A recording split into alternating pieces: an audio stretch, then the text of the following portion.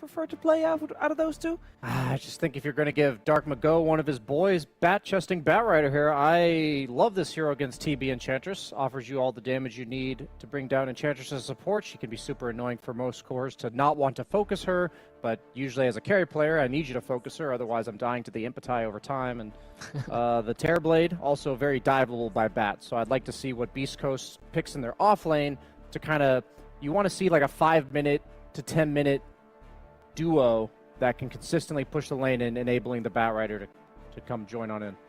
I mean, I can see why IG decided to go for the Terrorblade in this series specifically, because Jim Park is like, he's a big fan of the Shadow Fiend and the Templar. He's been playing them a lot on top of the Monkey King, and Terrorblade is usually like very good against those heroes. So, I mean, it's also an IG comfort zone. They chose it like 2 or 3 times already in this tournament, as long with an Eng. So this is like their very comfort picks, we can see already. And for the Dark Mago, I mean, you can tell better about his Batrider. I just think in South America, the Batrider is still a good hero, and Whisper plays it as well, I believe, on the offlane. So they're still aiming for it, even though it's been falling off a little bit from the other teams because he's been nerfed and nerfed and nerfed. And I'm not sure how strong he is as a mid laner right now. Yeah, I think the hero is definitely not as good as before. Like, I feel like only a couple of players would still want to play the hero. Laning phase is definitely not as good as before. In order to make it work, you have to really snowball very hard from the start. Maybe you get, especially in the mid lane, you get early travels and you have to be able to play the map very well. I mean, I do agree it's quite good against the current heroes of IG. And interested to see whether they get like a dispel to deal with the bat, like a Shadow Demon kind of hero. I was thinking Hoodwink for them there on the second pick for Beast Coast, but what I was thinking with the Hoodwink was like the break for Enchantress, the burst damage against Terrorblade. But what I like even more about the Willow is that she offers a similar amount of damage while being much less squishy to being attacked. Like you can't really metamorph in lane and look to kill her with like a Reflection plus Enchantress flow. And she also provides a defense for the Undying Tombstone in the fights. You can terrorize and protect that, so they are pretty good in the team fights together. And IG goes for the Mars and the Banner here. That's their team fight. Yeah, I love the Dark Willow pick actually. It's pretty good against Enchantress, and it gives the burst damage for the Terrorblade. Good reasons for sure. This looks like a Faceless Void pick if I've ever seen one. Why? Because it can get out of arena. It's pretty good against Veno because you have heal over time. Like you can time walk a bunch of times through the DOTs, and you're one of the few heroes that threatens Terrorblade full to 0, and you don't necessarily have to kill them in the Chronosphere this game. You prefer that over the Slark? Yes. Slark's really bad against Mars, in my experience. They're gonna go for the draw range or Shadow Fiend here. I think they need a range carry. Oh, the Primal Beast. I thought they were going to leave the flex pick open between the Batrider. That's why I thought they'd pick their carry here. What do you guys think? I guess that's kind of a flex. Yeah. Right? Not really. No? No, they're think already it's 100% showing Whisper? their mid and off lane, yeah. Okay. The carry is being left here. I mean, unless Jim Park is going to play some nasty Primal. No, I'm saying that, like, I'm saying Primal and Bat could theoretically both be 2-3. Yeah, I mean, that flex is still there for sure. Okay. It does mean that they'll be a little bit more limited for their carry pick for Park. They banned Faceless Void, okay? Because they do ban Right Faceless there. Void. I'm sure they'll ban out knows. either a They're Shadow watching Fiend or something else that he loves to play. Templar Assassin, the one that Resolution mentioned, of course. I think the Mars came out specifically because he's very good against most stand your ground ranged heroes like Drow and SF, because you either arena them and they can't get away because they usually rely on like Hurricane Pike or Mantas, and you also don't have to necessarily arena them as long as you take the fight within the arena because they can't attack through it. So most of the time when I'm picking carry versus Mars, I generally go with heroes that have built-in magic immunity like Jug or Lifestealer, or heroes that have a mobility spell like Morphling, Faceless Void, PL, that naturally get out of the arena. So yeah, there's Morphling band, PL band, Void band, so there's not too many options left here. What did I say? Anything else? Jug? Jug. Yeah, Jug. I mean, I think Lifestealer's too trash right now, but they might go for Jug. I wouldn't be too surprised by that. They could just go for SF as well, but I'd be not too much of a fan. Jug is nice, but I think they'll go for their comfort zone preferably. Okay. What about mid lane here for IG? Usually go for mobile heroes. They had both rounds to ban them all out. Ember, Storm, Quap, Puck. Void. Wow, I don't like that pick at all. that doesn't sound good against Bat. Yeah, it's very static here. They have a lot of people that can go onto this Leshrac. Looking like a sick jug game, boys. Can they not maybe rotate and put the Mars mid or something? They could. Yeah, not as ideal. No? I don't think. I hate they this would Lesh pick. do that. I mean, your lanes are going to be really bad, right? Because your supports are Veno and Enchantress, and those two heroes don't really want to lane with Lash if you do that. Hmm. I think their lanes are probably more or less set in stone with the Mars being on the off lane. Like, How I do feel they like kill people? Sorry, how do they kill people? Like, before Mars blink, how does anybody die? yeah, I mean that's the problem when you have Lash and your two supports are not exactly. You gale them, then Leshrac And goes blood in. grenade them. You blood grenade him. Leshrac goes in. He stuns the guy. Who's Okay. been slowed. That's the And point. that's the kill right there. Okay. I mean, I kind of like the SF a lot here against their heroes. I It think gives them the burst with the bad initiation or the primal. Has a really good timing. SF. Yeah. Yeah. This is the freest jug game in history. You guys are nuts. No. I like Jagger too, by all means. But I'm not sure if you know Jim Park is gonna go for that one. Come If on. he has his pick, if he wants to play SF, he'll probably be allowed to Sure. play SF. I think IG's been baiting it this whole time. PA, nobody saw that coming. Why not? She does have a mobility spell that gets out of arena, but generally, for lack of a better description, she's kind of just bad. I'm In the not a lane. big fan. She's Very just bad in too the lane. slow for the current meta. I feel like she doesn't provide anything for the team for the like first 20 minutes. Really. Yeah, Lane against Mars? Is she good in the lane against Mars? I don't really understand what else. Why else would you pick the hero? I think it's quite decent. Not necessarily like really good, but it's just like you can jump on the Veno and they can feed out of him because like you know Undying is gonna create a lot of pressure on the lane, and that's you know one of the heroes who can help the support. Yeah. Oh, I was gonna say because like I will theory craft what they're doing here. Usually with Undying, you want a range carry. You guys are hyping up the Drow and the SF, but against Mars, you generally don't want a range carry just because of everything we talked about. So PA is kind of like a pseudo range carry in the lane. Like in the lane, you have the dagger, you have the gap close from the blink strike. So if the Undying is taking a crazy trade on the side, you can't assist him. So I think that's what they were thinking, as opposed to something like Jug for the lane. I don't know how I like it, but it makes sense now. But which one do you like more of it? Because now you don't like the Leshrac and you don't like the PA. I still like the PA. I mean, like, I think PA as a hero is bad, but I can see what they're going for, and I'm kind of digging their draft. Yeah, I feel like there's more actually logic to the PA than the Lash. Yes. I'm also with you.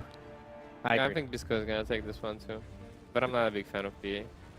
Not a big fan of PA, but they're going to win anyway. That seems to be a little bit of the consensus here.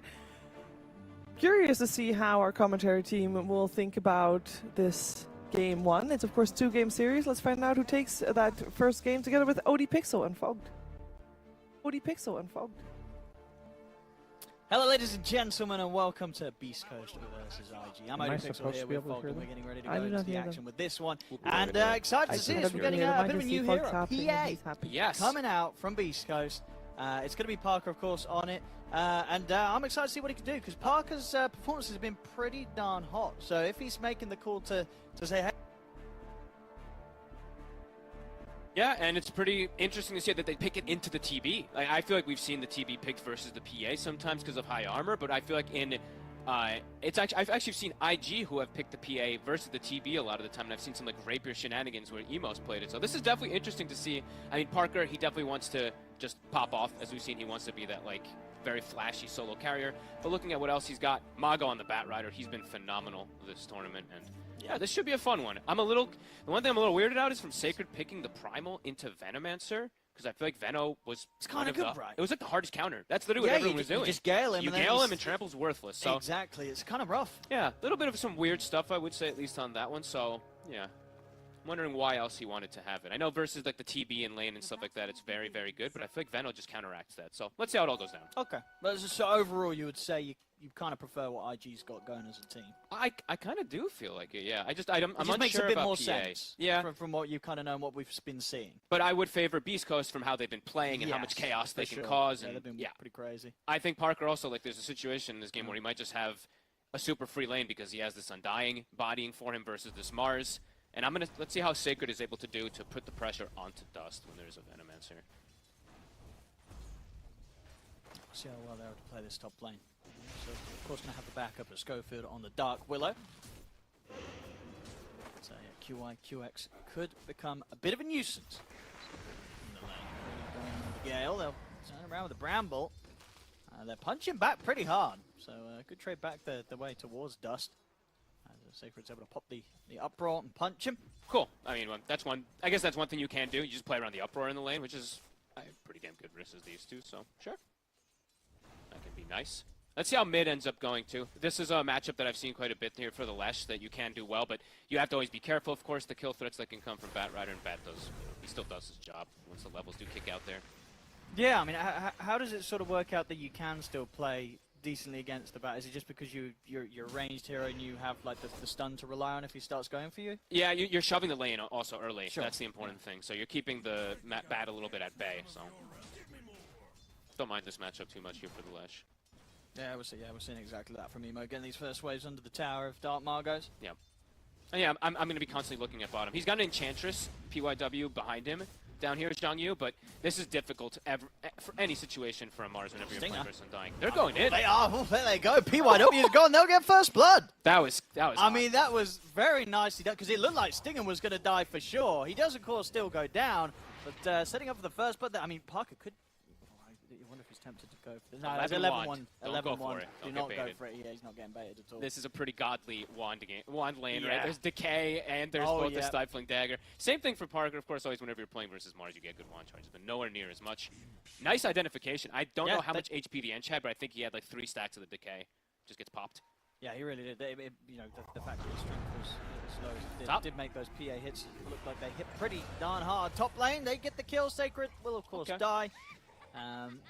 I guess a trade you're not really wanting to try and take, right, Beast Coast, losing your off lane, only getting a support. It's going to give some happy times here for Dust on this safe lane TB. Yeah, and I feel like I'm kind of already, yeah, he's got uproar and everything that's decent versus like the physical, but I'm seeing the Gale problem kind of already being there. He gets trample, he runs on top, and then just gets Galed, and Dust is able to just trade with him. So looks like earlier in the lane he may have had to play in a situation where he TP back to the tower, so he's actually having to use a smoke to get back there. TP was on cooldown. Well, that is rough. Probably, I guess, most early, TP to the tower after being Galed or some situation in the lane.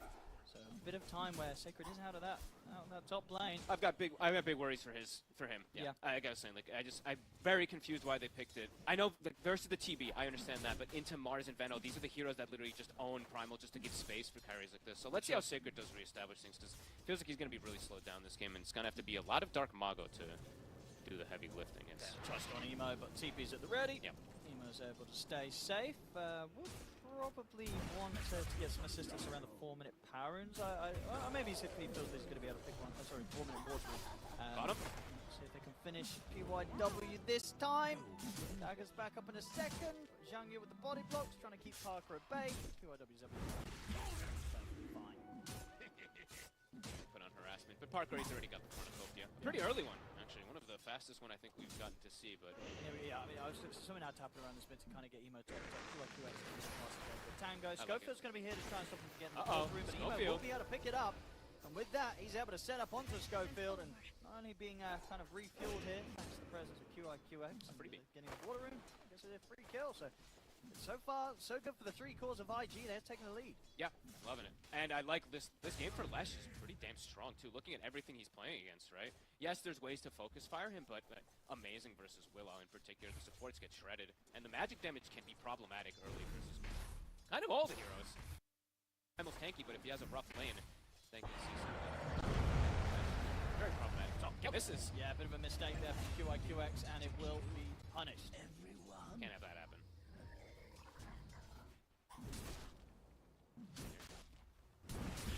Loving these. I mean, I'm actually like looking at this so much this tournament about the strength heroes with blood grenades, how much they're able to do in laning phase late. Stinger. He will get brought down though. The Alpha Wolf actually coming into play. That's quite a bit of bonus damage for a Mars. Absolutely, yeah. That's a lot. Feels great for Zhang Yu in the marvel they've got to use. I think that's the perfect group they could have found to at least pressure and then dying. That definitely puts off Beast Coast from being as aggressive as they want to in this lane. They will get punished. They're going to get hit back much harder than they can hit IG at this stage of the game. Parker farming though, right? He's 1-0, 23-4. He's pretty much top net worth with the Terrorblade, and Mars a little bit ahead of him, of course, but at least the Stinger, he is doing his job there to give that farm there. Mago even holding blood grenades. I like that. Unfortunately, it doesn't work with sticking it. Still very good with kill prepping against Emo. They're looking for the dive They're again. going to try the Tombstone. They go. QX is here. There's Gale. Turn with the lightning. They get the slow with the Gale as well. Emo sets up for the stun. More TPs to be coming forward. Schofield attempts to focus down Emo. Gets the Curse Crown upon him. But Emo is still alive. Backups coming in. Emo finally dies. QIQX falling low to the zombies at the Tombstone. QIW is going to turn his episode towards finishing off the Tombstone, but not before QIQX does Ooh, end up dying. The tornado! He's going to push himself forward to close the gap on Schofield, and Schofield, he's got the stick charges, he's turning, he's standing his ground. Schofield, he's going to win this trade. Curse Crown's there. Schofield's jet forward, can he get in range with the last right click? He can't. Oh, Maybe he's not going to Schofield! trade with the Shadow Realm, he's back up. He turns, gets the hit off, but it's still not enough damage. Flame Break also going to fall short as QIW and Schofield battling to the death there, but a death that does not come for either of them. Schofield, can he get it? Oh, he's going to pay with his life this time. Okay, he's pushed his luck a bit too much there, Schofield. I love these support battles. I feel like we're having them so much this tournament. Dust, he'll be okay top. Gale connects on Sacred. Sacred might just get chased down. Do they have enough? Got one Lotus. 10 sticks. Should be okay. All right, chaotic. I mean, we've had... Bottom lane, they might be able to die for this. Whoop! Dagger. He's got spear, though. Alright, It's yeah, scary. Going under a tier 2, you're not doing that. No, no, You're no. not doing that, especially POIW is turning up. Wisdom Rune. It's actually going to be the offlaners that take the Wisdom Rune this game. And so that's a very early level 6 on this Mars coming out. Sacred's still not going to quite be 6 there, but I feel like we've had a lot of quiet games, like 3-1 or something. 10 minutes. We have 13 kills in 7 minutes. Getting pretty wild. I love it. And yeah, I mean, as you say, around sort of the quick 6 on the Mars, they've got great team fight IG. If they get any sort of a arena setup, so much damage to sort of just control and take down Beast Coast, but they've got to be so careful when it comes to the team fights. He's looking for a chance to start something. He'll set off for Stinger. Going to be able to catch him. Stinger will try and heal up with Soul Rip, but not surviving. That's 5 deaths. 5 for Stinger. I mean, he's Stinger tends to die. He does, and Parker in return hasn't died at all. Exactly. So It's worth it. taking attention away from the PA, and Parker, he's going to be happy now. Yeah, it's worth it, but PYW is becoming a core already at this point because of how many kills he's getting. It's a near level 6 enchant. It actually is a level 6 enchantress already. He's got treads. He's going for his drums. He's got same net worth as the Primal Beast and almost the Batrider this early on in the game. That is definitely a problem. There is answers, of course. There's a lot of magical damage to be able to kill this Enchantress from Primal, from Willow, and from Batrider, but PYW is going to hurt. We have Parker. Top of the net worth, but the other 3 cores looking in. I mean, they're bringing Emo down bottom. He wants to start putting some pressure on this tower as well, and maybe see if they can set up onto Parker. Parker jumped forward aggressively. That was trying crazy. to trade it with Zhangyu. They're actually backing off here, IG. I guess that's why. I guess when they see the PA jump on them like that, they're like, well, there must be a lot of backup. I mean, in reality, IG probably had the numbers at the start of it all. These guys bring the fight close towards the tier 1, so IG now in a bit of a better position to start turning and holding their ground. Tombstone just gets brought down by the Enchantress by himself. So they can go for Stinger here. Fear. Will connect very nicely lined up there by Zhang Yu. Will set up for the kill.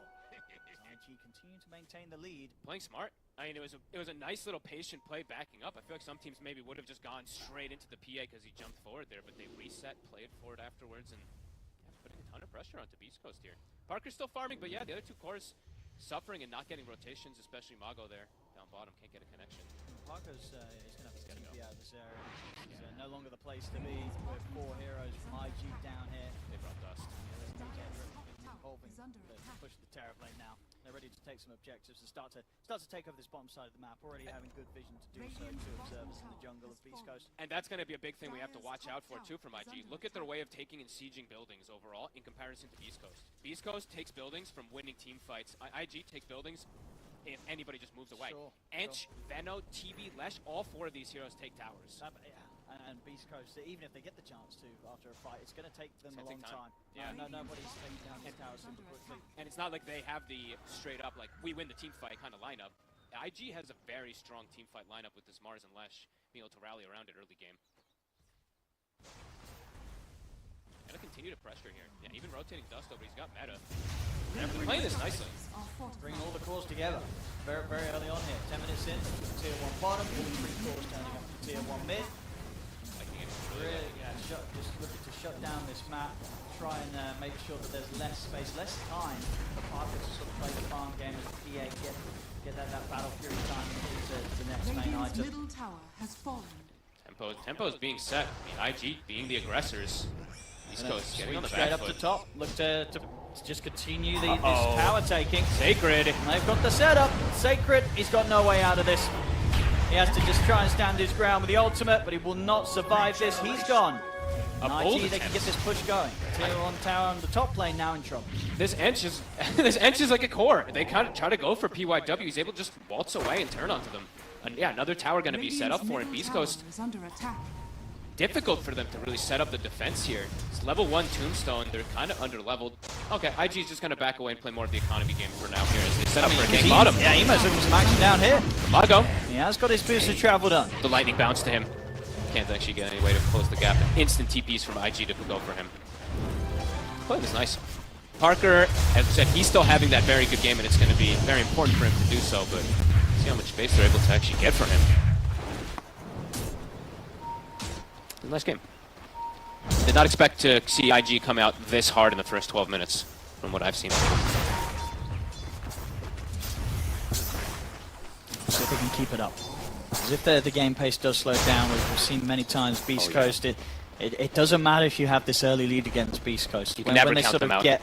get things together, they're ready for the mid-game fights. Beast Coast they've just really been on the same page as one another with some of the team fight coordination that have come out of this major. Absolutely. I mean, I feel like you can never actually count Beast Coast out this tournament. Parker's been... They've been great at the comebacks. Yeah, and Parker, he's playing a 1v9 hero. Yeah. Right? And we saw him on his Shadow Fiend pretty much become the raid boss that they needed him to in 2 different situations. This could be another one if he gets the space to. 3K lead though. IG. See how they look to continue applying pressure. Mago gonna just farm some Ancients. Game pace slowing down a little bit.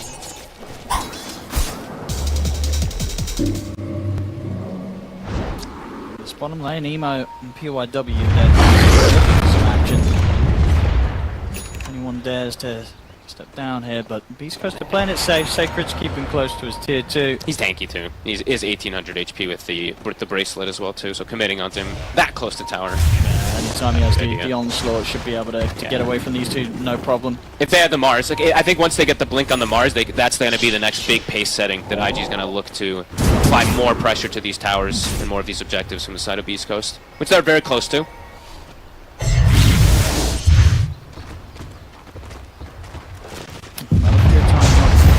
Not bad. Try for some 15-minute battlefield. It's okay. It's not bad. Not the greatest, not the worst. But now IG, I mean, they've got a timing. Blink, Mars, Lesh, Bloodstone. I believe they can probably start to group up a little bit more and try to constrict the map from Beast Coast a little bit here with these. They also have a Pavis up on QIQX, so some nice itemization even from the supports who are farming a lot. Drums and Pavis, they both have like already kind of this mini pseudo aura item to be able to group up. And yeah, here comes the Mars. His ideal target, I mean, he has quite a lot of them that he wants Radiant's to go for here, but middle if he can just tower trap is the under Primal attack. Beast or the Bat Rider in particular, that's probably the dream early. Because Parker, he probably isn't going to show up for the fights for a bit. Yeah, I think whoever they trap with this trio, they will But kill. they're going to look for a pick-off. If Parker shows himself, they're going to look for that instead of an actual like team fight or anything. And Parker did show, and then he blurred afterwards, so they kind of know where he They're is. keeping over Dust as well. Okay, Schofield's going to be the one to just give his life, it looks like. Yeah, Beast Coast look to be set up for this sort of move. Yeah. They knew this sort of focus was going to be coming the way of Parker. I like it. Schofield tanks the gang. Let the Beast Coast get out. Well done. Set up for top tower, though. And it's still actually level 1 Edict. That's a bit surprising. They decide to max the stun this game just to be, I guess, more aggressive on the map. And I guess he's like, we have so much push anyway. We're going to take these towers. I guess I don't really blame him. One's gone. Get to Radiant's top grab tower these pushes. has fallen. These towers super. What's Veno going for? I wanted to see if he was going to go for like the Medallion or Solar Crest and stuff like that, because I think if QIQX does do stuff like that, or maybe he goes for like the Mech and Auras, they can also like not only just force these objectives, but the next objective, which is that Roshan and stuff like that. So Parker. tower's falling. They was dancing around the edge of the vision of IG. They do hold back IG now that they feel that Beast Coast have turned up to defend this tier 2. Got what they can. I mean, they force reactions though, and they're taking now some Ancients away from this side of Beast Coast. still quite, not quite a BKB yet on Batrider, so it looks like Beast Ghost want to wait for that timing, because walking into Mars with a Bat, same thing kind of for Primal, you're going to just die, right? You just get connected from all the spell damage, so Beast Ghost probably wanting the ideal, wait for those BKBs before they look for a fight, but IG's going to start kicking pace up a little bit. 2 mid, still bringing some damage here, but they see Parker. The name of the game is get Parker. Metamorphosis is coming to an end, so Dust will head back to the jungle, doesn't want to be a part of these pushes. Yep. Just give continued time for Parker to recover. Battle Fury straight into the BKB this game.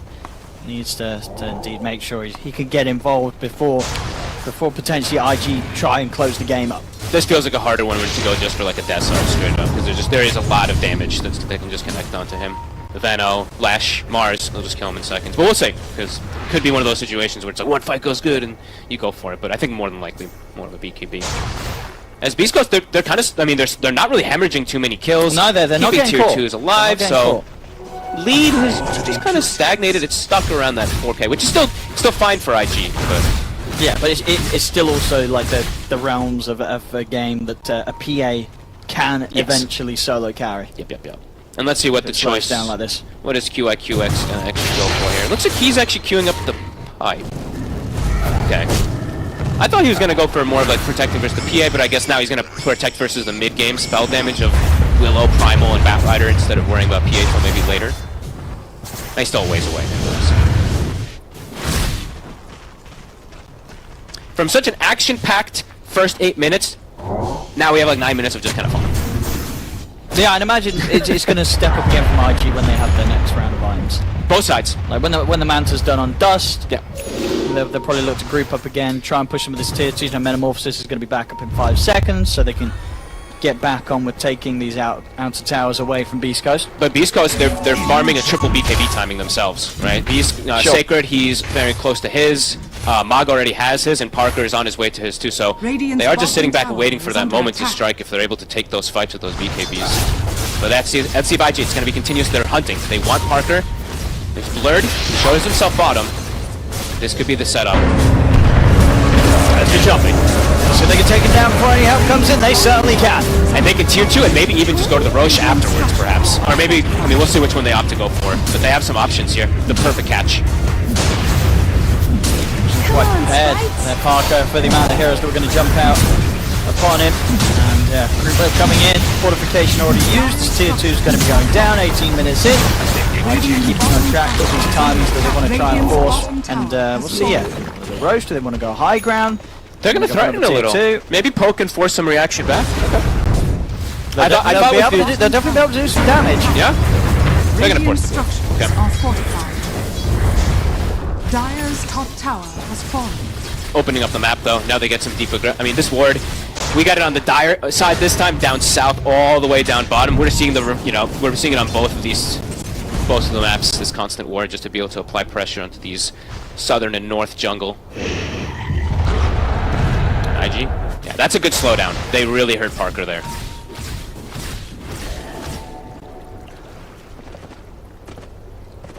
Continue? I mean, they're even continuing to stack. So playing economy while also applying pressure. This is a completely different IG than I expected today. Very happy to see.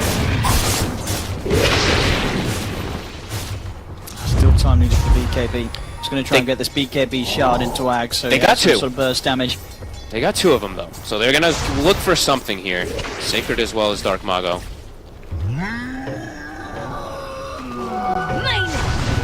Nemo is pretty isolated as well.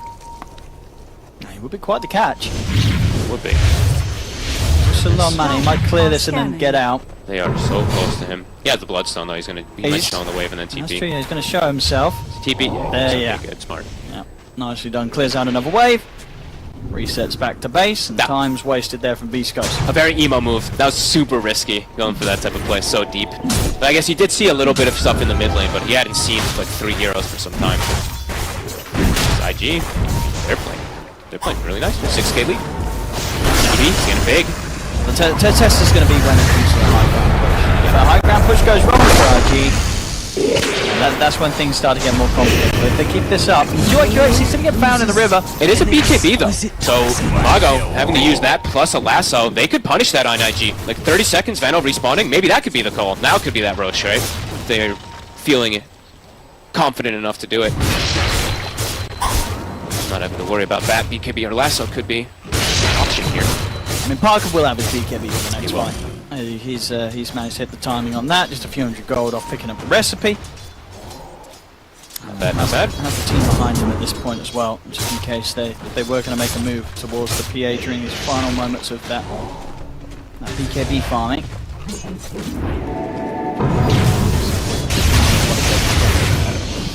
Morphosis back up. I really thought they would. About halfway there. Playing quite split up on the map. I really thought they were going to try to kick it up more, but no, not the case so far here as East Coast trickling back in. Lineup that you definitely don't want to be giving the space to this PA. Yeah. It looks like the call's just been made for just the one more item. So the BKB on Zhang Yu and on Emo, and then of course for Dust, the Skadi. Okay.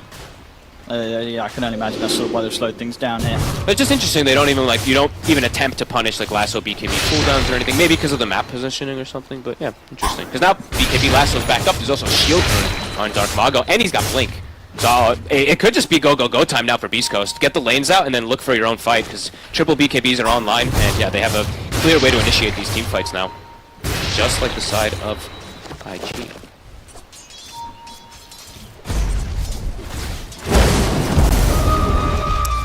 It's going to be a very explosive team fight that kicks off. It could be like a pretty much game-deciding team fight, it almost feels like, when we have the big clash here with triple BKB versus this I mean, it still feels that the team fight is going to be there favourably for IG. But I guess, yeah, a lot of it counts, all about the initiations. Counts on catching someone, Yeah.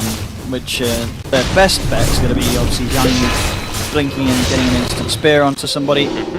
Other than that, most other initiations will be BKB'd off by the cause of Beast Coast, so it's going to have to be pretty clean how IG start the fight. So Beast Coast definitely given the chance to get these early items and are absolutely tooled up now to a point where they can fight back. Come on, guys, let's fight. 6-13. We farming. Farming game. I like what Parker's got queued up. You see it? Axe, double rapier. Hell yeah. Did you get the shard? He no, did not, he skipped the shard. He had it queued up earlier, but he probably feels like he's like, I'm getting so much space. I think so. I'm not forcing the issue. He doesn't need to buy these little items. He just continue to go for the big ones. Yeah. BKB into the straight Aghanims. I mean, game slowed down. It's PA's feeling farming. good. Yeah, it's starting to feel pretty okay for Beast Coast. Like IG, they did a great job applying pressure, but not like things are just looking pretty okay for Parker now. And what is the item? I'm looking at itemization.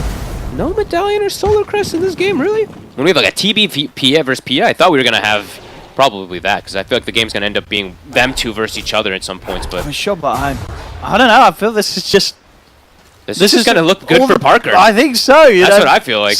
Maybe Parker somehow looked into the future before this game and said, just pick me PA, because IG might do annoying things, take early towers, but then what? They're just going to go and hit creeps.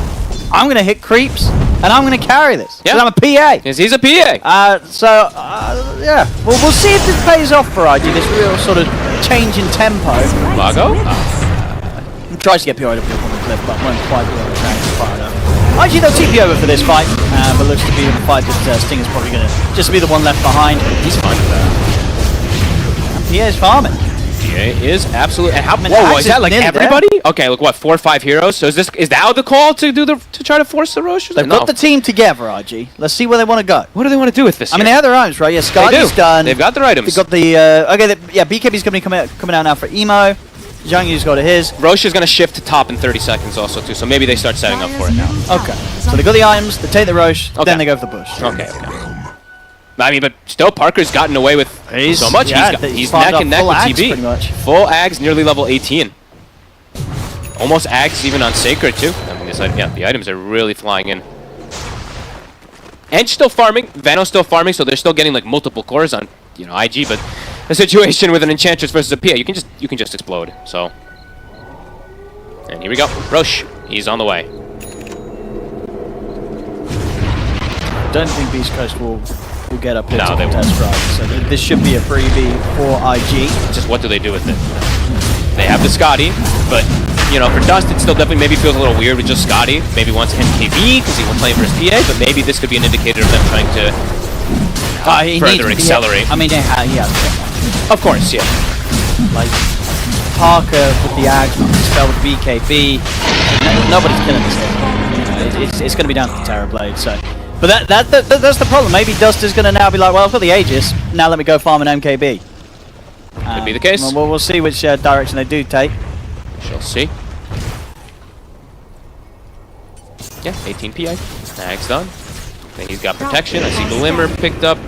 Drums and Stinger's poor. But so other things we have to of course mention is the, you know, if there are situations where targets get like single speared and stuff like that and they're going for like these kills, have to watch for Tombstone, right? Grab ally, always going to be something we have to keep track of. There's the push from us. Okay, and they're doing it without matter. Tower is falling. Should be able to finish the tier 2. We'll see how much further they want to go from this. I mean, well, Beast Coast are turning up to defend. He's going to get the grab. Grab on QYQX. Tombstone dropped down. They'll get him with the spear in the arena. They've nice gone to Stinger. He's into the Tombstone though.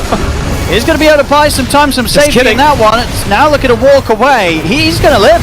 They weren't able to kill him. Schofield, he'll offer up his life. And that's going to mean that everyone else walks out of there safely. So Stinger with a nice self-tombstone. And Schofield with giving his life for the cause as the rest of Beast Coast will survive. The push is still coming in though. They actually used their glyph. Oh my god, they used the high ground glyph on the tier 2, I guess. IG knows, they're forcing it. Okay, glyph's going to be back up, of course, for the Rax. Okay. Dark Mago, no lasso. Can they stop this push, or is this going to be the Rax for IG? Scared to commit in. Yeah, Parker's hesitant. This is Aegis. They're going to get it. They're going to get it. Alright, there we go, IG. Okay. Sacred tries to charge in him, and now they're thinking about going for some sort of fight. See if they can get in on this. Sacred's going to get pushed back by the spear. IG's just going to run. They're going to lose Stinger. Parker's Parker, going in. he's in, he's getting the crits. Okay. So we'll get PYW. So finding it, just the trade with the supports for IG, they got what they came for. They get the melee Rax top. They get the Rex, but it's not like Beast Coast hammered too many kills or anything. They just lose a Stinger the again. supports, right? Schofield at the start, Stinger at the end of it all. And yeah, Parker survives through it all. And they had to sort of make the decision there, right, Beast Coast, whether they did throw heroes in to try and push them off the Rex. Best case there was that they didn't. They just have to let it go. There was not really going to be any fight to be had there. They'll let one set of Rax go, no problem. Beast Coast is ready to deal with it. Yeah, they can deal with that. I mean, IG's still probably happy they got that because Dusty's getting closer and closer to his MKB. But yeah, Beast Coast, I'm pretty sure they're probably like, hey guys, don't worry. Like, I think not the worst Parker's case. going to be feeling pretty cool. Yeah. Very cool. And they've got Ags now on the terrible, on the Primal Beast too. An excellent item. I love it versus, I mean, you don't break anything in particular on like TB, but it's still really good. Just like how much you're able to actually control clear illusions, etc. And so, I mean, but I guess we haven't really seen PA. But, you know, is Parker memeing, or is he actually going to go rapier? I actually think you can go rapier. This because is what I actually saw. You feel unkillable with the BKB and the Ags. It's like Basher or rapier, right? Just straight damage. For the most part, if you're in this kind of position. I've seen, I was talking about the IG PA doing this before. I saw Emo do something like this when they played this versus TB. You just get the absolute hardest damage because who cares how much armor you have. But let's see if he does actually commit because it's quite a risk. It's risky, but it could work, right? Because they have Dark Margo on the bat, right? If he's able to get the lasso on the TB, Parker's able to just pop BKB, jump in. If he has Rapier, they'll be able to kill it. But IG, they're still kicking up pace, and MKB is done. They still have a minute 20 on Aegis. Emo? Grab onto Emo. Metamorphosis is popped by Dust. He'll focus the Tombstone first.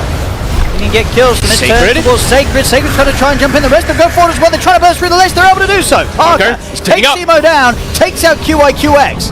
Now back off to the side. Still, let's respect the power of the Terrorblade. Keeps his distance from Dust. That's a way to stop the push indeed. They get the 3 kills. Sure, they lose Sacred, but it was very much a sacrificial play by him there. He was happy to go in just to make sure that Parker was, could jump in himself, clean up some kills, get some good levels. Level 21 now on the PA, and just all in all stop the push. And that was the meta. This was the moments where they had the Aegis on the Terrorblade. They pushed back the push. He's doing it, baby. He bought the relic. I think Parker's confident in this game. I think he's confident. The way this game is playing out, I think Parker, he's just got this all sorted in his head. And you know what? They're not going to finish the game quick enough. I'm going to be able to farm. I'm going to get this rapier. Dark Margot, jump in, lasso the TB. I'll go in with the rapier. I'll kill him, and then if they can just kill the rapier in the team fight, kill the Terrorblade in the team fights, then He's going to kill everybody. this game's going to be kind of over for IG. Yeah. I really like this choice. And you know what? Parker is the kind of player to do this. As we saw the other day, Yep. like the Silver Edge Requiem play onto Sumail. This is a guy with That's smart. utmost confidence. So yeah, that is a cool choice. I like it. Dyer's And we see middle tower. gold lead it's like less than 3K. It's kind of been hanging between like 3 to 6K. Experience now, that's where it's shifted. So now it's actually in Beast Coast's favor for XP after that last fight. I don't think. IG just they didn't get enough of a lead, No, doesn't feel like and it. they did get decent amount of towers early on. Oh, and Parker finds a DD. Oh my god. I'll see this last fight again. Just that sort of commitment from Sacred worked perfectly. It did. Just sort of gave the attention over towards him, so the rest of the team could head in, and Dark Margot and Parker were able to get a good bit of a cleanup. Yeah, DD in the bottle, they'll smoke up. They want to they're use ready. this. Oh, they're so ready to fight here. Here we go. He just pops it right away. Super close to the rapier. One Yeah. or two kills and he'll have it. Who are they gonna? Oh my god, it looks like they're gonna find somebody too. And PYW is a valuable one. I He mean, is. whoever they find is so dead. This is like an offlane enchantress, so it's very valuable. Looks like it'll just be the Venomancer. They'll settle more. Yeah, they'll even use the lasso. 2.1k crit there coming out Buy it. from He's Parker. gonna buy it. Okay, he's gonna lock it for now, but he buys it. Hell yes! Middle tower is under I'm so happy to see this. This is All cool. right. Dyer's So middle when will he tower sort of make the has call to unlock it? Just when he sees that when they actually get a coordinated team fight Coordinated together, team right? fight, yeah. He doesn't want to have it. He doesn't want to have a rapier for farming. It's Not to unnecessary. get picked off, yeah. The Yeah. risk of it's not worth it. So yeah, we'll see Parker put that together. And the team fight goes in the fashion that Beast Coast planned for.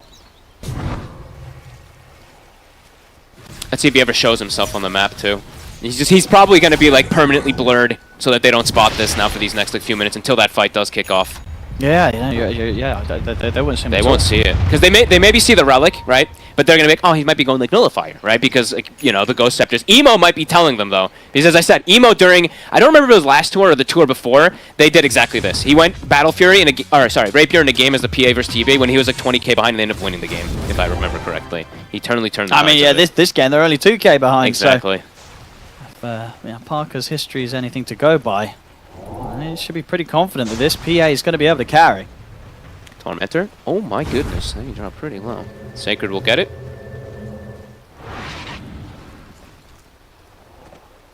Do they have all of theirs? No, they just need the bat one next. And the bat, Mago. Yeah, it's just gonna be he just needs a secondary lasso. Sure, why not? All he's got to do is lasso the Lasso the Terrorblade. Terrorblade. Yep. Lasso the Terrorblade. It's game over. Do they have any? Looking around. No. Okay, they have a greater healing lotus on PYW. So let's say maybe like a big heal injection or something could perhaps allow him to get like Sunders in turn. But yeah, now it's less than 1k Owen. Gold lead is completely gone. Parker's not going to queue up the second rapier, but he is going to They'll unlock put it together now. the real one. Oh baby. I mean, they're going to look for Roche, right? It's, gonna It's be a the bit of a long longest respawn. Yeah. That was what Parker was hoping for there when he puts it together, but indeed, it's going to be a bit of time before Roche is up. Satanic finished up on the Terrorblade. I'm getting tankier and tankier at the least. And the other thing is too, he does have a Vindicator's Axe. So little things we can't actually forget about. So, I mean, that 20 armor it's going to give him. He's going to have 56 armor versus this PA. So, let's see if that's going to be enough to protect versus the Rapier initiations. Dire are scared. Parker going for next. He's going to opt for the Lincoln Sphere, so just Yeah, I don't further blame him. protection for himself. Feels that, as it goes for damage, he's got that covered with the Rapier.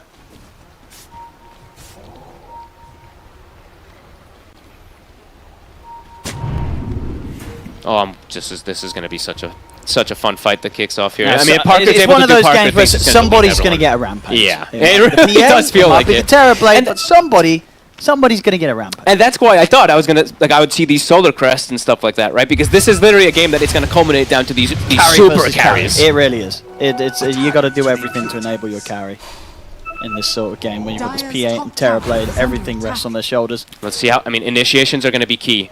If IG's able to find the PA ever, shouldn't happen because he should be permanently blurred pretty much. They've But just got so many ways to cover him. I mean, the fact that the refresh is done on Dark Margot.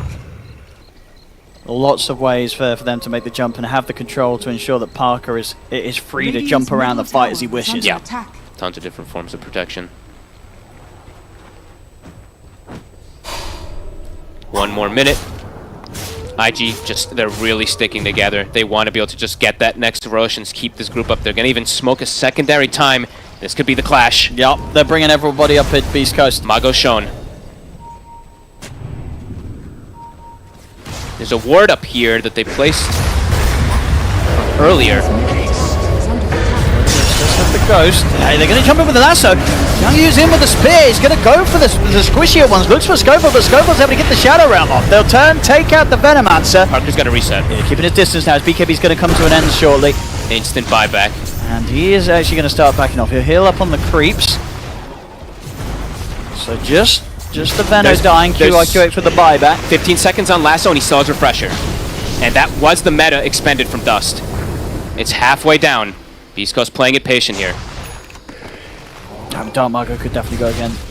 They're thinking, Parker's waiting until the opportunity hits. Yeah, he's got to be much more careful this time with the BKB on cooldown for himself. He's so he's just playing maybe double strictly on double BKBs. He's buying It's got to it. be strong. Yeah, he commits. He's spending up.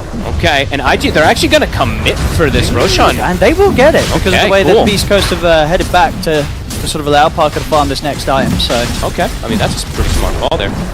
Especially when the meta is going to be running out and everything, too. So these Aegis going to go their way.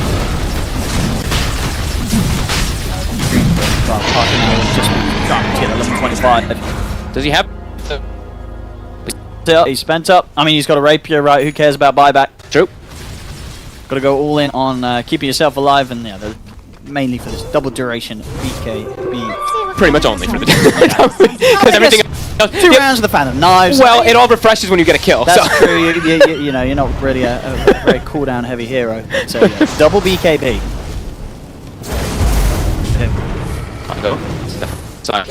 Most mana doesn't have assholes at the ready. You said Parker closer and closer to 5. How is Dust? Of course, not the same levels because he's farming with illusions. And Dust, he's building toward the answer. Next item is going to be an Aeon Disc that he wants to kind of go for here. Okay, I like that. Yep. What do we got?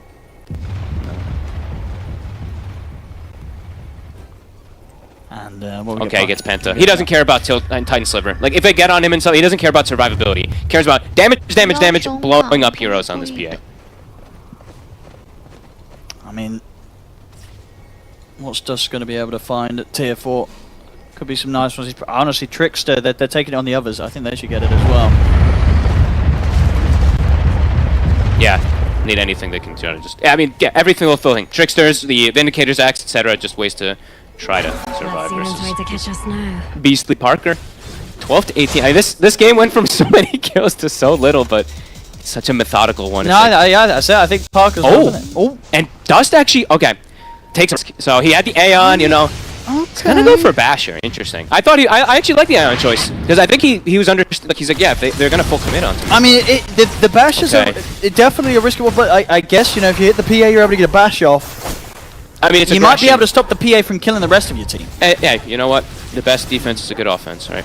That's the way he's going. He actually just commits full Abyssal. Screw it. Spends up. Yeah. Okay. All right. I mean, that's definitely a risk. Maybe just get the bash you having buyback. All right, but going all in here, Dust. I mean, full Abyssal. Shouldn't you like all go in then? I mean, I see that Zhang Yu, he buys the Hex. I see that Emo has money for the Shivas. Don't you just want to commit then? I think so. If spend your gold, if your carry like spent it, yeah. Let's see if he does look to do it. It's going to be game over if Dust dies twice. So. Actually, you know what? He can buy back and box back in it. Never mind. I take that back. So Emo, I think it's fine that he doesn't. Sure. So. Sure, that's it. Yeah. Because then he can have 3 lives with the cheese and stuff like that. So. Okay, let's go. I mean, Dusty's got 2 minutes still left on the Aegis. What's going to go down? This is going to be such an explosive one. PA 25. Yeah, triple dagger. Ready to go. The Penta and the Rapier. That's a lot of damage. They're watching.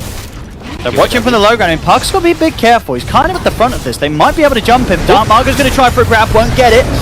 Hex. Get the Hex in the arena laid down. It's on the high ground, though. Sacred. He's able to get in and get the grab off. He's holding down Dust. They're both here. The Terrorblade. He's got the once. And they've killed Zhang Yu. Deleted. They're ready to go for round 2 here. And they have a lasso. They're focusing, surrounding the Terrorblade. They've got him with the lasso. And he's got no buyback. Triple kill for Parker. I don't see IG winning this game. Nope. This felt inevitable. It's really fallen into the hands of Beast Coast. The hands of Parker on his PA. Great start from IG, but then it slowed down. They all wanted to hit the creeps. And doesn't seem to have been the way to go against this Beast Coast PA. Nope. I mean, Parker, again and again and again, delivering this tournament. He really understands when he's just going to be like, yep, I'm 1v9ing, I don't care. Great choice to go for Rapier. And now he gets a DD also. Boy, let's get the push going. And as we said, they spent, right, 50 seconds. They've got the push. Vindicator's Axe did nothing. He died in Dire's seconds. middle tower is under attack. Beast Coast, yeah, this team's just, they're hot. They're really on fire this tournament. May not be like 9-1 like your Quest or anything like that, but I think anybody who would look at this is probably incredibly impressed with how Beast Coast has been performing. Yeah, and then honestly, kind of before Beast Coast, where did Parker come from? Wasn't he on like Infamous and stuff like that, Infamous? if I'm not mistaken? I mean, I can look. I remember from ages ago. Because I do not recall seeing this lad pop off as hard as he's been doing on Beast Coast. I think it was also on Thunder, right? Wasn't it also? Infinity, Infamous. It was not Thunder, sorry. Just Infamous mostly. Yeah. But no, looking better than ever, Parker. Yeah, and alongside Beast Coast. And you know, people can say what they want about, you know, sometimes in pubs and stuff like that, he can be a little, you know, he'd be a little bit of a lot in that, but he's clearly displaying himself in this tournament. So He's got the full abyssal coming out as well, and just a few hundred gold for the ring. he's owning. What next now, IG? It's going to feel rough for IG, right? Dust's first death, and he's like, guys, we lost. It's definitely going to be hard to proceed from this point. Yeah, like because they kind of just need the Dream initiation. And that's kind of like what it's completely down to now. And that one was probably one of the hardest initiations. They actually initiated, and everyone's on the high ground, so it's just a perfect fight really for Beast Coast. So maybe one last hurrah for them, but still, as we're seeing, now this PA is in realms of untouchable territory. And she kind of has been for most of this. They're letting Parker as well just continue to get the wisdom runes. And now Mago, he's also, I mean, he's been playing this great game, 2-8. He's also kind of a carry. You're 25 on bat. 25 bat, Timeless Relic, Refresher. You're solo killing heroes. People will just explode to lasso combos they will. without even just the PA hitting. I mean, but you know, because this is a game, right, where Dusty's playing without BKB.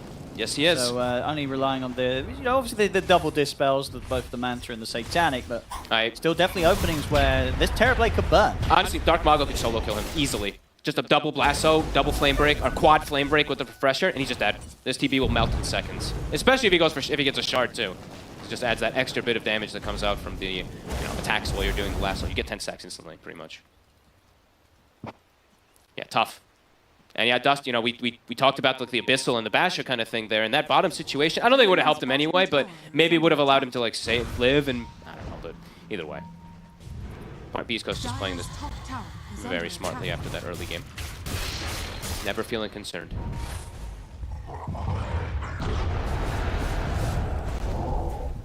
Holding back from going for the tier 2 at the moment with Beast Coast, so still very much respecting the fact that IG is off the map. To walk into any sort of trap that IG can set. I mean, at this point now, the safest thing is just wait for Roche.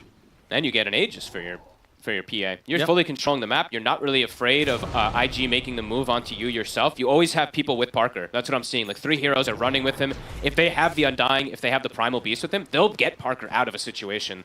IG doesn't have the burst to be able to kill somebody almost immediately in a combo at this point in the game. Yeah, if they can get PA turning up to this fight with Aegis and like double BKB, it's you just can't kill this PA. No. There's very little chance of that. And he's almost maxed out. When was the one death that Parker had?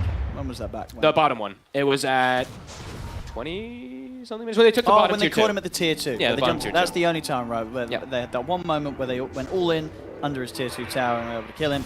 Outside of that, just not able to find any way to shut him down at all. Yeah, everyone kind of just been on Beast Coast. They all just kind of really farmed. They pop back up until they hit that moment. The BKBs, right? I feel like they got a good like 6 minutes to farm the triple BKBs, where IG didn't apply as much pressure as it felt like they did need to during those crucial moments to make sure this PA can't get to this ridiculous bounce. And now, yeah, they're kind of just trapped, IG. Beast Coast just running whatever they really please. Parker, after he finishes a full Abyssal, soon the Lincolns is going to be done. It's going to be a long Roche respawn. Beast Coast. They're hunting. They know that Emo's down here. Uh-oh, Emo. They got him. And remember the lasso, the follow-up fear, the damage, it'll be covered by Parker. More than enough. Mago doesn't even actually use his abilities. He doesn't actually like do damage at the bat. He was just a disable there to bring him to Parker. A bit of a risk as well. Emo was spending up, did buy that plate mail, so... He bought out. Yeah, not having money for buyback. Ooh, so a good bit of time for Beast Coast to get this push going. Illusions and summons and stuff keep annoying them. The waves keep getting shoved in, but yeah, they have an opportunity to go down bottom. And oh, never mind. I thought that was a Tormentor there. Just kidding. I was like, oh, they're gonna take a Tormentor. Parker's got a lot of money. I mean, he does have the Lincolns queued up. I wonder if he's just going to be considering other things. You know, does he actually need the Lincolns? His backup Rapier Nullifier. That's what I would feel like. Dire's bottom tower. Oh, okay, he switched to Nullifier. What's Alright, himself? Okay, no, yeah. I was gonna say I don't think he needs the Lincolns. He's not gonna die. No, what is it actually blocking as well? You're blocking like the Hex. The Hex. Right, that's Right, it. I think that's literally it, right? The 2 Hexes, I guess. Yeah. But obviously the way he's playing the fights, you know, sitting at the back with a blur. Yeah, he doesn't need to Yeah, worry about that. he only really jumps in when he's popped BKB. It's unlikely they catch the PA with a Hex this game. Yeah, and now it's like, well, if you do go for those Aeon discs, etc., not gonna matter anymore. Yeah, no, which obviously, you know, Dust, he's not going to have the liberty of being able to change that decision. He's already spending up on. Oh, he actually did buy already. He's Oh yeah, got okay. it. They'll Yeah, have that so- right away. Yep, 50 seconds. The safest Which, play Beast Coast can do is just wait that 50. Yeah, I mean, and again, that's definitely a risk for Dust, right? I guess he didn't know that the Nullifier was going to be in the game. Sure. But now knowing that, you know, maybe having a buyback would have been better than having an Eon disc. Yep. Perhaps. Although it is a, you know, it is a transformation hero. Right? Sure, so it's a that's true, possibility. I guess, so, I mean, buybacks. Yeah. Yeah, he's probably just thinking about it. He's 800 away. So Yeah. let's see if he's able to get it. They're going to have to smoke. They know Roche is soon, so if not already has spawned up, they have to go for this kind of last final fight that they can do. Does not look easy whatsoever. I mean, Schofield actually, you know what it was? Yeah, Parker was like, I'm going to go aggressive. Schofield, you get me a Lincolns. Schofield's like, all right. Schofield buys a Lincolns, and he's just going to throw it onto Parker. There you go. Throwing the glimmers, the Lincolns on this blurred BKB PA. It's just going to be such a nightmare to ever even find Parker, even when he's killing you. And now he's going to have an Aegis. They're going to have Cheese. And honestly, this is probably better that they get the Refresher Shard in this game. Now they're going to have... I mean, maybe you just give it a Sacred? Or do you... They've already got a Refresher Shard, so... Yeah. Yeah, give it a Sacred for his... I guess then he has a double grab also for BKB and stuff too. If there is any of those. Yep. Looks like he'll take it, yeah, Sacred. I was going to think there might be an argument there for Schofield, just because the double Fears and double Lincolns and stuff for teammates, but just give it to the core. I may have preferred it on Schofield in some ways, but whatever. I think, yeah, the double BKB is just too valuable. It's just too much. To sort of outdoes any sort of offensive potential for your supports. Double grab. Yeah. It's too strong, so don't blame me. 17k lead. Dire's top tower is under attack. Sacred. Ooh. Seeing anyone was hiding in the trees. Going to be the case though. IG, they're all up on the high ground. Getting ready for the defense. Lane's a bit of a problem though. Mid shoved in, bottom shoved in, so continuously, I mean, these Conjure Imits and Enchantress creeps are being very pesky for Beast Coast, but that's all they're really being, just pesky. They're not really doing much of anything besides stalling what feels like the inevitable. They're going to come out with the smoke. Okay, I mean, they're trying to catch people that react, because other people reacted to the split push, right? But Beast Coast, they're gathering fast. IG's like, wait, never mind, they're too close together.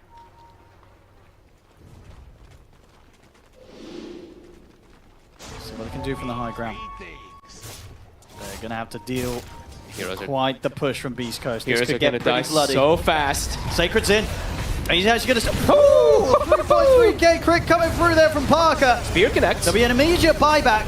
Parker getting down to half HP. The Eon discs are there. They'll turn with the business done onto Parker. Parker pots the BKB, continues to jump forward onto Dust. Dust is out. Another buyback to come into play. POW is trying to threaten Parker, but he cannot do it on his own. They do catch him with the stun. Parker's still able to jump forward, continues to live. Life stealing out. The bash is there, though. They're taking him out once. Okay, he's got Refresher. He's going to be able to prep that second BKB if he feels it's necessary. Won't actually get it up in time. The stuns are there. He's under the tower with the spear. The heads follow up. He's been glimmered, but he's going down low. He's going to fall. Rapier hits the deck. They've managed to kill him. Parker dead. Rapier into the hands of Dust. As IG will hold, they'll stop the TP out from Stinger. IG back in with a chance. Triple buybacks, but they get the connection. He gets the Refresher, but he didn't get both clicks off, so couldn't actually get the BKB off quick enough. Nice connection to double hexes. And I believe, what was Schofield? Yeah, Schofield had already been killed, I believe, earlier on, so no way to throw Lincolns or anything out there either. Okay, And they couldn't Rapier save push. him. They could not keep Parker alive that time. Cost a lot As of you said, buybacks. three buybacks were required. Big ones as well. Dust and Zhang Yu, the two cores, having to commit those. But they've got a Rapier They now. have. on Dust. They're going to push hard. They're at the least, you'd imagine, going to be able to force out some of the buybacks from Beast Coast in return. Holy crap. Yeah, Parker, I mean, 50 seconds. He's going to probably have to use it here. Unless they're happy losing a set of racks.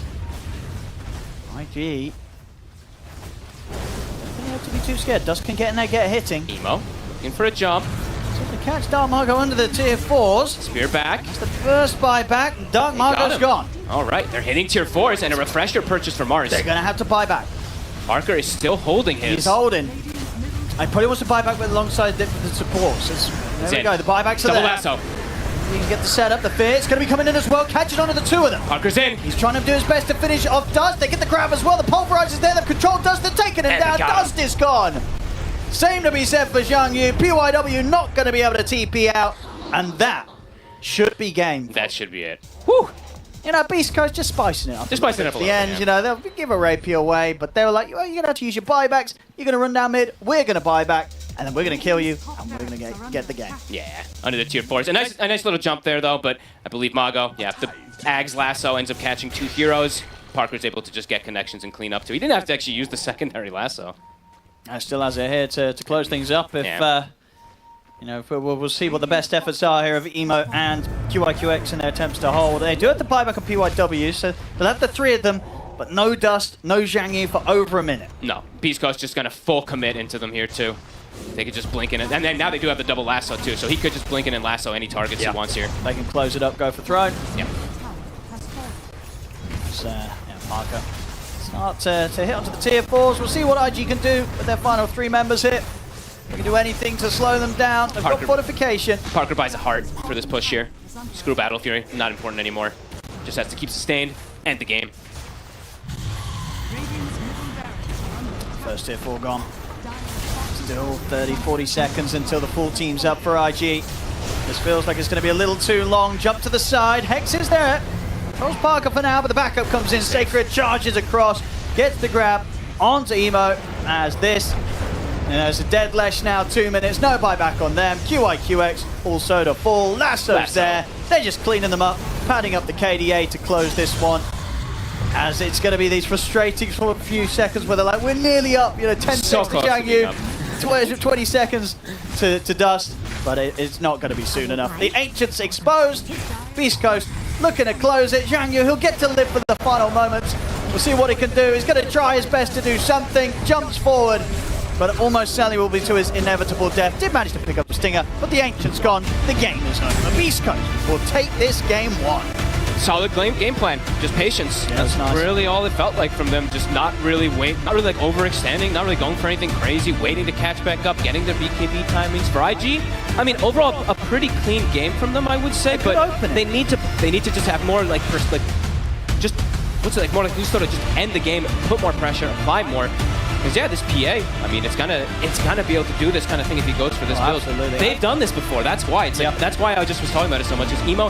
He's literally been this PA before in this situation. Yeah. I don't think Beast Coast were worried at any point sort of beyond 15 minutes when the game started to slow down. Even at that point where they lose the Rapier at the end, they probably were still keeping their cool and being like, it's fine. Yeah. We're going to be able to have the superior base defense, buybacks, lassos, and the game was going to be theirs. I think, you know, Beast Coast looking very much in control of the majority of that game. Yeah, I still want to give credit to IG for the first like 15 or so minutes because I had Beast Coast like way dominating this kind of all entire this whole series here, and they played really good for those 15. But yeah, just a little bit cleaner, and perhaps they could have taken this one if they just put more pressure onto Beast Coast. But what fun game, good rapiers. Yeah, we did.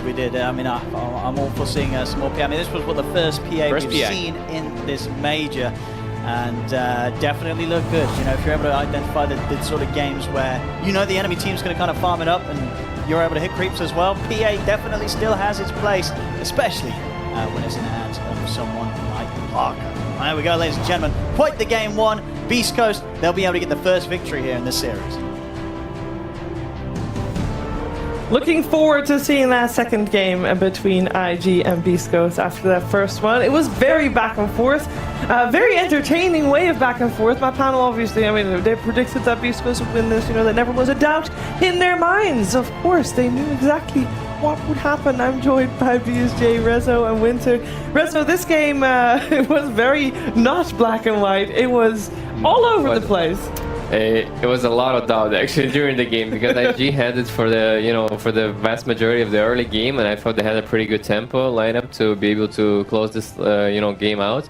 But at some point they kind of like just let the Beast Coast farm and not do like as many pressure moves as they could have and should have done in this game. But all the props to Jim Park. He made PA look good because of that stale, game, and he bought that rapier as well to be able to, like play for the win, not, play not to lose. This is like the most important thing here in this game, and I admire that. I don't appreciate what's being said right now because I was the comforting father figure behind the panel saying, guys, it's good. It's all according to plan. Jim Park's plan is clear. He had the Ags double rapier queued up at like minute 18. Yes. He knew exactly what was going to happen in this game. Don't you worry. Yeah. Right, Winter? Did I comfort you during that game? He knew he was going to be able to get to that late game stage. Exactly. Like this RIG, I just felt like I was surprised that they did as well as they did in the early game, especially for the Lash lane. Maybe I'm wrong about the matchup, but I felt like the Bat Rider should have been able to pressure him a lot more in the laning phase, but because the Lash, he got a good early start, they played around him, they got the first couple of towers, but after that, like what Rezo mentioned, they just kind of slowed down, they were happy in terms of like 50-50 farming the map, which was kind of bad for the overall game because PA eventually just got to the point where she just carried the game alone.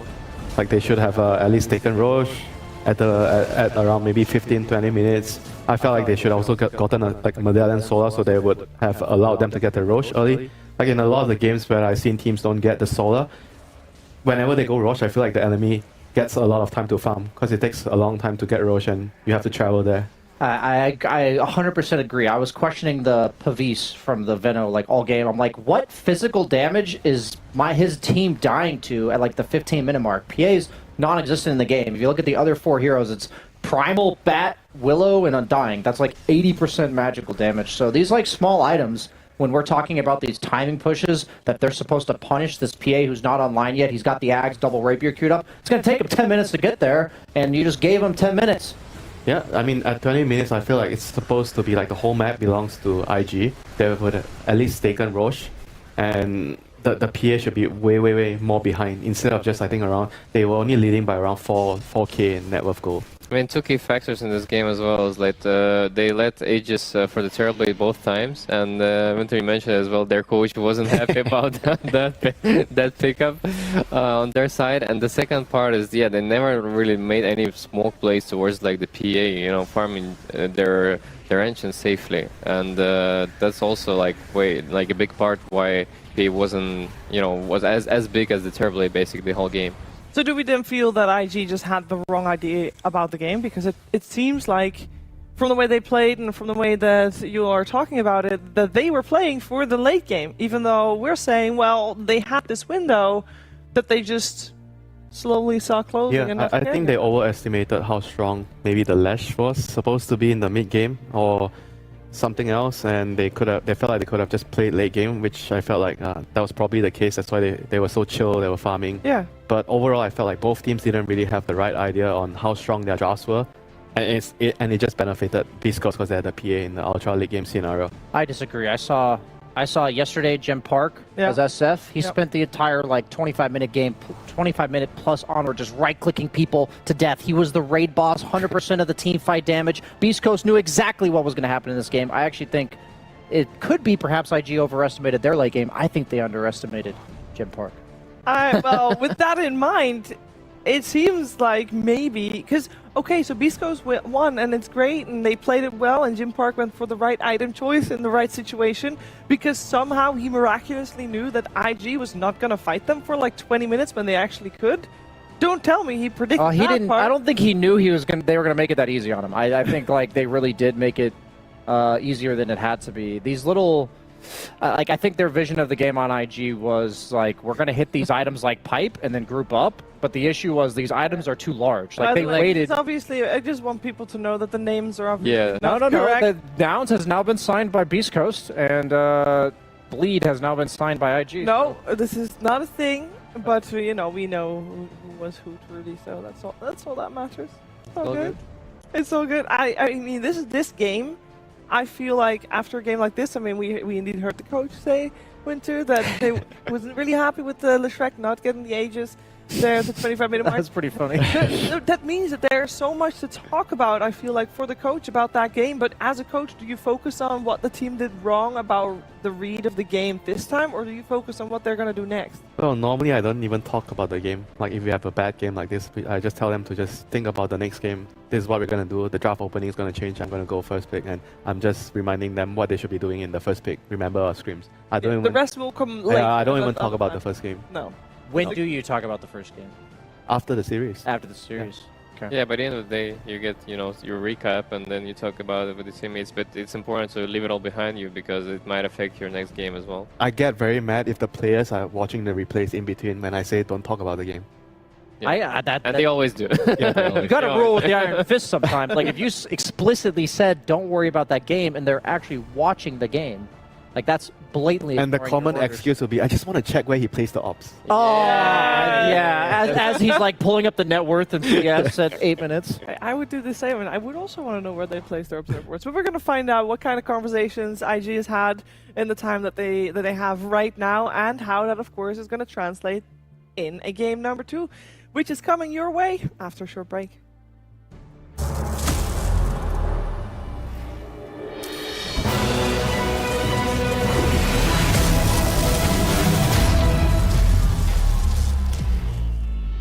Use your skills in the gaming. 1xBet.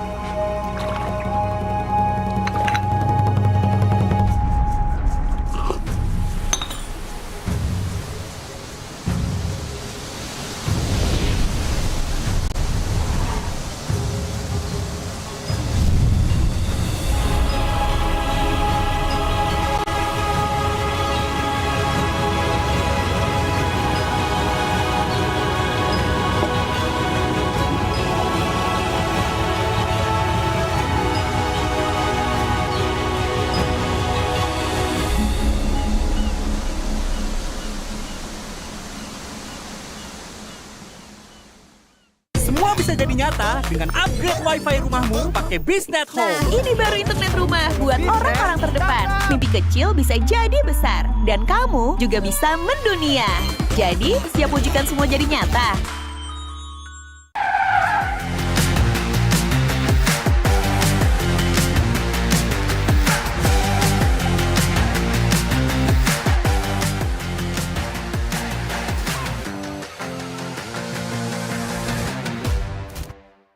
The world is your stage. Take the first step to change. Lead with vision and innovation. Perfect your strategy and make your goals reality. Así que vaya. Get in the game. Make it count.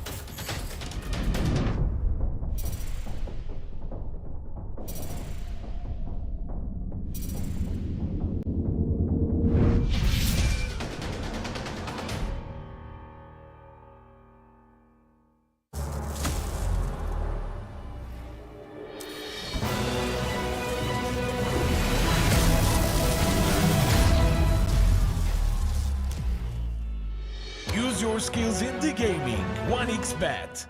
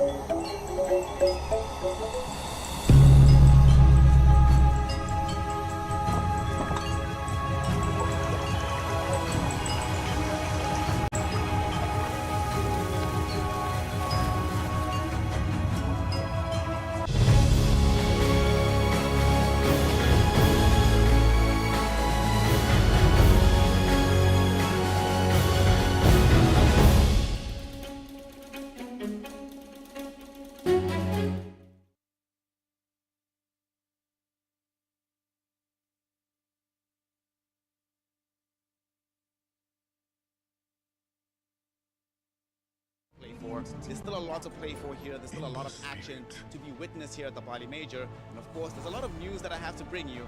And stick around, I'll give you all the updates and more in a nutshell.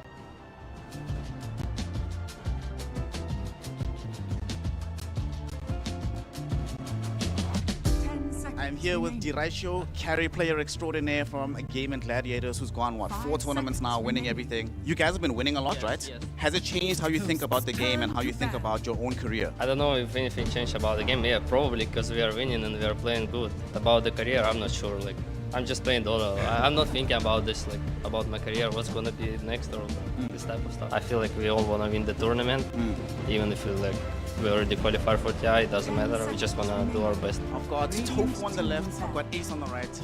Firstly, boys, I know he's already done it. Ace, when's your modeling career starting, huh? I'm pretty busy with Dota right now. No time. I spoke to Diraisho earlier today, and he was mentioning that Ace has been trying to gas you all up to say, yo, guys, we can actually just win everything, right? Are you feeling in that mood that you can actually just rinse the entire year gold for gold for gold for gold for gold for gold for gold? Did Diraisho say that we could do it? Diraisho said that Ace said y'all can do it, yeah. Once you start winning, it's like, oh no, it's actually not that hard. So if you can kind of just keep on going, like who's gonna stop you?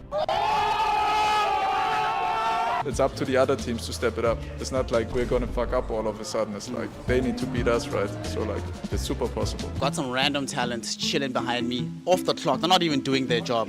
They're using the excuse of rain to be lazy. What the hell is happening? Avery. Content out of us being kicked off panel? Yes. This is like the lowest tier content I've ever seen in my life. My God, they pay you for this? Yeah. Can I have your job, dude? Here, okay, so we're here with Snare, who has not been doing anything useful today, apparently. Give me your top 3. That's what you asked me. LGD, Liquid, and Quest. Ooh, I like that top 3. Now, give me your top 3 talent. Top 3 talents? Ah, now that's an interesting question. I'll exclude myself from there, of course. Thank you, bro. And yourself. Epidamus actually has been, I think, the most impressive person. I'm being stared at by a very buff man right now who might break my neck, so I have to say, Brian, can I make a tie for 3rd place? I'll allow it. As this is my content, I will allow it. I would say between Fogged and Aurora. What do you have to say for yourself? I'm surprised. This is my first time here meeting everyone. I didn't think I'll make it to the list. Why though? Why? I've already heard what other people think about the game, how they view it, and I haven't heard it directly from her in this capacity, so it's been very fun and refreshing in that. I respect that answer. I wish you'd said that about me, but I guess I did not demand enough respect from you. Hey, Thanks for coming to the content. You Sean. did say you're off the list. You did say you're off the list. Yeah, but you didn't say that about me back in the day when you met me for the first time. But I only just met you, and you didn't ask me this the first time we met. You're just too lovable. I don't know what to say. I already forgive you. I already forgive you. Anyway, here's the mic. Thank you for letting me steal your content piece. Maybe I made it a little bit better. Shout out to Gaming Gladiators. You can still go f*** yourselves. I will not change that opinion. I hope you bomb out of this tournament. Welcome back, one and all, here to the Bali Major, as we have just concluded the 3rd day of our group stages, witnessing all of these teams going up against each other. And as of yet, we still haven't confirmed exactly who enters the main event in the upper bracket, in the lower bracket, or who even enters the main event at all from being eliminated here in the group stages. If you're a fan of Southeast Asian Dota, they need your energy right now because all 3 of those squads find themselves in the elimination zone. So it's precarious times for this region, kind of hoping that they try to bounce back. The Chinese region doing a lot better today. Azure Ray still in trouble of elimination, but the other squads getting themselves into the main event seems very, very likely.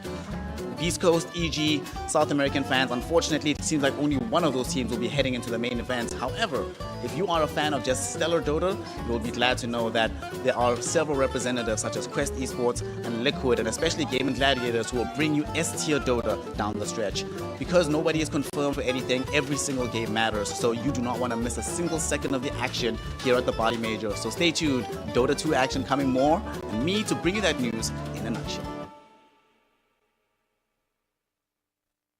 So if y'all can see behind me, one of the greatest right now, Tofu, he's busy taking some pictures with some fans. You just took a picture with Tofu right now. How do you know him? What's your feeling about him as a player? Well, actually, he's everyone's favorite. Why do they like him so much? Is it because he's so hot? Probably for them. Are you sure about that? He's hot and he's a good player. That is true. He's really hot. Like, if you see him in person, you have no idea how hot he is. He's a really nice player. He's humble, friendly. Yeah, everyone loves him. That is true. He's a great guy. Be like that. Be humble, be nice. Be like Tofu. Exactly. Thank you very much, Snare, and for the in the nutshell. Also, when he was talking about the teams, I want all the Evil Geniuses fans and Shopify Rebellion fans to be aware that, well, obviously, depending on how things go, today is maybe their last day of playing, so you better tune in today because they are actually the two teams that have the day off tomorrow for group stages, bar any potential tiebreakers, of course. We're here continuing with the series that we started the day with, Beast Coast and Invictus Gaming, and I'm joined by Winter, Resolution, and BSJ. Winter going into game number 2. We have a draft ready, so we can bring that up as well. What is the main change that you want to see in the opening? Is there anything else that you want to them to open with? Instead of what did they open with, Bat Rider Undying? For Beast Coast, they open with Bat Rider Undying. Yeah. IG opened with Enchantress Terribly the last time out. True. But they're getting the same pick order, so IG is on first pick again. They open with Spirit Breaker, Ember, so a total different change up this time. Reza, what do you think of this draft in a nutshell? Right now, I'm surprised that Timber went all the way to the second phase. Actually, this hero is like very highly contested right now, and not really understanding the idea between the Spirit Breaker Ember. You know, I think it's just like comfort zone for the IG, I believe. And let me see. The Batrider seems like to be a support here, right? And they decided to switch it up a little bit. For the Beast Coast. It's definitely really hard to keep up with drafts when you haven't followed the pick order. Yes. Right? I'm so trying when to Spirit Breaker first, and they responded with Disruptor Bat, so maybe the idea was that both of these supports can kind of protect themselves from the Spirit Breaker. You have Flame Break, you have Glimpse. They could also catch him when he's getting away. I don't necessarily like Lasso against Spirit Breaker. Pretty easy for him to pop the Bulldoze before you use it. Ember, like you said, probably a comfort zone pick. They even get to ban like the Monkey King counter to it, protecting it a little bit, but they just elect to go for the Timber Saw out of the opener of the second round for Beast Coast, and then they responded to Timber Saw with the Faceless Void Brewmaster. So yeah, I'm not really sure what's the Brewmaster for yet, because it's not particularly good against any of these heroes, in my opinion. Like, this Raptor is very good because he has like this huge static, you know, silence for him. Doom is being picked up like right after, which is amazing in his Brewmaster. Yeah. And the Timber Saw as well is like one of the it's best a sick as well. game. I mean, I wonder if it's a support then. Because it's rather strange that you want to do call Brewmaster this game. Everything on the Beast Coast side just counters you. I think all these cores really hate playing into Doom. Obviously, you can only Doom one though. Yeah, the other thing that IG lineup has right now as well is like they have 4 melee heroes, which is not, you know, something that you want to particularly have in your draft. Yeah, they have a bunch of Zoomers though. You know, like they're jumping around all over the place. And the thing is, they need some damage into the Chrono right now, like some Snapfire hero. No. The Wind Panda is ranged. Yeah. You know that, right? And there's a lot of damage in Chrono, right? Yeah, the Wind Panda, when you use the Invis and then attack out of it, is 150 bonus. Oh my god, that is correct. And that especially against Timber, so yep, that damage really helped you out. Other than Snapfire, are there any other supports that would do a lot of damage in the Chrono? Skywrath Mage, but it's banned. Is banned. Mirana is banned. Oracle, Mirana. Phoenix might be the one. Oh, I'd be down for some Phoenix gameplay. They don't have an egg hitter just yet. I'd be down for it too. Yeah. On the side of Beast Coast, what do they need? Because you said maybe they'll They put Bat need as a the Gym support. Park. They need a gym Yeah, park. Gym Park Gym hero. Park hero? No. Fuck no. Juggernaut is horrible game for Juggernaut. No. You don't kill Ember. He gets away. Spirit Breaker and Faceless Void has through BKB bashes. It's a horrible Juggernaut game. They need a guy that hits buildings that doesn't necessarily afraid of getting bursted, I feel like. Alchemist? Oh, Alchemist! He's not afraid. I'm super down for Alk. I don't necessarily love Radiance heroes against Brew because they can just like toss you up in the air and ignore you, but I'd be down for that. It fit the description I gave, so that makes me feel good. Just want to see more of the Shadow Fiend, It's just way too good. You're just too big of a Gym Park Shadow No, I Fiend mean, fan, yeah, huh? I'm a little fangirl right here. Yeah, I can see the blush. Is that makeup or is that... No, that's real. He's blushing right now. That's real. The old oh, there's a Venomancer. It's a There's ranged hero. In Chrono. Where's I'm the not a You big can fan. right click him in Chrono. No damage. They'll Not die a big 10 fan. seconds after the Chrono. Yeah, we're... I mean, honestly, I don't really see the very big Oh. logic Oh, behind there Let's it is. go, Gym Park. Anyway. Yeah, I don't see the very big logic behind the IG's draft, to be honest. I don't understand that personally. But Beast Coast lineup looks pretty sick, and I'd love to see them, close this game pretty fast, I'd say. Because they have, like, aggressive heroes, they have, like, a very scaling lineup as well. They have a lot of pressure that's going to come from the Timbersaw as well in this game. There's no damage, actually, for the Timbersaw at all to stop him in any way. I mean, they're gonna have to buy a vessel, I guess, on the Brew. Yeah, I'm predicting it's going to be, like, a quick or not so quick 2-0 for the Beast Coast. Yeah, I mean, looking at the lanes as well, the lanes look like it's gonna be like a pretty terrible lane. It's a Brew against a Shadow Fiend lane. Ember against Timbermate, that's also a very bad lane for the Ember. And Faces Void against, I guess maybe the safe lane is kind of okay for them. Like you can still farm on the Void, but laning phase wise, Beast Coast is going to have a very, very easy time in the early game. Okay, guys, last game we also said Beast Coast was having the favorable draft, and that game turned out to be pretty even, and there was definitely a good shot for IG to still win that game, even if they didn't in the end. So, in this game, what needs to go well for IG to have a shot here, rather than, all the things that they haven't done in this draft? What have they done? What have they got going for I them? mean, sure, if Beast Coast loses power on their PC. That's true. That's one way. No, Okay, I got it for you. I Alright, actually alright. think if Doom is taken out of the picture, that long fights favor IG. So if they manage to get like a, decent timing on Dust with the Mask of Madness, Maelstrom, Sacred gets taken out of the first two fights, and suddenly we're looking at like, 3 BKB or 2 BKBs on IG and maybe like a pipe on the Brewmaster. These long fights, the time dilation owns these heroes. Absolutely destroys Try them. harder, Brian. So I'm trying real hard right now. I don't appreciate this, but yeah, I actually think if they manage to burst the Doom, maybe their chances are decent, but that's tough. Yeah. Rezo, would you like to say anything in IG's favor? I mean, Faceless Void needs to become like gigantic in this game, and he needs to be ahead of the entire, Beast Coast team to be able to carry this game. And also, taking the Doom out of the picture is going to be helpful too. Just be ahead. Just kill the enemy heroes. No, specifically the guy on the 4th slot. Specifically Doom. The guy with the horns. Isn't that The guy necessarily with the the horns. 7th slot? If you're reading in Hebrew or in English? What? No, the 7th slot. It's like the 7th slot from the left. But I'm saying Hebrew is right to left. Yeah, that would be the 4th. Yeah, that's why I said the 4th. Oh. Okay, so we are thinking Beast Coast is going to make this this a quick one. Of course, in the previous game, they did not really have a great laning stage, but from the sounds of it, they got all that figured out. Let's find out what kind of game this will be. We're heading over to OD Pixel and Fog. Let's have a look, ladies and gentlemen. Beast Coast versus IG Game 2. Fog, what do you make of it? We heard from the panel, definitely struggling to see some of the stuff that maybe IG's going for with their lineup. But Just would looks you rough. Probably agree? I've seen this, honestly, so many times, especially just in China. IG, I've seen them do it, like, so many times, actually, to try to play versus it. They've actually gone in SF multiple times. They've done the SF treatment to people. This is a really, really impossible lane, in particular for Emo. So let's see how he's going to be able to do. And yeah, they're flexing stuff around to Schofield. He's going to be playing Bat Rider this game. I absolutely love Beast Coast draft. I have a lot of concerns across for the IG. What is the... I mean, from IG's perspective, what do you think they are going for? Like, what do you feel that they may feel is the strong part of what they've turned up to Game 2 with?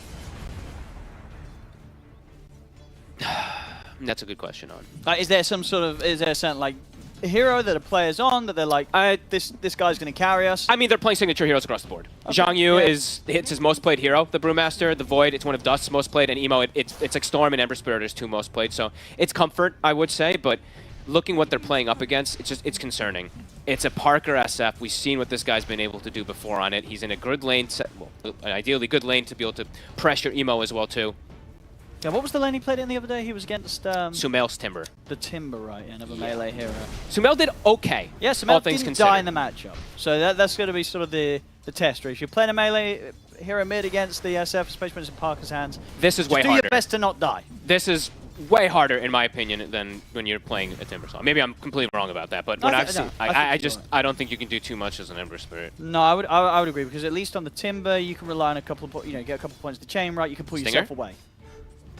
Almost gets set up on top, but PYW actually might be the one to go down, and it is. That'll do it with the Thunderstrike. Nice blood grenade It's going to be Stinger. first blood for Stinger. Good connection from Dark Mago. Double Whirling Death on these two. It's a great lane for Timber, honestly. I love that they did this kind of switch up. They did it the other day as well, too, but this one actually probably looks even better because it's a Brewmaster versus... it's a Timber versus a Brew and a Spirit Breaker. Sure, Brew, now universal, but still either way. Whirling Death is quite painful versus Strengths and versus those universal heroes. Oh, well, yeah, we're seeing the CS already right in the mid. It's going the old SF way. Yeah. I have so many concerns for poor Emo here. He's a player who definitely gets quite affected by stuff like this too, from what I've seen. Like I can have spiraling effects, and but this whole wave again is going to get taken away from him. Yeah, he's going to lose everything. Position. I mean, Parker's definitely telling his team, "I'm going to destroy this like completely." Oh, he actually gets the money creep. He got the money creep. Okay, he feels a little bit better, but. Yeah, looking at the way that the lanes can go, it just applying pressure for IG in kind of across the board in all three lanes is very difficult. At the least, Dust should be able to farm pretty okay until like levels start to kick out for the Batrider, perhaps. So that's the one positive I can see for the side of IG. But yeah, the other lanes are just pretty much impossible to actually apply any kind of pressure here. Bottom, maybe they can get kills on a Batrider, but that's just about it for IG. And what's sort of the big combos for IG when they start to group up in the mid game and look for the fights? Like, do you sort of see something that's going to guarantee them kills with the Chrono? No, that's why I really don't like it. The panel talked about it a bunch. It's just Void with 0 actual follow-up. They were memeing, saying the Brewmaster Wind Pandatate inside of it all, and so, yeah. You know what the dream? You know what? We'll say if Venno has a godly game and he gets to just get like a 4-man Noxious Plague inside of a Chrono, right? That's one ability I guess that some people maybe forget about sometimes the way it works now, but yeah, either way. Not the ideal kind of setup here for a Void. Yes, he's versus Batrider, but it's a support, so. Yeah, Parker 2011 to 8-0. He keeps getting very close to where he's actually just able to go for the kill.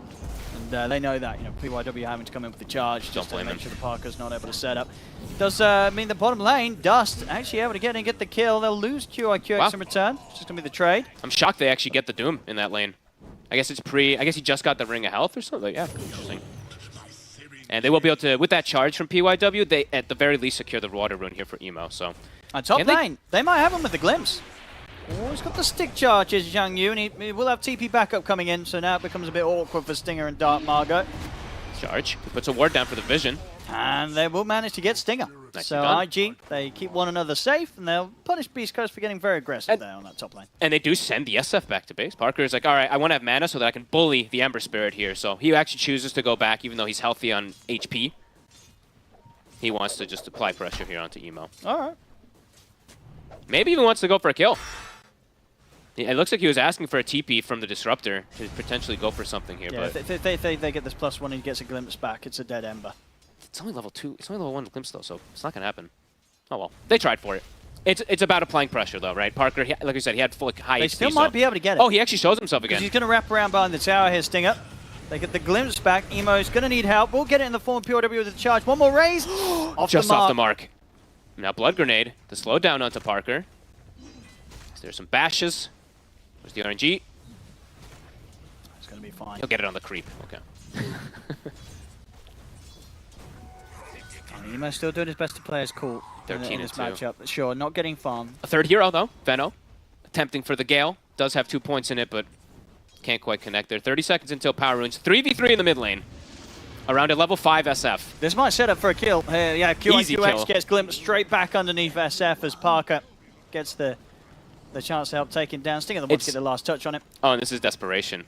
Mid. They're just like, Emo is having absolutely no game. Only lane that's going well is the Void Spirit. Parker is having an absolute fluent. They need to try to push away and not let him get this power rune here. And Emo might just die. He's got to be careful how he steps up for it here. Does dodge the one. Okay. Okay, I mean, he's got the Flame Guard out, but he's Nice flame break. going to get knocked back by the Flame Break, and yeah, that'll stop him from being able to stay on top of this SF. So Parker's able to get back to safety, and that top power rune has been kept safe for him. He's going to be able to grab the DD in the bottle.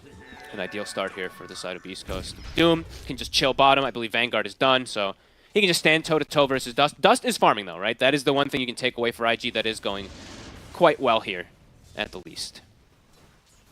But yeah, no way to bully Mago up top. He's playing versus the Brew. He has an absolutely free time. Wisdom runes, what are we going to get? We have 20 seconds till those come. Probably just going to see it go for a one-for-one trade. A lot of carrying is going to be needed to be done by Dust.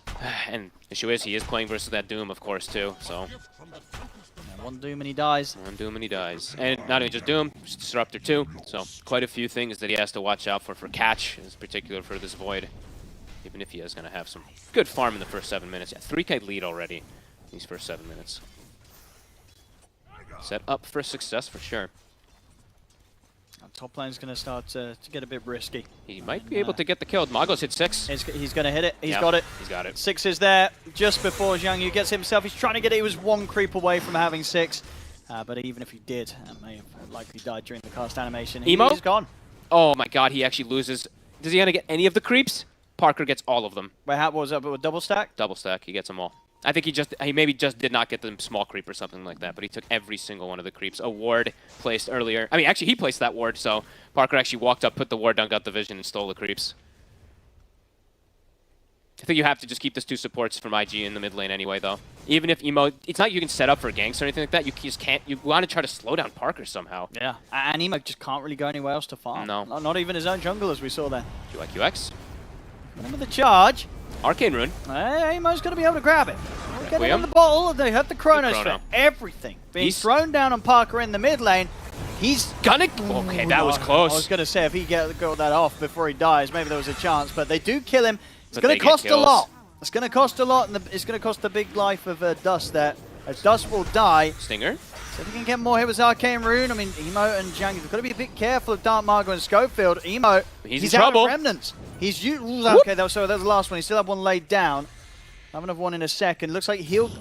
I mean, thinking about going back in. He still has this Arcane Rune going. See, Sacred's going to try and run Emo down. Schofield, he'll get dealt with by Zhang Yu in the split. Mago has the Chakram already prepared on top of the Remnant while you see Sacred just chasing him. Oh. The Chakram gets pulled in. But Emo's just going to burn out. I mean, Dark Mark, can he go for... No, there's no trees to connect to up here. He'll be fine. I mean, a Chrono to at least get the kill, but almost actually doesn't. I he mean, almost hits the fear and can like maybe even survive the kills. They're just doing multiple whatever heroes. they can around this mid lane. It's full desperate mode. To try and fix the game. Yeah. The Everybody Bruce split. mid. Yeah, it's like Bruce split to kill a support as well too. It's like, yeah, it's good basically because of how behind they are, but it's, you know, the game state still feels quite sad for them as these supports. I mean, Schofield now level 6. Yeah, we see it again. Yeah, like 0.1 second. You know, I think PYW killed him with a bash. I think if that last hit actually killed him with a bash, if he didn't get the bash roll on that, he wouldn't have done enough damage to kill him before the Requiem went off and wouldn't have been able to stop it. So, yeah, good bash coming in there from PYW. Good bash. Yeah, they needed that because that could have gone a whole lot worse. Up top, Schofield. Trying to set up for Dust. PYW in the area. Not 6 yet on PYW. There's a lasso available with Schofield. Can he actually reset away long enough? Another bash. PYW is doing it. The bashes. Singer. Not quite 6 yet on the Disruptor, but very close. He is now hit it. They could make a move up here. Parker finds himself a shield rune. Now he'll live any type of... Now he'll live the gank setup, even if he gets Chronosphered. Yeah. Yeah, I mean, we saw how close it was last time. And he did do bottom. it. Ooh. Zhang Yu steps up pretty far. Still split on cooldown for 30 seconds. Good Gale. Cinder Bruce slowing Mago down. Gonna cut through the trees, trying to open up an angle for the Timber Chain. He's still gonna... Looks like he's still gonna probably chase. I think he's gonna want to. There's only a few places that this brew can run to. There's no way to get out of this. It's a little too difficult really for IG to deal with Beast Coast heroes at this state of the game. Yep. They are completely reliant on cooldowns to get kills on pretty much any of these cores at this point. Might start to run out of damage very soon because it's not like they're able to build into something like the Mask of Madness, into Maelstrom. Dust is in full recovery modes too. Even though his lane was good, he feels like he needs to just go for the literal 1v9 kind of build. So queuing up the Midas, I don't blame him. It's going to be tough, but it's still going to be It's impossible. like, It still feels so damn difficult. Like maybe in a game where you're already suffering this much in the early stages, you kind of want to go all in on actually being able to get kills in the chrono, and then maybe you can make an argument for the more standard Mask of Madness build-up. I mean, you know what, actually, that's a good point, because also there's no damage in Chronosphere. So now if he's going Midas, he needs, where's the damage really going to be coming from? He's not doing it, his team's not doing it, so. And we saw what happened last time when IG had a lead, and they wanted to play this kind of sit back and farm game. Beast Coast, they had them beat pretty hard at it. They sure did. So definitely a risky strat here to come out from IG. Boy, and I like what Sacred's doing here. You're seeing them having no damage. He doesn't need to go Midas on this Doom. He's going mech. Look at the mid here. They get the setup. Static Storm and the Requiem over onto PYW. He'll get taken. Ooh. Yeah, there they got him. He ticks down to the Scorched Earth. I mean, at the least, Emo didn't get caught in the full combo, so he'll survive. They're killing the split. And they're pushing in. Split comes to an end. Mago, bit off the mark there. Got some mana to play with. Mago.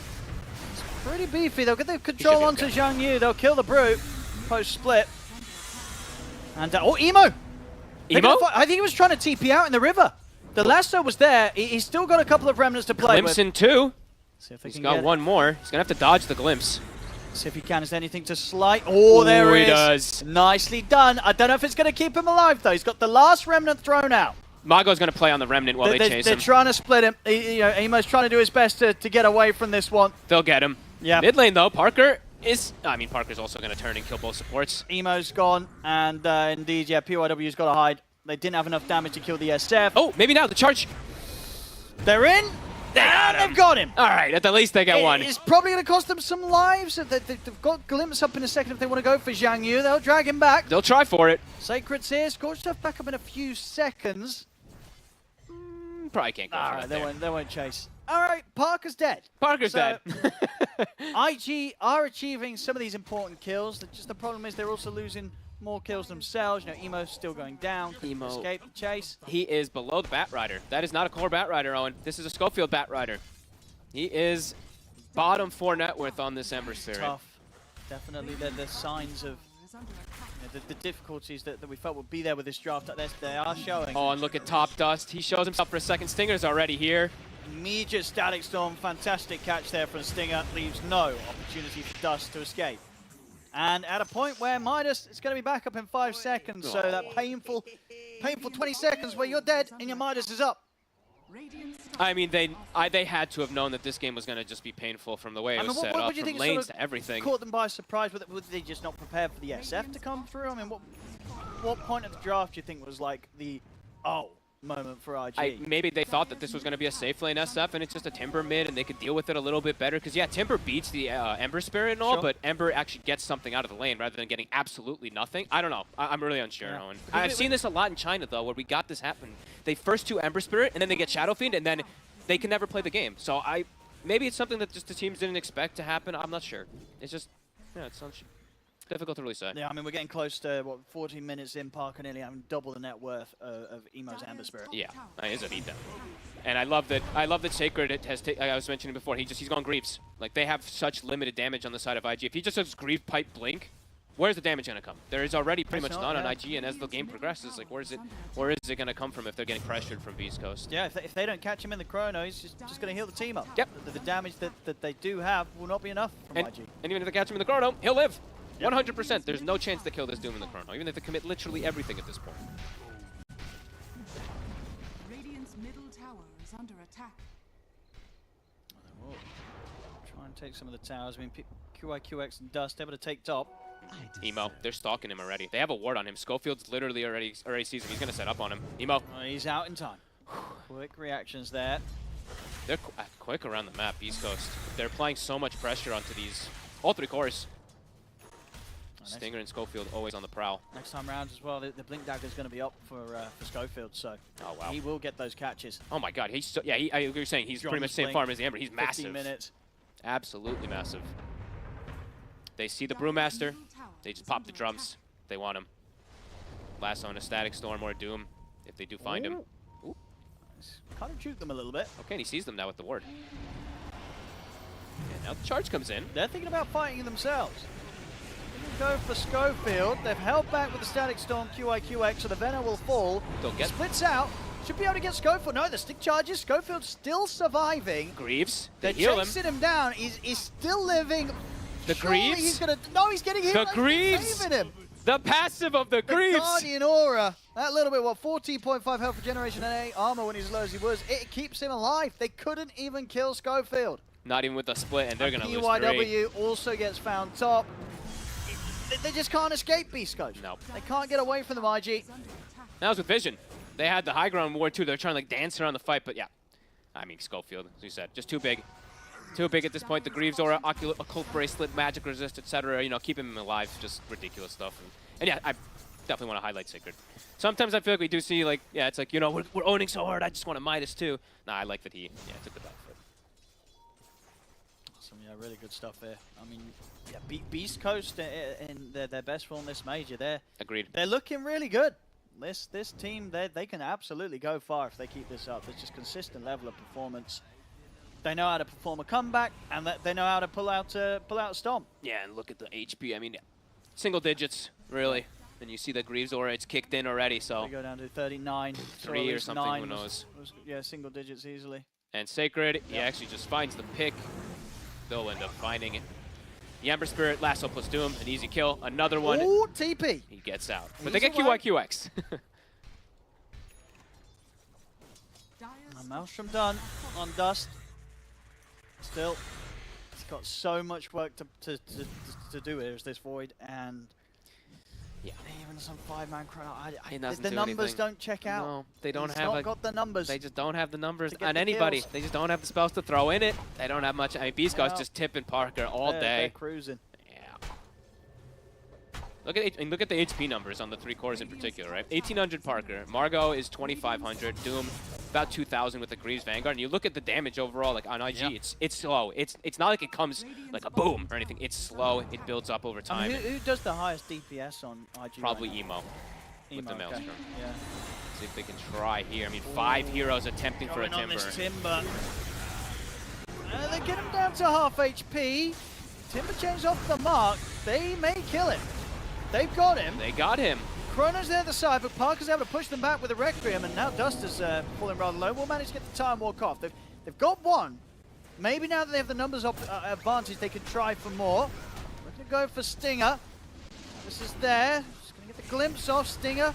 Tick out. The Spirit Vessel's bringing him low, but he won't 3 fall. HP. He's going to live, and they can turn and take down Zhang Yu. But definitely the best trade IG's had yet this game. Yep. Still not great, and it's still not changing the overall state and flow of the game, but something. They do manage to kill the Timbers. Yeah, that was the Vessel, right? Yeah. I think if without the Yeah, Vessel, was, he actually just survives probably, and they don't even get a kill out of committing pretty much everything onto him there. So, a good kill, but yeah, still same thing. Beast Coast, perfectly in a fine position.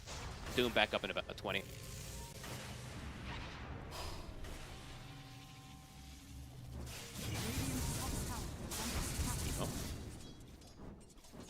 Set up in mid, but Parker, he has no cares to be able to go over there. I mean, Parker getting close to having his Satanic already finished up at this point in the game.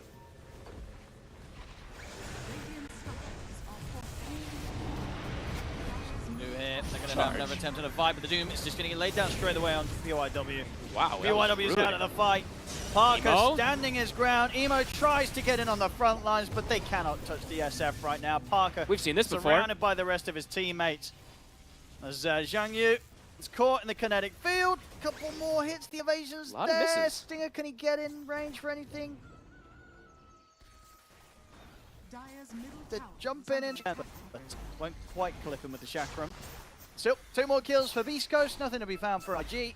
Was he was Cinder Brood, I think, right? But like, how many misses? That was like 4 misses, and it's only level 1, so it's actually only like what's the percentage? Like a 15%, even if he's Brood. That was actually kind of lucky on the RNG there for him to survive. But either way, Beast Coast, I mean, he survives, but the damage is done. They can throw a Doom on a Spirit Breaker. that says a lot inside of these fights. They don't need it to kill anyone. I mean, they throw the Doom on the Spirit Breaker and they kill the animal. Yeah. You know, they don't need, yeah. Schofield has lasso, but either way, I mean, he Sure. almost died even without it. Yeah. Just the sheer right clicks that were coming out from the Shadow Fiend. And yeah, I mean, I feel like we've seen this a couple of times now from Parker. People are gonna have to find an answer to this man's Shadow Fiend. They've got to be prepared for it to be picked up later in the draft.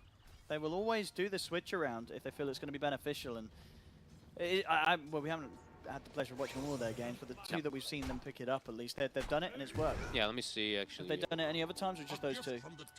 This SF. Just those two. Yeah. Definitely going to be seeing it continue to be a very, very appealing option for Beast Coast in their drafts. I mean, I think like anytime you'll see, I mean, maybe not anytime, but a lot of the times you see these Timbers, these Embers first phased. I think Beast Coast is going to do this in a lot of situations. Teams got to start banning it, Yeah. or they themselves be, prepared to, if they do pick this sort of hero early, ready to have some sort of lane switch up that allows them to actually play the game. Yeah, I really like the way that Beast Coast is kind of just the aggression and the way that they are like understanding certain matchups and stuff. Because I'm seeing a lot more Clockwork come out, which I'm happy about. This hero has like an 80% win right now, and it's another one that just works well with like an SF, works well versus some of these popular heroes nowadays. So, yeah, Beast Coast, they're making quite a bit of a statement with this SF, and Parker's queuing up a Rapier. I mean, why not? And why not with the Satanic and the Manta? They can't kill him. Won't die. No. And Rapier, that's it's just going to clean up the game even quicker. Parker, he wants to go grab his lunch. I mean, they can just go top with this one. They can just go high ground. There's no glyph. They actually used it, so. BYW. They'll charge through, but they're just going to watch. They don't care. Arax. To be quick. It's just going to be so hard to push them back. They barely tickle Beast Coast here, IG. As bottom racks. It's not. They've got a glyph, but that's all they've got. Yeah. And no way to take fights either. They're both. I mean, they're building like double Lincolns on the cores and stuff, but it's more than just Lincolns that are the problem. He does cut the wave, but they're going to be able to push through that anyway because the presence aura. Yeah, it's no difficulty at all. Yeah, building Lincolns, but nowhere near realms of like BK Beast 2 on top because there's so much control damage. I mean, there's so many things when you're this far behind. There's not much that you can really build. As Schofield on the prowl, Emo. Get the chains. Will be able to distance himself. The blink. Yes, done. DD rune as well if we'll catch vision of it, so Parker can grab that for the next fight. Can they try for this, man? I do not think so. The glimpse. UIW now perhaps in trouble. Just kidding. Down the mid they go. Down the mid they go. And no reason to stop it. They can go tier 2, tier 3 barracks, and they get a good fight. And the wings is going to be potentially game as well. Yep, DD. And yeah, he's not going to rapier. The butterfly is just wiser choice. Disappointing. I guess there's a chrono in the game, so you got to be a bit careful. This isn't a game where he no, just not. I mean, whatever. I still maybe. Because if he gets caught low and he gets chrono, then you get chrono. Split mid. DDSF is here though. Stinger. Okay, good throw up. Schofield, flame break on a PYW. Get the Spirit Breaker, and indeed Zhang Yu's got a split from this.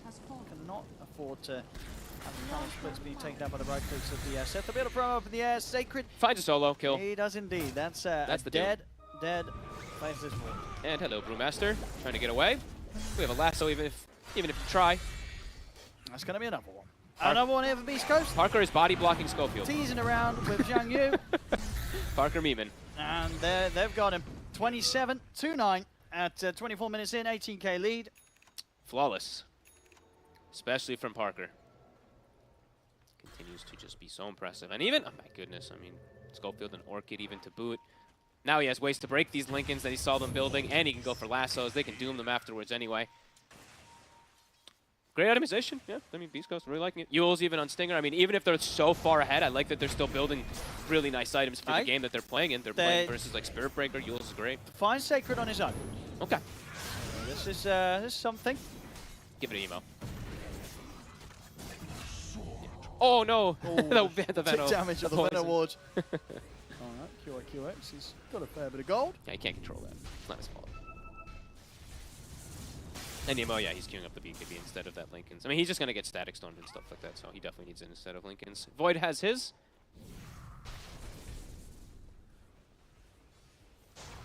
See if they can find more IG. I mean, they're pinging the Roche. Could they just blind attempt it and just try to sneak it? I mean, it's not easy for They their don't lineup. do it too They well. sure don't. Maybe they're expecting that Beast Coast was doing it because Parker could pretty much solo it. Stinger. Got eyes on PYW. So Got a the lot of Yules. control, yeah, with the Yules, potential glimpses, kinetic field, static storm if he wants to. Doesn't look like they want a full commit onto PYW. They respect the fact that Dust is around. Holding back on throwing everything down onto Spirit Breaker. They don't quite know what's behind him. He's on top of him though. Oh, He's gonna miss the stun. He missed. Okay, whoops. He missed the Infernal Blade and the stun. It happens. QYQX makes the smart call to TP out and we'll make it away before Dark Margo bursts him.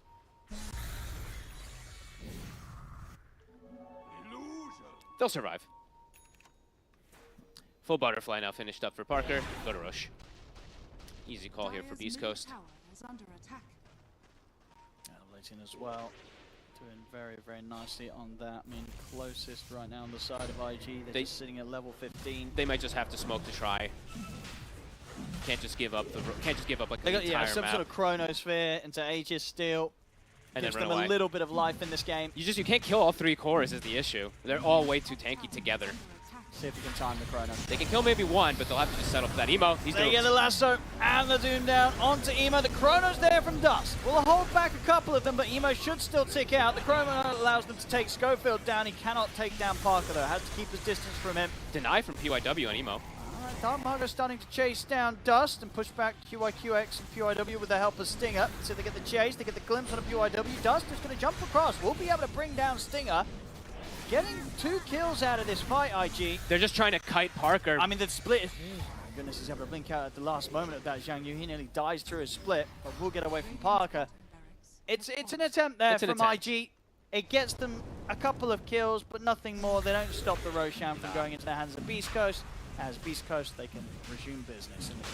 I mean, you can see that Dust identifies very quickly. He doesn't even attempt to hit Parker initially. He's just like, there's no chance I'm going to kill this SF. So he just settles for a Bat Rider and gets out. He hits him, I think, once afterwards, and he's like, what am I doing? Jumps away. Good deny, though. At least Emo gets denied. So I think PYW does get that one onto the last hit there before the Doom takes him out.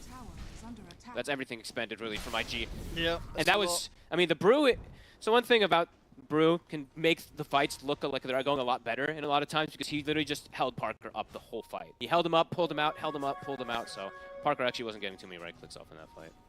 Parker is able to grab the Wisdom Rune. That's going to put him very close to level 20, that big spike in damage output. So Dark Margo's Courier is going to get sniped.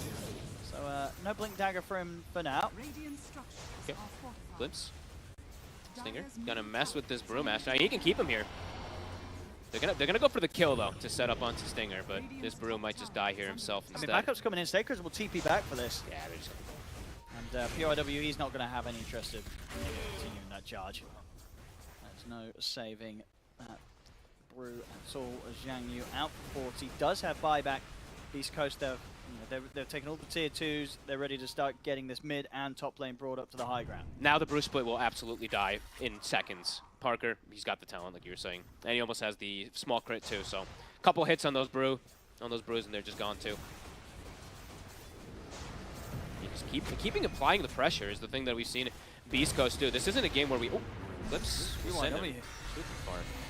This isn't a game where we see them like back up for their own Tormentor. They took the enemy Tormentor, and they're like, we don't give a crap about going to our side of the base. I mean, they know how far ahead they are. Yep. They don't have to sort of take these safe measures. They can just close it. Great display. Great draft, great prep, great lanes. PYW tries to stall things out, but this is likely Megas. Got the backdoor protection kicking back in, and they'll smoke up. Okay.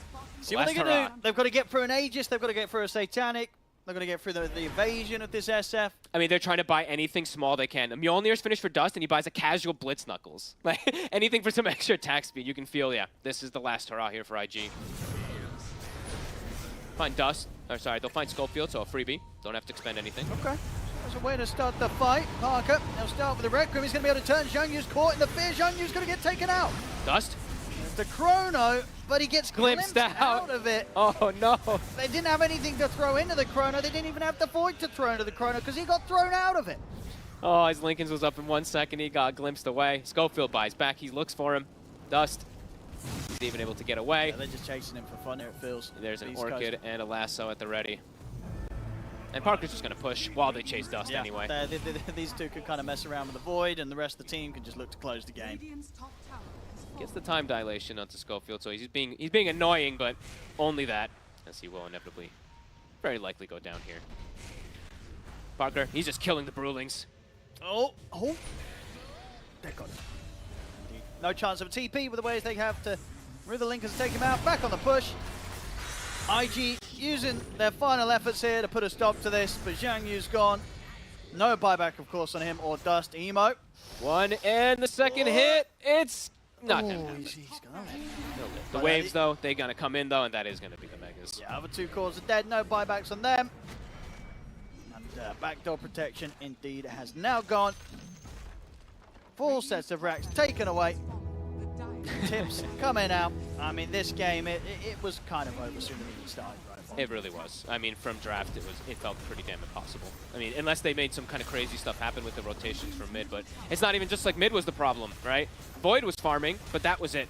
Brewmaster was really struggling. Ember had literally no chance to come back in this one as Beast Coast, putting out statements. Yeah, really liking the way they're playing. These guys are good. They are very good with really Parker. Oh, Parker, he's in the fountain. He's got Satanic when he's up. Can they do it a second time?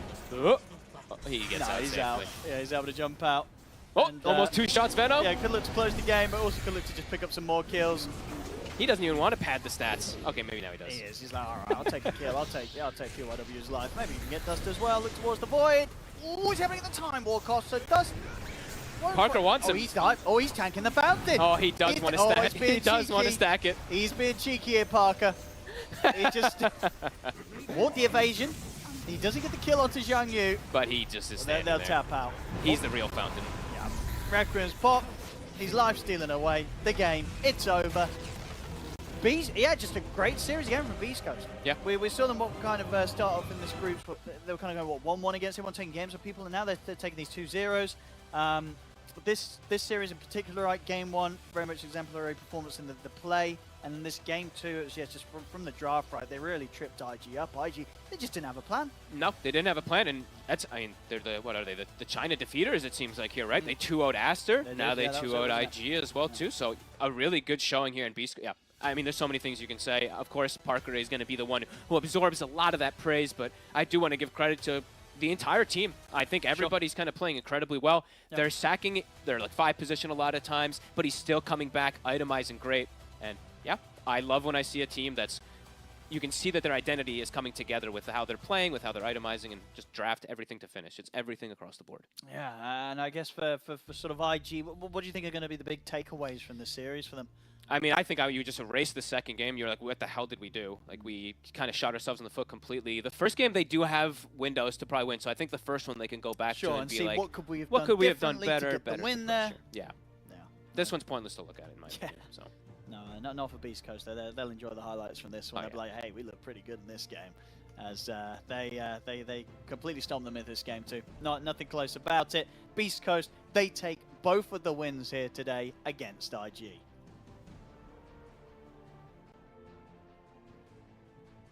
Fantastic showing by Beast Coast. A 2-0 for them means that they can relax by the poolside for the rest of the day.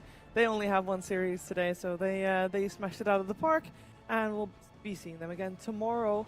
IG, they have a lot to work on before their next series today. Later on, they'll face Shopify Rebellion, but we're here going to try to break the game down that we just witnessed. I'm joined by Rezo, Winter, and Brian. Brian, this game, we kind of saw the writings on the wall during the draft. We gave them some glimmers of hope, or rather, well, you guys really tried. But they couldn't seem to make any moves. Yeah, it seemed like this SF is the nail in the coffin. We saw it yesterday. Like, I thought the draft was already rough, and I didn't even consider him going mid. So the fact that he also went mid against the melee spirit hero Ember, that's traditionally a horrible matchup for Ember, so the game looked even worse than it already was, because you have Void, who doesn't pressure Doom, you have Timbersaw against a strength hero in the off lane, or I guess Universal hero in the off lane, and then you have SF against Ember. It's just a disaster from the get-go. Yeah, I mean, I completely agree. This game was a complete stomp, and you know, I'm just happy that I get to see one more SF from the gym. Because you're not seeing it anymore. Yeah, I'm not gonna see for a while, but I'm still excited for the playoffs and more of that. I mean, it was you know, 3-1 lanes into very good moves, very good rotations. I love the way that they were protecting Gym Park and during the mid, you know, the rotations from the IG. Every time everybody, like, you know, anybody like went to on the Gym Park, there was like 4 TPs right there, or like 3 TPs, and one hero was already in the place to, you know, defend him. And I don't see that a lot, you know, a lot more often from the other teams, because it's a very unique play, and not a lot of teams, you know, put that much effort to protect their mid hero. That's what happens when you replace Hector on the team. You get the, you know, get down, Mr. President, as everyone's like trying to save you from all the bullets flying from all sides. I mean, do you guys think after everything we've seen, you can actually open a draft with 8 pick SF?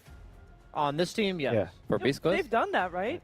They've opened SF clock. They did it 6-7. They didn't even do it on 8. Yeah, exactly. So they've done it, but I think that's why we saw the clock banned, because I guess IG thought both games that if they ban out the clock, they don't have to worry about the SF at all. Yeah, they did that in particular, I felt like, against the Timber opening. And right now they have the Timber themselves, so I guess they feel like the hero is also fine against the other carries. Yeah.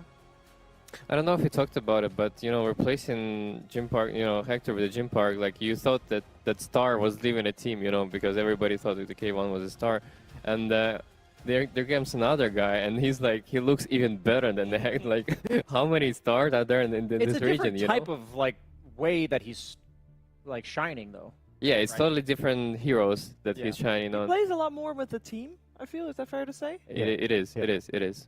They're not protecting a guy farming. They're protecting a guy that's playing like a high damage mid-game hero that's going to turn and kill everybody rather than go hit some creeps. Yeah, his playstyle as a carry is more about, like, not just about him getting rich and solo carrying the game. It's more about like how he can help his team get rich at the same time. I really like carries that have this kind of mindset. He comes to the fights most of the time. He defends his towers. He's not really afraid of giving up his life so that his team, like tanking a chrono so his team wins the fight. I really like carries like this. Yeah, like the Jackie SF. No, but of course the names are once again wrong on the plays, but the rest is all correct. Yeah, I mean, the way they also play, like, even they're from behind, like, most of the teams, they also try to create space with 4 heroes to make, you know, their carry hero farm.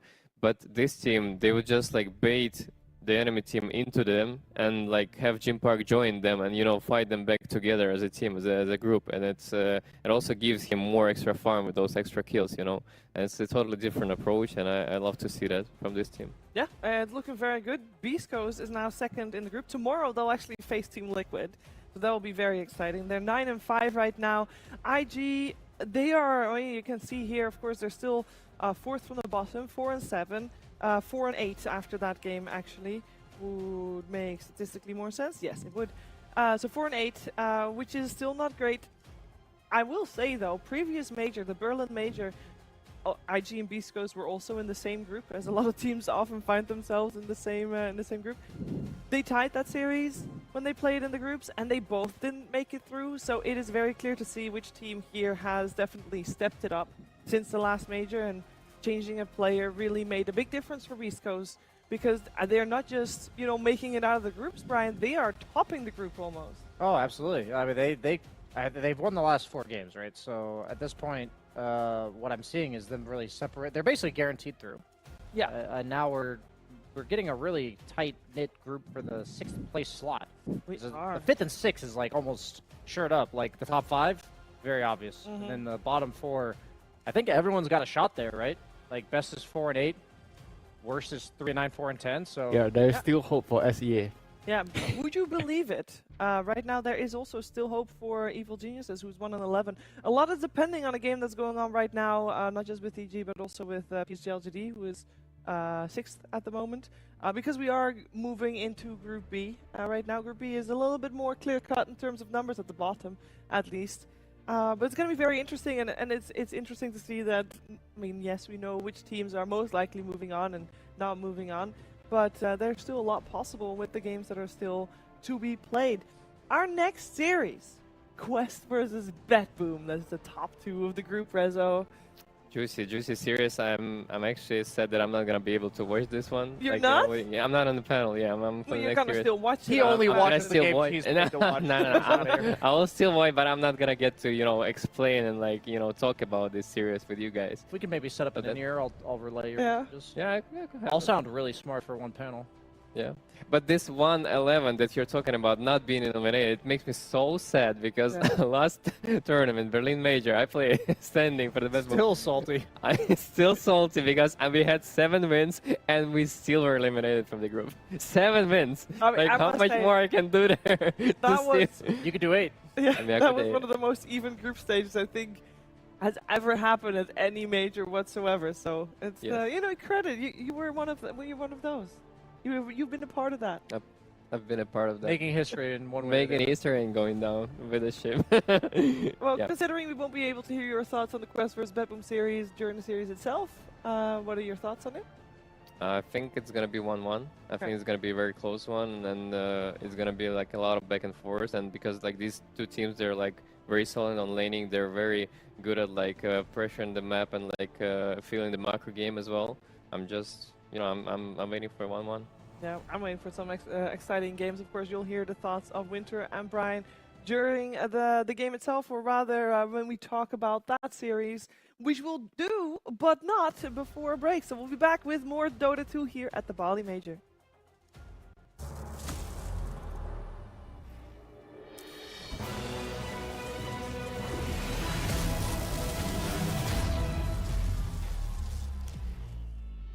Use your skills in the gaming. 1xBet.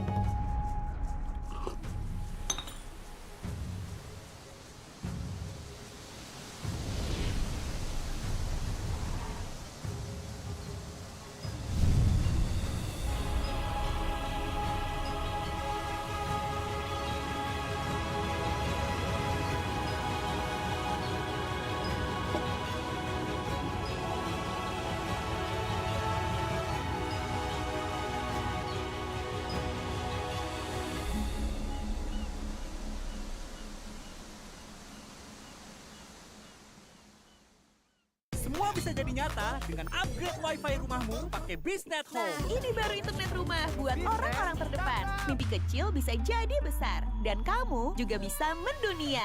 Jadi, siap wujudkan semua jadi nyata?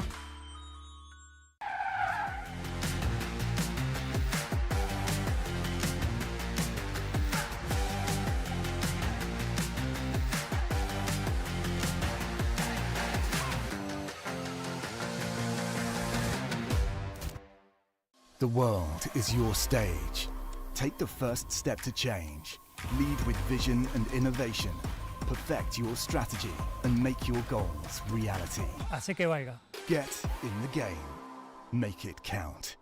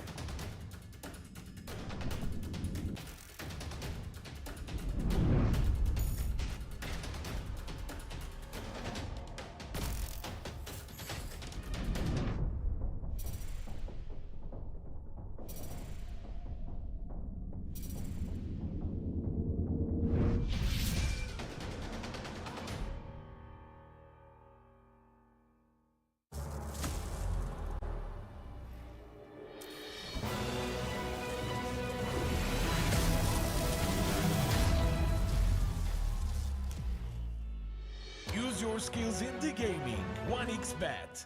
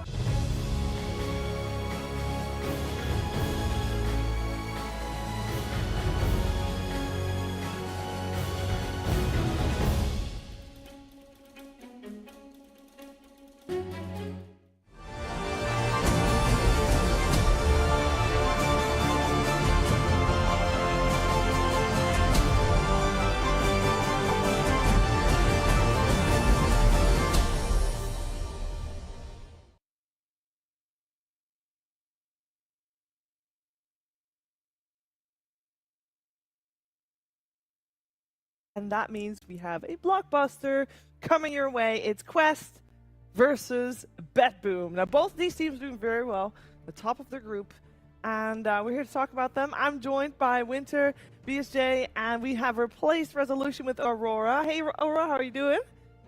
Good. I'm happy to replace Resolution. Upgrade. Easy upgrade.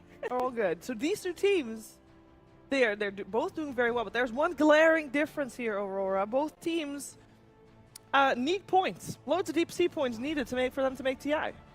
I think it's gonna be quite close, these two teams. But I would say BetBoom players kind of have more experience because, you know, like Nightfall has been playing the game pretty long. And I just think it's down to who is pressing the buttons better. Honestly, these two teams, because I've seen Quest games, it's not like they have this very rigid play style going on, you know, but they're just good at whatever they play. Yeah. And even in their draft, you can see they don't care, like, what's the, I need to pick a stable hero in the first phase, you know? They don't do that. They just pick whatever they feel very comfortable with. And I think BetBoom's the same. It's just, really, the gap is just experience gap. And you think BetBoom wins that experience gap? I would like to think so. All right, Brian, you agree? Absolutely not. As I do believe BetBoom has experience of flopping on lands. So this is the series where I think Quest is going to, you know, show them who has their number. Because Quest, I don't know, they're just on something.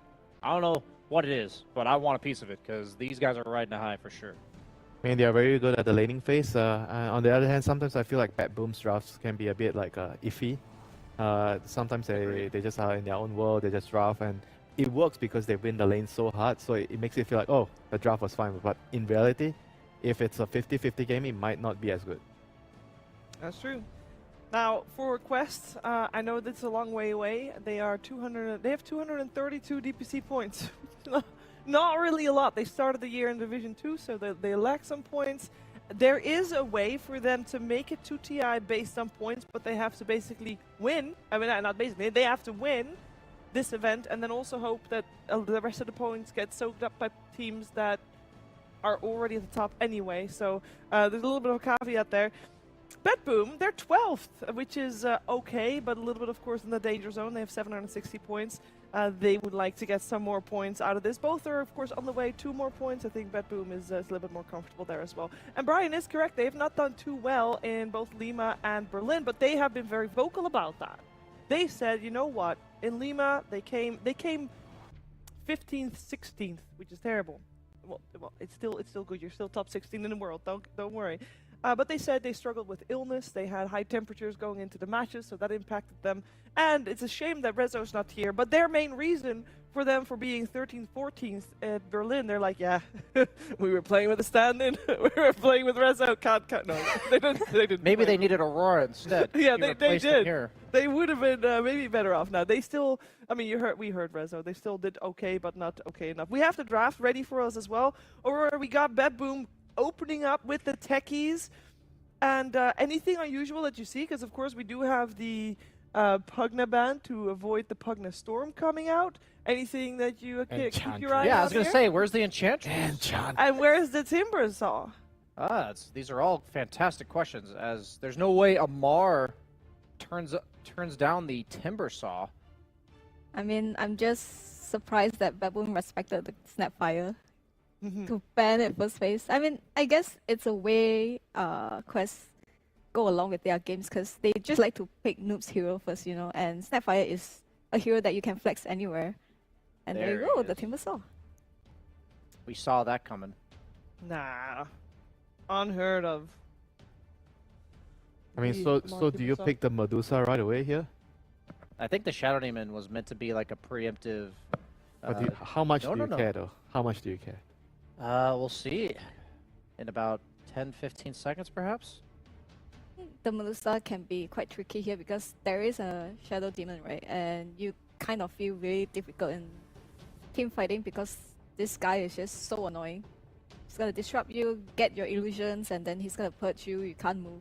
I mean, technically, Medusa can't move anyway, but it's not that ideal of a situation to be in as a Medusa.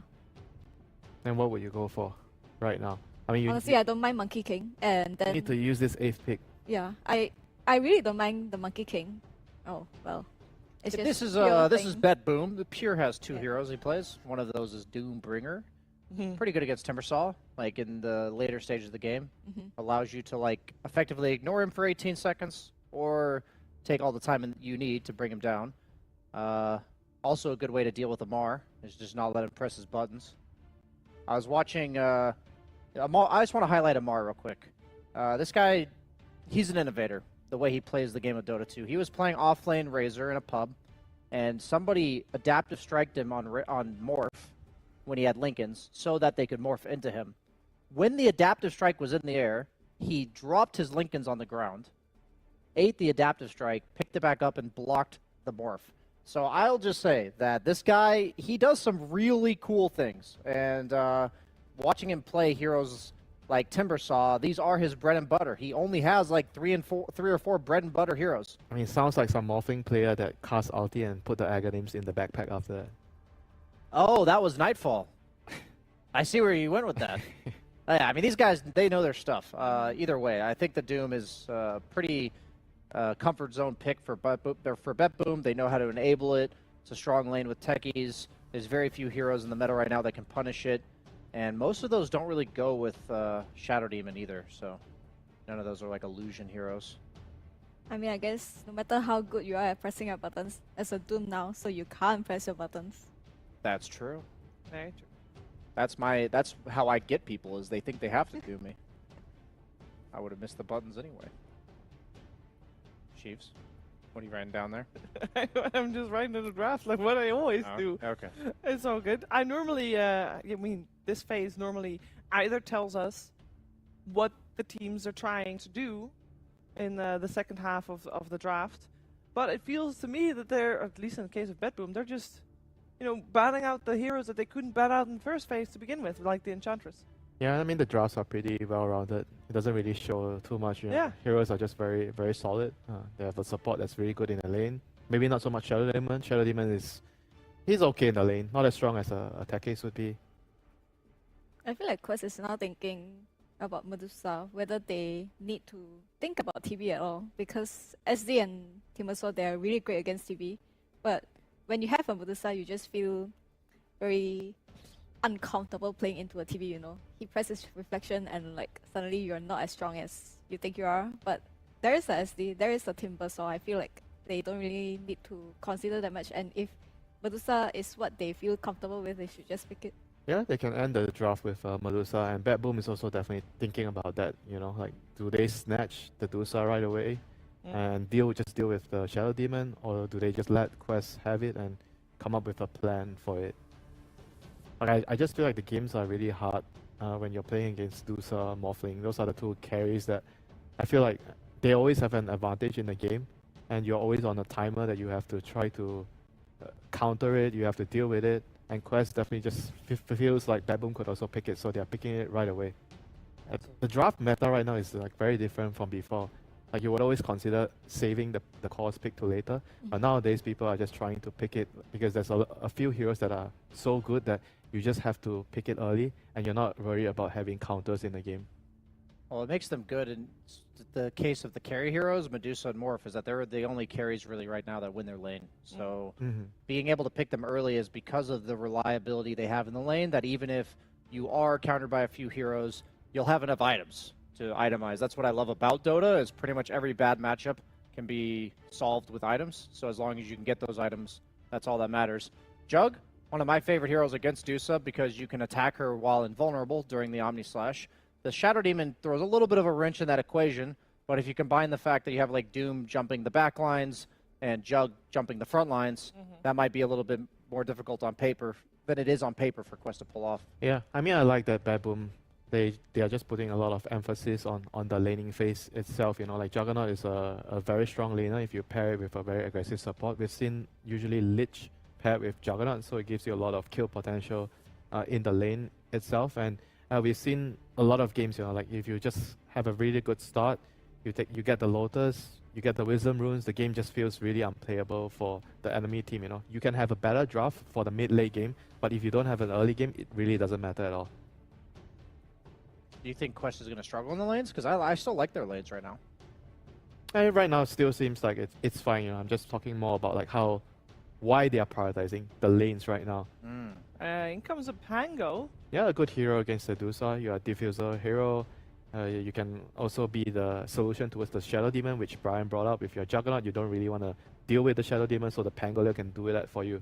And that's one of GPK's classics as well, so that'll come out strong. And I'm kind of entertained with the possibility of most likely position 5 being overall last pick by Bedboom.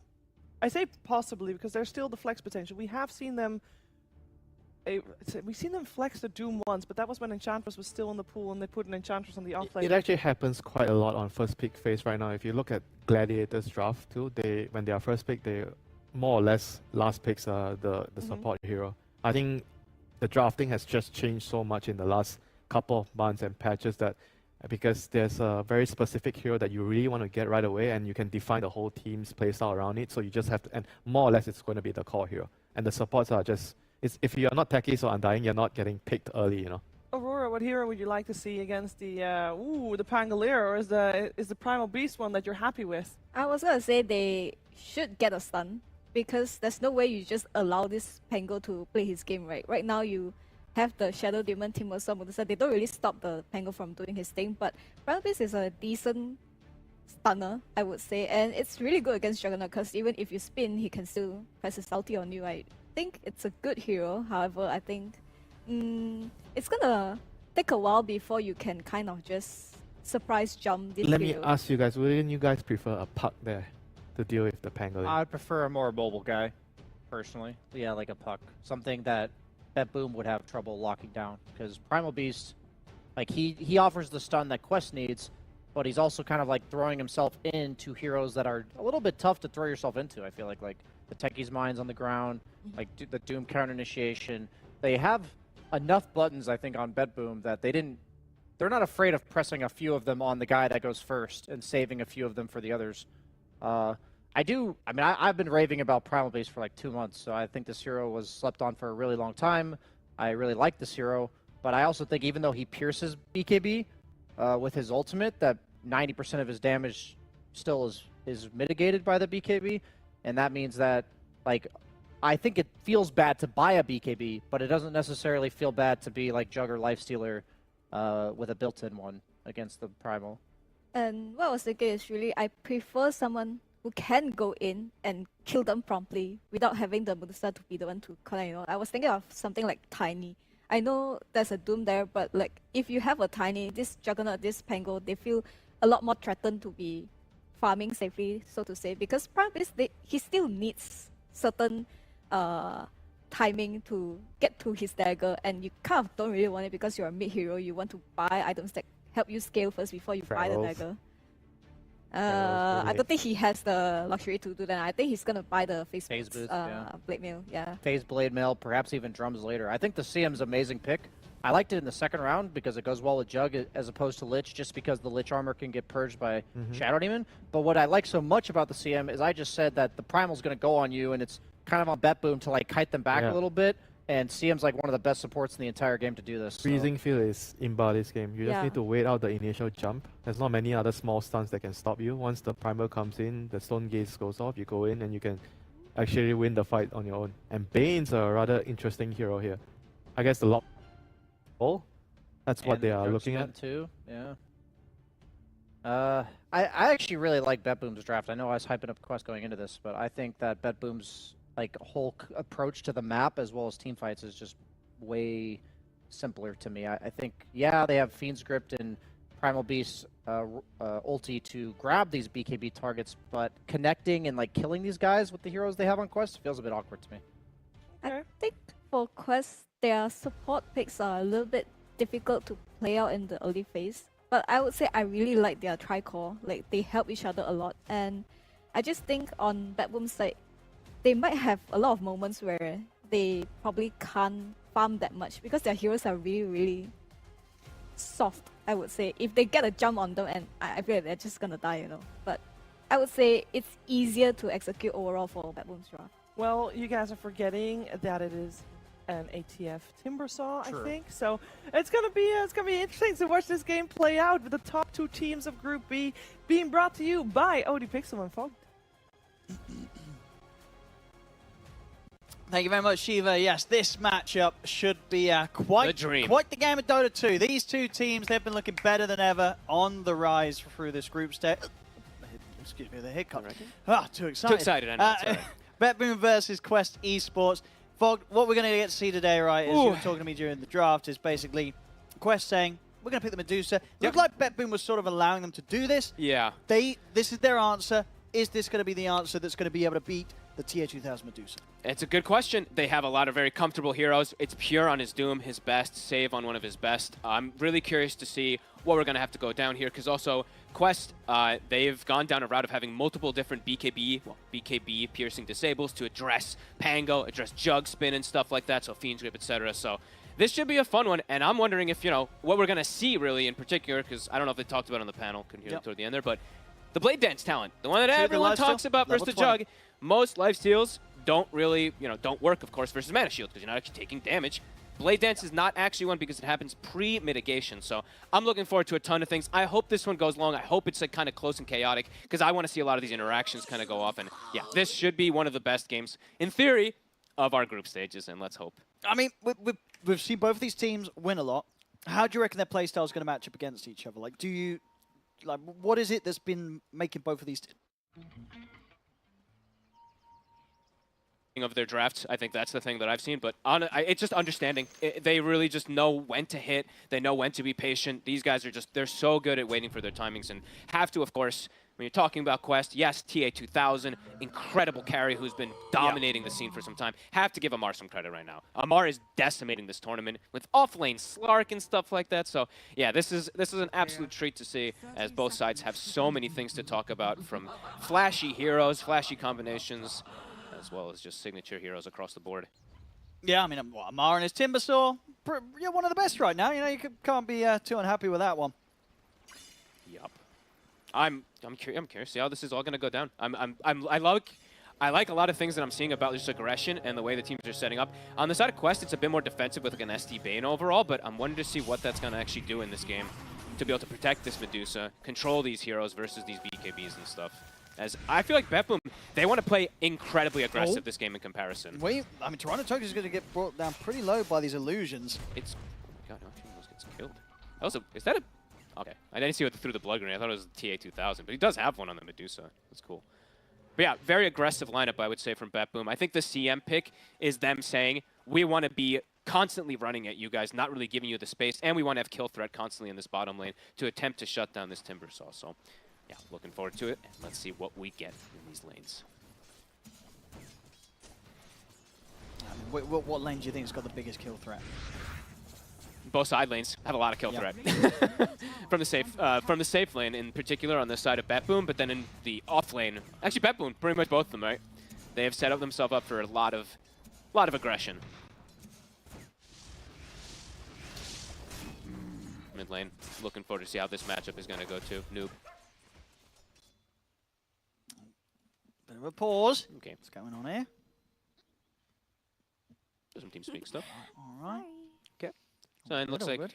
Kaori, he's going to have the pull available for himself up top right off the bat. They are getting a lot of harassment. That's the one thing. It's like this techies, and I think I mention it every time that BetBoom has Pure on his Doom. They are masters of this. It's like very like when Tundra was just dominating everything with 33. They know how to play aggressive with the Scorcher so well. So right off the bat, actually, they've got TA 2000 down to like 100 man already. I mean, because this sort of lane duo, it can really start to snowball, right? I think both, like honestly, they have really good kill setups on both these side lanes. The mid lane, I feel like that's the one that can kind of go both ways in a way. I think Noob can actually take advantage more than GPK can to punish him. But on the two side lanes, I feel like BetBoom have the advantage to play aggressive. That being said, though, Quest, they do have ways to protect each other, especially bottom, right? Shadow Demon with the Timbersaw, they have ways to stop any type of kill threat. But top, we could see a lot of kills. I'm just unsure if Bane is a hero in particular. That's the one that I'm looking at. What do you think it was about this game that made them want to go for the Bane? Is it just the fact that there's a Jug and a Pango? You want to have that Fiend's Grip? Probably the majority of it, yeah. I would think so. I'm trying to look and think of what else it could be. I mean, Enfeeble can be a little bit annoying, of course, too, for some of these heroes, but not really in particular. So I think it's 90% just the Fiend's Grip.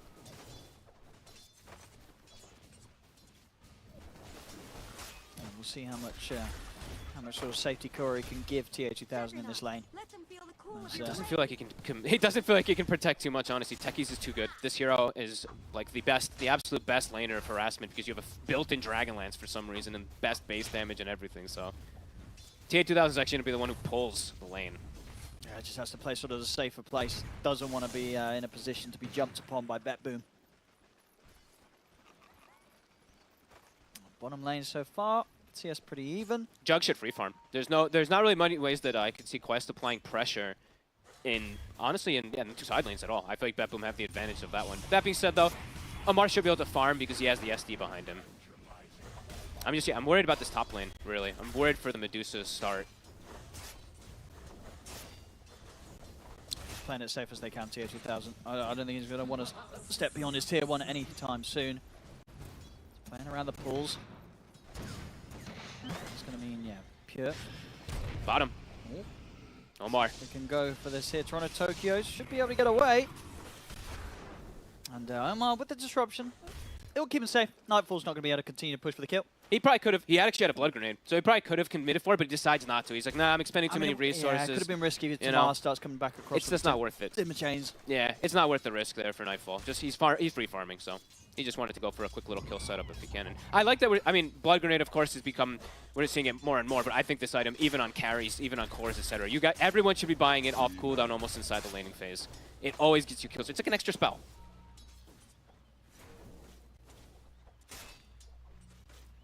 See, TA 2000. I mean, how easy is it going to be, sort of after the laning stage, for BetBoom to hunt down this Medusa?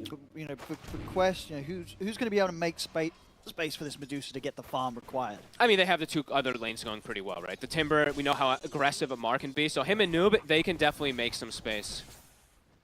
That being said, I mean, they absolutely do have ways to hunt with Pure and Save playing these two because that's how they play. They play super aggressive, especially Save in particular on his techies. Taking away Healing Lotus is very important early game too. If you're taking those away from a Medusa, it's massive. So they will claim the first one. Nightfall. Take some poisons. The poison. Got to remember that spin does not get rid of it. Yeah, so. if they're able to sort of keep him low in these situations, especially once Amar's got the levels, they might be able to dive in themselves. He's always got Healing Ward though, so. Sure, I guess Toronto Tokyo will always be prepared to hold them back with a Frostbite if they do start to dive. Yeah, he's chilling on Nightfall. I mean, getting slowed down slightly on some last hits, but nowhere near the same thing as TA 2000 so far here. And no lanes being moved. Everyone's just sticking in their lanes right now. So, looking at mid, they're both going to just be able to claim their water runes. And so far, just a slight edge for Noob. Do you think that's expected with this heroes? Yeah, to be expected in this matchup. Yeah, when you have Uproar as well too, when you get the point in it, you have like that big base damage advantage every time you pop it too. So. It's only slight though. GPK should be able to keep himself like pretty close. 0-0. And what do you think sort of caused the change of Nightfall's approach with Iron Build? Because he initially did have the Manta queued up first, but opted to start to go for the Battle Fury, the farm build. Probably just feeling that he's. I mean, actually, I'm not too sure. I like the Battle Fury of this game quite a lot. That if he just goes for that one, I thought maybe he does Treads Diffusal into Battle Fury, depending on the game. Might get a kill here. Omar is in trouble. A few more hits, and that'll do it. First blood. They might strike back though. Frostbite will hold Omar back. They do get it. Nightfall's going to be kept low, but he's going to be happy. First blood for him, and he'll be able to continue to farm. 30 HP. Omar tries for it. Can't go. He's trying. He's trying. Gotta be careful. Alright, Nightfall. Playing with danger here. Meanwhile, top, they do end up getting that kill as we're staring at bottom. Nightfall getting the kill. They're slowing down this Medusa as well, too, and getting a kill. Great start here for BetBoom. I mean, this is what you said, right? The two side lanes. Two side lanes are always scary. going to have this potential. Yeah.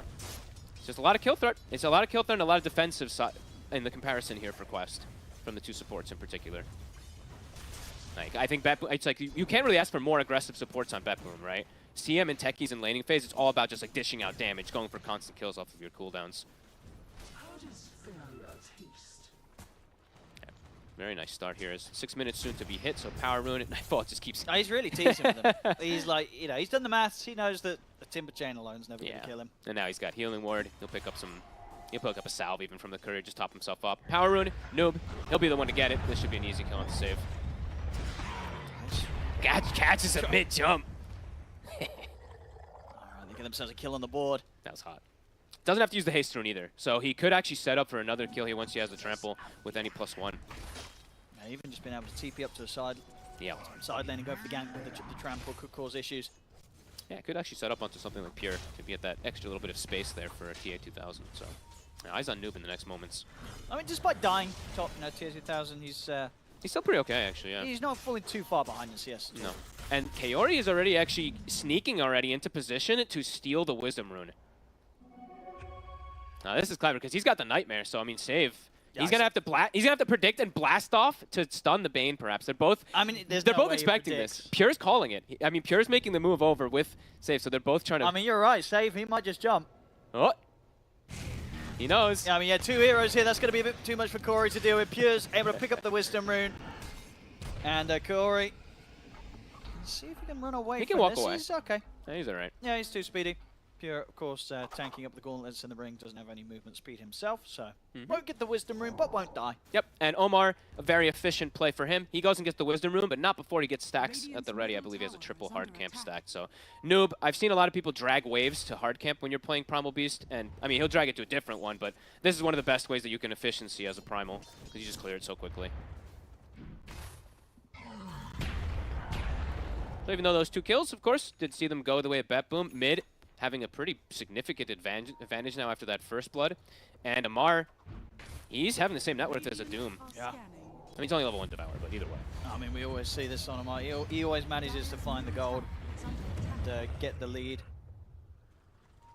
And even, yeah, in the situation where he was in a lane where he lost his support, it doesn't matter. He's still soaking up the action. He's going to hit level 6. Yep. And he'll just sit here. I mean, this is the Amar special, really. Yeah, I mean, there's not really many heroes you can bring down and push him out of this lane. No. Right? There is a Omni Slash available, though. So, does have to be a little bit careful how far he does step up here. If there's a rotation with the CM and the Jug. They do have kill threat if he doesn't have SD. And here's the rotation. Nope. Not with the haste rune anymore. Save. He's going to try and jump across to help out. Doom. Pure, he goes for the TP out, won't make it. Nice The damage too much. That's a wasted Doom. It is. It's so a big deal. A very effective move from Noob. They get the kill, and Doom gets tanked up. GPK trying to take advantage of that move here a bit. DD hitting onto the tower as much as possible. But Noob is here. He's going to charge. He has ult available. Okay. See if they can grab it. In trouble. Buckle away, but indeed the ult's back up, and he's gone. Oh, Noob. Oh, I mean, it's the difference maker. What a rotate. Yeah, goes top, helps to kill off the offlane, and then back to mid. He kills the mid. GPK, I mean, he stayed up forward too far, it felt like, just continuing to hit this tower here. He even saw the Primal Beast moving, so he was confident he'd be able to survive. But Bottom lane. Amar? He's got him. Oh my Nightfall, goodness. He tried to make the Omni Slash play, but there was creeps about. It weren't going to happen, and Amar kills him. And he's alone. He didn't have a +1. Oh, Quest. 3K lead. These are These are big huge kills. moves. 9 minutes in, 3K lead against a Bet Boom that's looked ferocious so far in this tournament. With very comfortable heroes, they're going to go aggressive up top again, but TA2000 has a Healing Lotus and 12 launch charges. He's just fine. And even another rotation noob. Oh, look at him go. He's just killing everywhere it. on this dinosaur. I mean, this is the perfect game, really, for him in these first 10 minutes. TA2000 is now ahead. 500 ahead of his Jug counterpart. Nightfall, yeah, a bit of a mess up there. Trying to go for this kill onto Amar. They're going to try and get TA2000. Okay. Should be able to. Oh. The nice attempt with the Jukes. But it's not enough. I mean, Noob's turned up, but he has got his ult. If they get some more backup, maybe he can fight. But he's going to stand his ground with the ult. He's got buddies, but he's getting low. Yeah, he's going to go down surely. GPK's in with a swashbuckle, double kill for Toronto Tokyo. This is what Bet Boom needed. They bring the numbers and they take the fight. GPK, oh, swashbuckle, can't quite connect. The connection with the sticky. And any sort of cute play Omar can make here, he's going to try to get in the gates, but damage is done. So Bet Boom, after losing a few of those early kills, they just group up. They realize they've got to do something. They can't allow Quest to keep doing this. No, love the moves in GPK. You have to continue being active even if you do see this Primal Beast having this good game. He doesn't get all 3 kills. Actually, Tokyo gets 2 of them. Got 2, yeah, if kill. GPK gets all 3, he almost has defusal. So that would have been massive, really, for them to have even more kill threat onto this Dusa. Either way, though, a nice hit, 5-5. Noob. Still playing around the top side. He has stacks to farm on, and he's, I mean, halfway to beat, more than halfway to BKB. It's a very big Primal Beast still. So a good hit there from Bet Boom, of course, but Quest still farming very nicely across the map. TA2000 is going to be able to play this safe side of the map now. Just keep Amar in that dangerous territory. I mean, and when it comes down to the farm game, is there a team that you prefer? Like, will this Medusa rule against all, or do Bet Boom have good enough answers with their scaling? Man, I don't know. I'm actually uncertain. Because the Jug can get to that ridiculous point. That's why I was hoping we get like this really even, because I want to see what happens. What's going to happen when there's like the 20 talents on this Jug, diffusals and stuff like that on this Pango with an Aghanims. I'm uncertain. Because Dusa has reigned supreme in a lot of different situations, but Bet Boom have definitely shown that they have answers.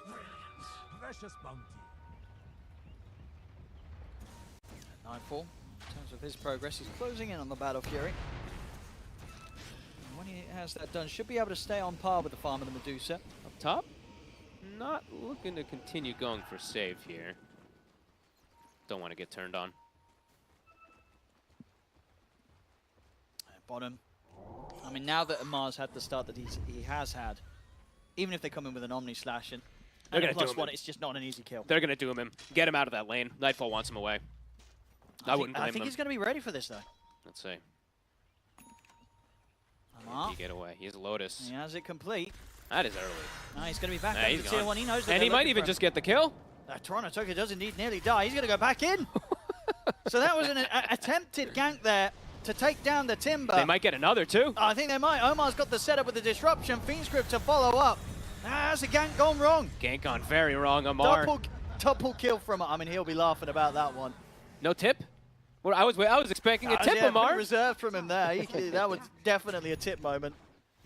3 heroes come for the gank. You end up killing 2 of them. He is massive. Oh, he is. Yeah, Three now and 0. he's at the top, and if this continues, he's going to be staying up there. Such a good purchase this game, too. The Lotus Orb is incredible. Look at what he's playing against, right? He's playing versus Jug and Doom. Right? He's going to be able to either reflect some type of incredible spells. He's going to be able to dispel frostbites. There's a lot of different things that he can actually do with this itemization. I mean, it does feel like, Quest with this lead, they may be a lineup that's around a Medusa, but when you're 4K up at 13 minutes, the timings that they're hitting on their core and their mid, their offlane, they can really start to push the issue quite early this Noob game. has a BKB. They have full items completed so early. And Toronto Tokyo's just completely destroyed. Uh-oh. Pure also. A bit tankier. They're moving up. But they've got 4. Let's see if they can take down Pure. It's going to be able to get back to the tier 2. And with Nightfall and save here, they won't dive any further. No. So he's okay. They'll settle for the tier 1 push here, Quest. But 5K lead, they're building such an advantage. They're applying just so much pressure, really just mostly at the back of Noob. The amazing game that he's had with his rotations near level 12, BKB, he's feeling immortal. And they have Amar just playing his own game down bottom, doing pretty much anything he wants. Yeah, the dream, really. And starting to see, Pure's farm, it's fallen off. Which is It really rare has to fallen see off. when he's on his Doom. And it's rare. I usually don't see him go for the Meteor Hammer build, so that's an interesting one also to see. As Kaori's just denying creeps while he's chasing. Okay, that's his money here, but he got the... he even taunts him. He got the money creep too with the deny. So. I mean, Nightfall's trying to get some farm down in this lane, but it's not a fun place to be. No, look at Amar. He's just high-fiving him. He's like, go for me, please. I got just Lotus. Fantastic stuff here. Quest. This entire tournament, 9-1 so far. You're doing this so far up against Betboom. It's quite the performance. And a Betboom who has their Doom and stuff like that too, so. Nightfall. Noob is on top of him. They have a great ward here. Boy. He's got the grab. Have they got the burst? They do. They certainly do. Very nicely done. Of course, Shift queues up the onslaught after the pulverize, keeps him locked down for that extra bit of bonus, so there's not a chance to play his way out of any sort of ability. Nightfall. They're decimating this map too versus Doom. Kiri's gonna have Midas, but he's gonna need a lot of time to hit a lot of creep to catch up. Okay, he got the Midas off. Look at Noob, he's everywhere. You can't Another run. one. But everywhere you look, he's about. I mean, GPK will manage to get the Rolling Thunder off. He'll be able to get away, okay. And Noob did pop the BKB. But they've got to be so prepared to run. It's always just them running. Betboom. I mean, they can't deal with this pressure from Quest. I don't think has Save got anywhere to escape from this. He might just have to, like, try to just go for a random TP. He actually connects the mine on Kaori. He might just be able to hide in TP. Yeah, looks like Omar. Will he find him? No, not quite. Not in time. So he will manage to escape. Ether Lens is done for Omar, so we'll have that further setup and ability to save that we've already been seeing him use very well. The supports are farmed. I mean, the SD in particular because of the stacks. When you save, he's still keeping up with the farm, at least on that side of the Betboom for the supports. But yeah, we're seeing really the difference, those cores. It's really, that's everything. Amar having a free time. Medusa completely set up for success after only the one death has stacks to be able to go back to and farm. And Betboom, yeah, they physically need to try to make some moves because his BKB, it's on cooldown for Noob, so they're trying to take advantage of that at the least. But Quest is just one step ahead. Every single time they back up, reset, they join each other. And this is going to be one of the more farm Tims we've seen. It's probably the 17 most minutes farm. in, 10.5k net worth. How does he always do this, Amar? Special. Kaya, Sanj, Lotus, it's 17 minutes in. Yeah, this is some crazy timings. Like the boy is big. Not only can they not kill him, he will kill them. And we're seeing itemization from TA2000. It's the Medusa build that we got to see pretty much all the games in Berlin, especially too, was just Manta, Butterfly. You're gonna have just this great way to deal with any type of right click, and you're ball up. You go for Roche, and you can probably just look to maybe even end very early on with this type of advantage if you do get that type of itemization. I mean, a 7,000 gold lead is insane. Yeah, this is wild. Versus Betboom. And the way they're doing it in terms of how much they're getting from the map, because they're only 3 kills ahead. Yeah, and the way that they're doing it with the kind of defensive supports in a way, right? With the Bane and the SD, these two not really looked at so much as just making aggressive kind of plays, but they're playing it so beautiful. Yeah, I mean, Betboom sort of, they got the 2 kills to start it off in the lane, but since then, it's very much all been Quest esports. Sleep, they get the ward on the high ground. Kiori got the catch on the save.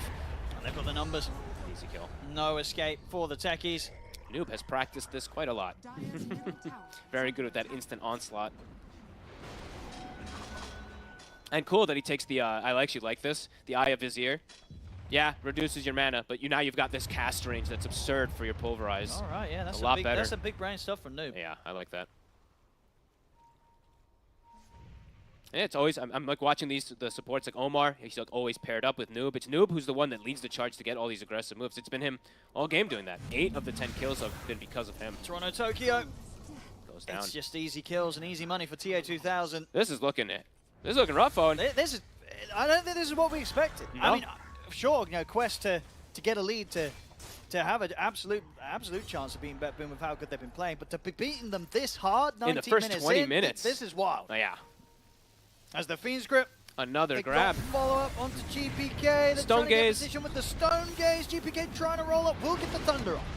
Ooh. The Demonic Purge damage, it's enough. It's enough. They still kill him. I mean, they're happy. Pure was able to get Amar, of course, during this time. Over in the river, they get him with the Doom. But they get GP. Well, I mean, the purge damage at the end. More money for TA2000. You're getting this Medusa involved. It's going to be a super quick timing on the butterfly. I feel like that was. I mean, I'd have to look at it again, but I think it's like as the Rolling Thunder ends, the demonic purge and the poison pops. So it's like it's not reduced or anything like that. It's that big damage, and it's actually enough. Oh man, Quest. They lose Amar, but whatever. Honestly, like they're having such a great time. He'll write that down as space created. Oh yeah. He's like, all right, you can do me. My Medusa is killing your mid. They can force Roche. Honestly, on Quest, I don't see the easiest way for BetBoom to try to challenge it at this point here with this Medusa being this big. Maybe, I mean, maybe he doesn't even have to, honestly. He might could just be able to sit back and farm because he probably knows how farmed he really is. It's an Arcane Rune down bottom. Another nice one here for Noob. And immediately, support is paired up with him. See what they can go for next. Yeah, Noob can go wherever. Yeah, BKB back in 20 seconds. BetBoom, they're not the ones on the aggression at all this game. Having to just play recovery after how these lanes had gone down. Yeah, and we know that they can play the recovery game. They can. They've done it before, but it's definitely a situation they're not that used to being in, right? Because most of the time, BetBoom, they're just cruising ahead from the lane, from the get-go. No, absolutely. And that's not the case this game. No. 15 hit on Jug. And, okay, so he is eventually going to go for Diffusal. So he does have, I think it's a SNY finished up now. So versus those piercing disables, this is when you still do see SNY kind of purchased up. He's versus, you know, Primal Beast and Bane and stuff like that. So does want at least some status resistance to deal with it. Then he's going to go back for Diffusal. So having that option to go for Dusa. But Dusa has a Butterfly. So when's he going to get an MKB is the question. I don't know. The item timings do not feel favorable. They don't for the feel Jug, good. With this sort of net worth difference. It's not easy at all for Nightfall this game for him to carry.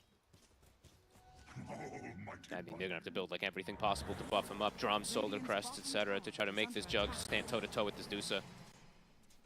She's just out farming as well, too. That's the other problem here with the Dusa who's gotten away with this. Level 17, you can pop Manta, send your losers. Yeah, you have a Battle Fury on Jug, but you can't match a Manta with this Dusa just split pushing, getting all that farm on top of everything. Yeah.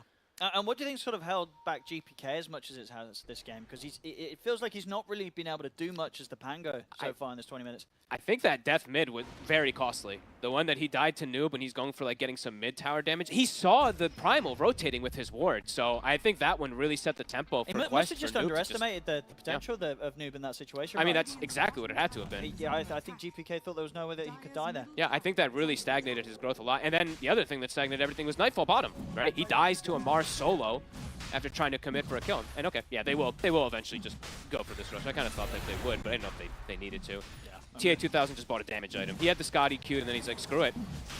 I mean, they can just keep playing fast. They really are. You know, that is the big thing here for Quest, 22 minutes in. Just how much they're pushing the issue around their Medusa. Yeah. They're very flexible with sort of the very different ways they can play the games out when they play with TA2000 Medusa. And we're seeing definitely sort of the faster route they can take around this hero sometimes. And he's got the SD always behind him too, right? So it's 4 points in disruption with a Medusa on top of everything too. So see if they can actually ever get the situations to burst her down on BetBoom. They're farming. The net worth lead hasn't actually grown too much, so I feel like BetBoom it's you know, they're probably feeling a little bit more comfortable with the game, but like you said, the timings of items, they know that this Medusa has this butterfly, so Nightfall's probably telling the team, he's like, guys, I need a lot of space. I need a lot of time. I need my 20 talent. I need Diffusal. I need MKB. So yeah, I mean, let's look at the positioning of the techies. Save is cutting tier 2 creep waves, so that kind of, you know, says a big tail. They're not having any of that though, Quest. They've come back to kill him. They want him. And they'll find him. And look at this. Like, Amar is farming. TA2000 is pushing a tower with the SD behind him, and they're hunting on the other two. They're playing everywhere. Both Amar and TA2000 hitting 15k net worth 23 minutes in. Like, they're just... Yeah, TA2000 is insanely farmed, and then it is insane that Amar on his Timber is keeping up with the farm of his insanely farmed Medusa carry. And look at Amar. He sees Pure. Pure has BKB. Noob's already here. Pulverize is up in 3 seconds. Pure, he doesn't know it's on cooldown. Can't TP. Yep, they're going to be able to close in on top of him. Get him with the grab. Pure's gone. They are just... They're just playing with them right now, Quest. And it's, I mean, if Pure knows that Pulverize is on cooldown, he can just BKB TP there. But he doesn't know that it was on cooldown for those couple seconds, so Quest, just godly rotations. I mean, Noob is playing his heart out. This is probably the best Primal Beast performance I've seen in a very long time. Yeah, I feel it's just quite rare to sort of see such an offset between Nightfall GPK and the enemy mid. He's tripped. Have the follow-up. He has the Omni Slash and Dodged Illusion. the onslaught, but it's going to cause his death. I mean, just sort of the desperation really being showed there, using the ult just to try and survive and dodge an onslaught from a Primal Beast. It doesn't Save's dead. It doesn't look like we're going to be able to get to that later stage of the game that we were hoping for. I mean, Quest is just putting on quite a display here. Yeah. A statement, in fact, versus BetBoom. My goodness. I mean, that's the two supports setting up for a counter. The Jug. The Jug has the Omni to try to survive and still dies. Constant aggression. Nope. We'll get doomed. All right, They'll find him. That'll kill him. I mean, he was definitely a bit cheeky there. Was off on his own down there on the bottom. He didn't have anyone backing him up.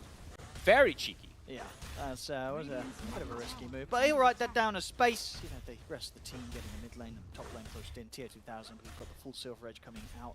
You can have one or two of those in a game. Dyrachyo has shown us that. You know, you can have some of these kind of wild deaths at times. Quest, especially if you're playing this damn good.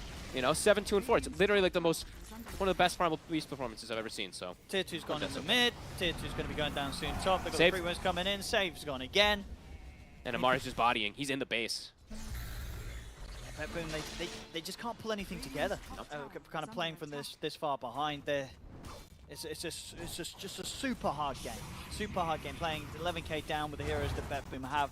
Making any sort of recovery from this point, it's almost impossible. Yeah, where do you go from here too? And like when your thought process of the draft and stuff like that, they picked like aggression to try to deal with Amar. They killed him only once. You know, he dominated that lane.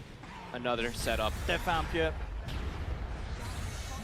I mean, it's just so much damage between the control of Noob and just the output that Amar can deliver at this point. That they kill anyone. Coming out across the map for BetBoom, it's impossible. They're trying to push these lanes, split up a little bit, try and get whatever sort of semblance of farm that they can. But every sort of chance at going for something like that on their own, it's getting shot down completely by Quest. Absolutely love watching this team. We've gotten to see them grow so much throughout the year. Back when they aren't what we're doing now here. Save. They've got the dust on him. He's trying to hide in the trees. And a little bit of a sidestep from Omar. Dodges the swashbuckle as well, the disruption. GPK will go in with the Rolling Thunder. Make sure that they can at least kill off Omar. Can he live though? Kaori's here. Oh, he had the Fiend's grip. I was going to say, yeah, did manage to jump across him there without Kaori getting the chance to grip him. Toronto Tokyo also able to TP out in the trees. They'll cut their losses there, BetBoom. TA 2000 just doing whatever he wants though. Yeah. 20k net worth now at this point. Wants to go for the BKB next. We'll see if he goes for it. I mean, he may feel confident enough to be like, you know what, I don't need the BKB. We'll see how safe he wants to go. It's too good. You think? Versus Pango. Just get BKB in the game. It's just too damn good. I wouldn't blame him if he buys it no matter what in this game. It's amazing. Nightfall, we're seeing MKB. He needs time. So I mean that's probably going to be the call for BetBoom is they're going to try to not die as much as possible in these next couple of situations, I guess, this next 5 minutes or so until he can farm this MKB, hit 20, and then they maybe can try to go for a fight, but they're just so far behind. These timings are just, like you said, they're not hitting at all. It doesn't feel great at all with how big this Medusa is, how much they're able to get on all 3 cores of the map for Quest.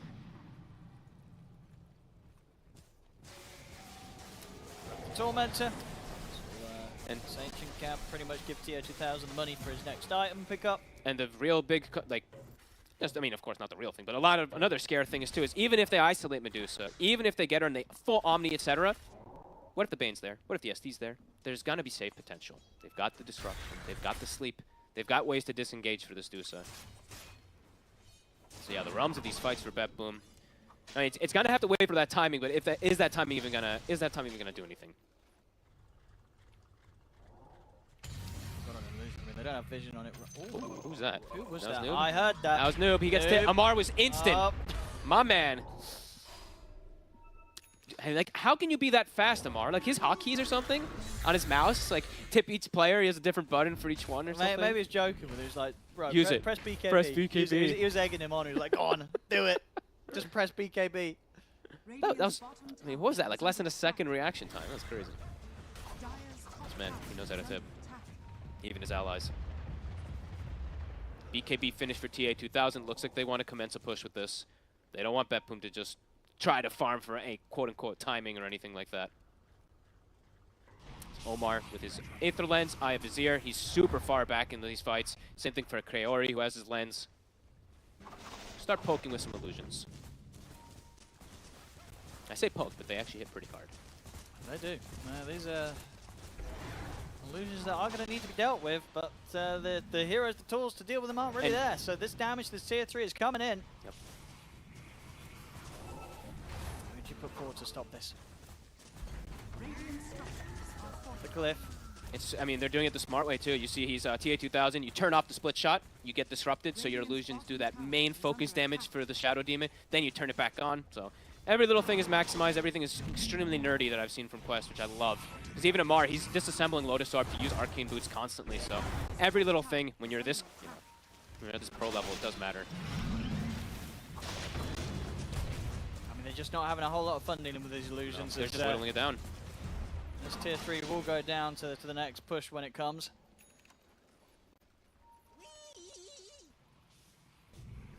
Nightfall. Pure just trying their best to find what farm they can. Was I lying about the split shot thing? Whatever. What do you mean? Don't take my word for it. I'll take your word for it. What were you saying? What, turn it? Yeah, I thought if you turned it off, it looked like they were splitting. Whatever, who cares? I mean, they shouldn't, right? Yeah, if you turn off They're split supposed shot, to not, but I think I saw them splitting. I was like, wait, what? I don't know, whatever. The last time he didn't turn it off when he was being... some of the times he wasn't turning it Oh, off. okay. So. I was like, am I like, sure, did yeah, mechanic change? I was like, did something change? Because I'm 99% sure that's how it used to work. Whatever. And yeah, yep, like you said, Bepboom. Okay, timing is, I mean, quote unquote, right? Timing. Even though they're so, of course I'm back, but this is the timing that they ideally want in some points. It's 800 for the MKB. He's hit 20 talents on Jug. Is it actually going to do anything, though? I mean, this is why people pick the hero. Well, level 20 power spike that, he's going to hit. It's just the sort of spike that's been hit by Quest is much bigger. Yeah. With TA2000, 3,200 gold on top of the Butterfly Silver Edge, you can start going for that Swift Blink next. And they can start looking for the high ground push. They smoke up. Noob. Level 20. High damage from this trample. He's got a DD as well in the bank. He's got a greater healing Lotus too, so very tanky. Let's watch him. See where Noob wants to go. Bepboom backing off. The tower's gone. The racks are exposed.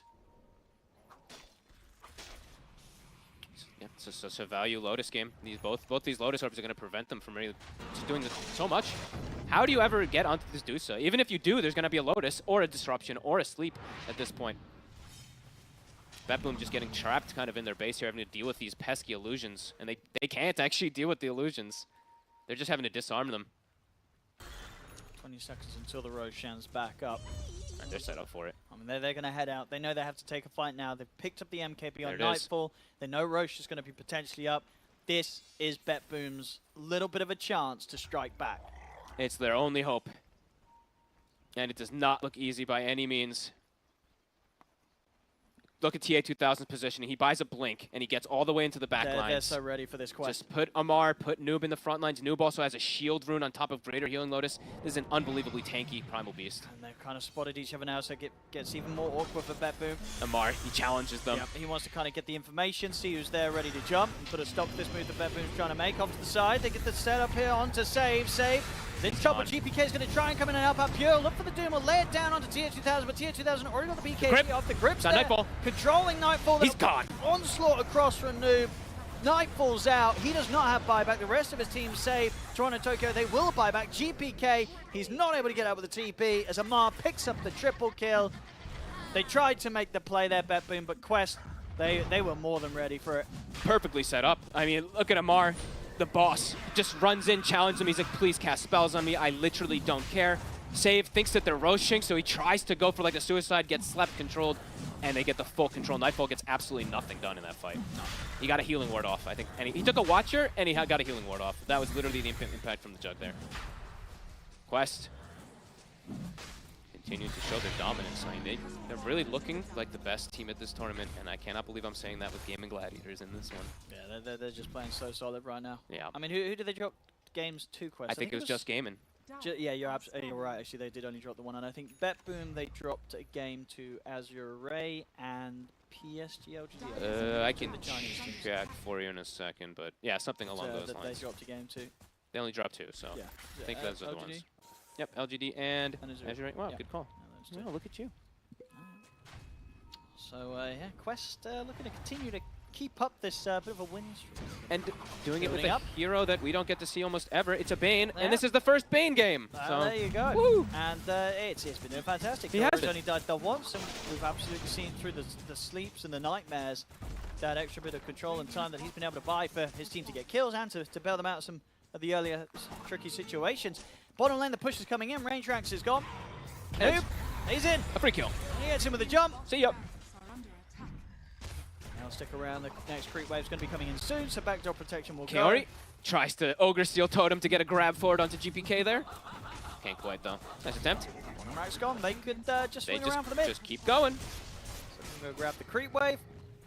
I mean, again, you know, Pure and Nightfall, they're desperately trying to do the recovery tactic of just trying to get that next item, that next bit of something that Is it maybe gonna do will anything? change the high ground defense. There's load. Yeah, Full switch. they're trying. They're trying at the least. Yeah. Massive refresher. Finished up on the Doom. Just Doom the supports or something. I don't know. No, you got to get rid of Noob. Noob is probably like the main target, it feels like, for at least one of the Dooms. Yeah, if he's able to sort of just crash back and forth through the fight, it's just too much for Betboom to deal with. Yeah. 8 to an 8. It's literally like, yeah, just flawless, really, from him. TA2000 just continuing the siege. It's a little bit low on the mana. They're going to feed him a Lotus. I mean, someone's got to do something. Manta dodge. And it makes the initiation a bit more awkward for Betboom. They'll still get rid of most of his mana, but of course he's going to be back for round 2. The grips there, the pulverize as well. They're locking down GPK. GPK's gone.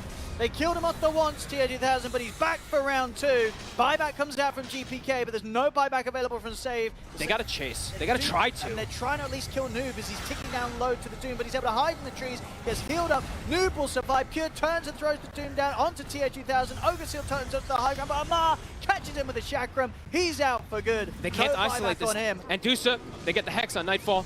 And they can push down the mid for more. Toronto, Tokyo, he's gone. GG is called. Quest with a very impressive game 1 against Betboom here. Amazing. This did not look close at all. No.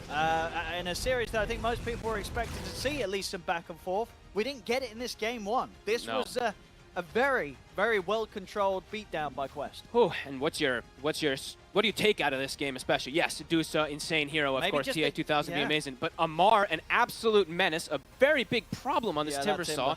11-1 and 3. He bullied the Jug out of lane, forced him to make these mistakes, and then Noob on his primal, 9-2 and 11. It seemed like the absolute perfect pick. This was a dominant display. Look at them. Yeah, I mean, look at that. They're kind of like, you can see they're kind of feeling how confident they are. This is kind of a beatdown.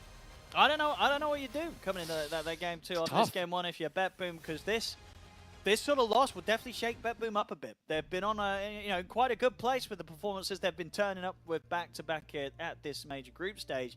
This loss is quite a painful one because it didn't look like they had a chance at all. And No. they had some of the heroes that they really do love to play. Yeah, and we're going to, like, Betboom across the board, we're just going to have to see, I mean, perhaps maybe some better stuff in the draft, we could say, right? But all across the board, just better play. I mean, GPK, you can't make these type of mistakes. Yeah, got caught out in versus mid. a player like Noob. Like, that death, it spiraled out of control. The death on the Jug by him spiraled out of control. These things, they really caused such a big impact for Quest to just decimate this game. Well, yeah, Quest, what a game 1. See if they can keep it up going into game 2, but so far so good as Quest take game 1 nice and easily against Betboom.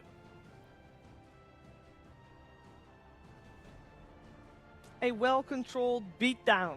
That is what OD Pixel calls it right there. And he's not wrong. I'm joined by Winter, Aurora, and BSJ. And Winter, I know Yes. that you didn't have a chance to say anything before the game began after the draft, but both of these two here, they really thought Betboom had a good shot. I also kind of felt like they would have had a shot, but unfortunately I was wrong. I think the CM Jug experiment did not really work out for them. The lane actually was pretty difficult for the Jug against the Timbersaw. The Timber had a free lane. And after that, I felt like the way they played the game, like what Owen said, it's very calculated. They got an advantage from the lane. They didn't really push things too much. They played according to the percentage. They controlled the map. They just outfarmed them, took really, really smart fights, and I think the Primal Beast is an excellent hero right now. I feel like this hero should be prioritized a lot more. I feel like the Pango lost a bit too much in the lane. to begin with, because I don't think Pango versus Priovis is that difficult. Like as compared to Pango versus Ember, I feel Pango kind of have the upper hand because you can clear your creeps without like sabotaging your positions as what most heroes do. But I feel the Priovis can do this because the Timbersaw totally trashed the lane. Like if the Timbersaw was having a somewhat not that I would say he won too much. Like I really have nothing to say about his lane. Like that, he shouldn't be winning that much. It's a jug, it's a CM. Like they should be able to do something to the Timbersaw, but I feel they lost a chance and the Timbersaw got a solo kill. It's the Omni Slash used, therefore the Juggernaut is kind of useless for like I think 2 minutes. Can't do anything. And the Medusa lane is just Medusa, like she's gonna farm, she doesn't care. So you have a Doom off lane. Your Pango lost the lane and didn't really rotate because the Barrowbeast is faster, and then you just lost all tempo from there. Yeah, as Husky's in his 4th game in a row right now, as I would say this looks like Quest is not even on the main story yet. This just looked like a side quest for them. They just stopped right by and said, oh, Bet Boom, we'll scrape them off the ground real quick, or scrape them off the bottom of my shoe, excuse me. That was just a complete stomping. I had not actually gotten the chance to witness Quest yet. I didn't get to watch them very much during DPC either. And these guys, that was just like on all cylinders, rotations, smooth, clean. I don't even know what Bet Boom was supposed to do there after like the first 5 minutes. I don't think Quest gave them any room to breathe, and Winter was praising Quest for like we were comparing them to IG last series, who had an early lead and then allowed Beast Coast like enough space to come back. And that's like really crucial, that when you have Doom with a Midas, you have Jug with a Battle Fury, even though you have Medusa, like they gave them nothing. Mm-hmm. How much of this, on hindsight, do you think it's because of the draft? Because, I mean, I hate to bring it up again. Well, I don't hate to bring it up again, but come on. An ATF Timbersaw. I will say, giving him Come on! this match is a little disrespectful. I underestimated him.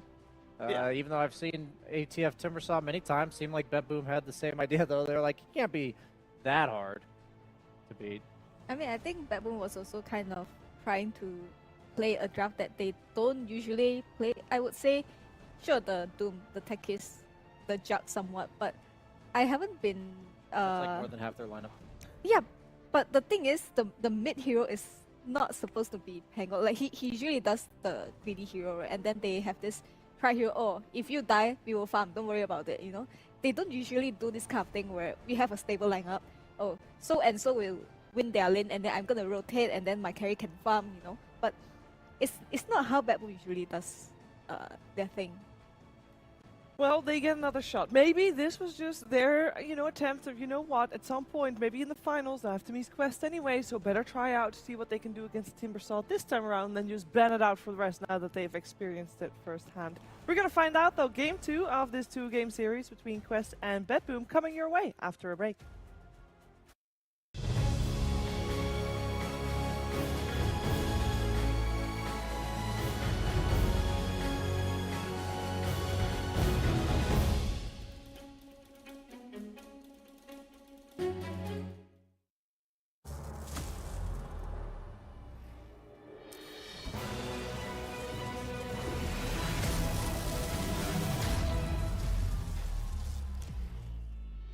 Use your skills in the gaming. 1xBet.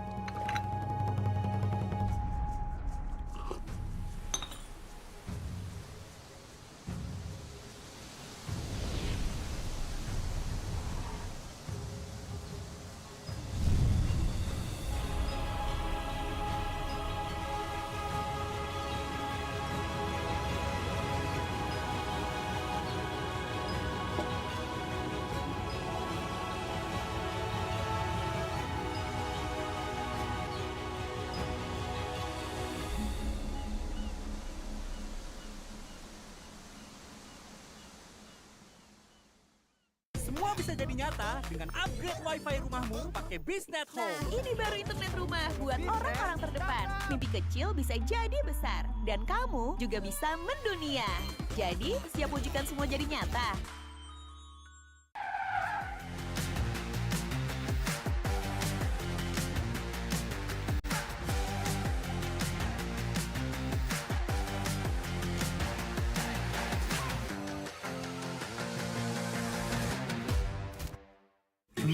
Panas. Ini oven nih. Hai. Ya kelar. Wih. Nah ini Super Oven si paling seru. Mau gini seru. Mau gitu seru woy.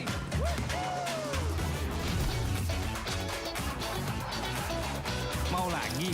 Lagi. Terus aja lagi. Super Oven seru on the oven. The world is your stage. Take the first step to change. Lead with vision and innovation. Perfect your strategy and make your goals reality. Así que vaya. Get in the game. Make it count.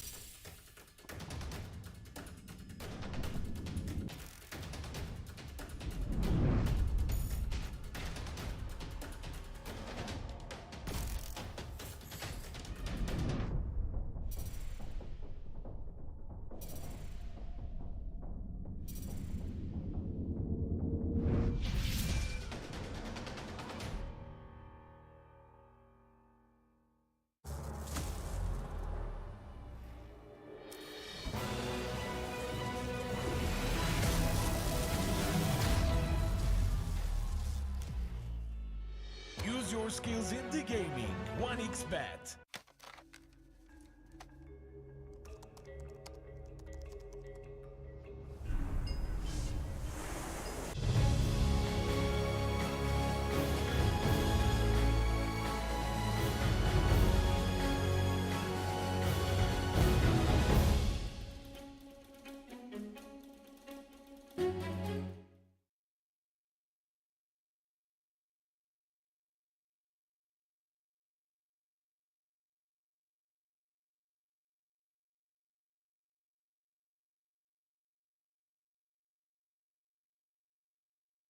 And the first game was a little one-sided, and on paper it wasn't supposed to be one-sided.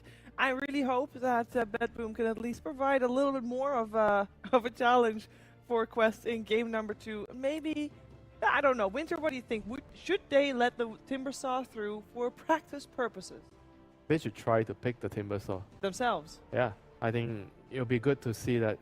What do they do, you know? If you have no answers, why not just try to learn from your opponents and just try to see if you can replicate what they're doing. I feel like a lot of the games right now, there's a lot of mind games in the drafts. A lot of teams have very, very different ideas on what heroes they should give away to their opponents. We've seen a lot of morphing picks in the first couple of days and response with an anti-mage. And right now, it's all about like either you get the Timber, or you want to trade the Timber for Enchantress or Undying. And what do you feel like it's more worth it for you? And I feel like being on the first pick phase, you get to determine that. So what would you... Well, that all depends on who's first pick and who's second pick. Sure. Yeah, that's why I feel like it's important to actually snatch first pick. I personally feel like first pick is much more flexible right now. I get to decide how the draft goes, and I don't really feel like the 24th pick gives me as much advantage as the first pick at the moment. Or would you agree with that? What kind of approach would you take here if you're BetBoom? Honestly, I'm biased, so I just want GBK to be on his comfort zone, like as in comfortable hero in his comfort zone. But Pango is supposed to be a comfortable zone for him. Not that much, because if you're winning, you kind of have to use your winnings to get more wins in other lanes. But I don't feel like GPK is that kind of player. It's more like he's more like the player where the team gravitates towards him. So like a Lash, TA, those kind of heroes. I mean, he's a good player, but sometimes they just have very different perception of how the game should be played, you know. And I think if you are against a team with Ama and you don't really want to deal with the Timbersaw, or you want to take the Timbersaw, you need your mid player to be on his A game. Looks like they made their choice. They have removed Timbersaw in the first ban phase together with the Techies. Pugna and Enchantress are removed by Quest. That did mean that Morph had the chance to be picked up. It was Undying first, though, coming out from Quest, followed up by the Bedboom 1-2 for the Morphling Shadow Demon. And then the fourth pick in this phase went to the Anti-Mage for Quest. And we're in the second ban phase, Brian. Yeah, I already like Bedboom's draft a lot more than last game. I know I said I liked their draft more after the first game, but what I'm seeing this game is they have the Shadow Demon. And we were talking about the Shadow Demon Timbersaw opening of like, what carries would you have wanted to pick instead of Jug? Thinking like all the passive carries, the ones like Ursa, Slark, Monkey King, all these suck against Shadow Demon. And then you think of like maybe a Luna type ranged guy that he can just make illusions of you. Yeah. And so I just think of picking carry specifically against Shadow Demon as really difficult right now. And it always has been. This hero is always one of the most anti-carry supports in the entire game. And since last game they picked Timbersaw, you're considering like the lane matchup on the side of Quest, like what would Bedboom pick as a lane matchup against it. This time around you're thinking, what's the carry matchup against Morph that you want? And they go for the anti-mage, something we've seen a decent amount of, but that hero also tends to suffer against Shadow Demon with the disruption and the mana burn. Yeah, normally you get at least 2 hits out with the illusions on the anti-mage himself. He burned most of his mana, right? Yeah, I'd love to see like a single follow-up stunt that's ground targeted for Bedboom.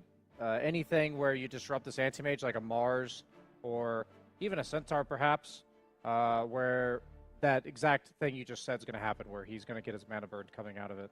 That does mean you have to put the Shadow Demon on the lane where the anti-mage is laning, which obviously we don't know yet. Yeah, not necessarily. Like, for the game, you don't have to, but for the lane's a little bit weird because how often is he actually going to be able to disrupt the anti-mage when there's an Undying in the lane? True.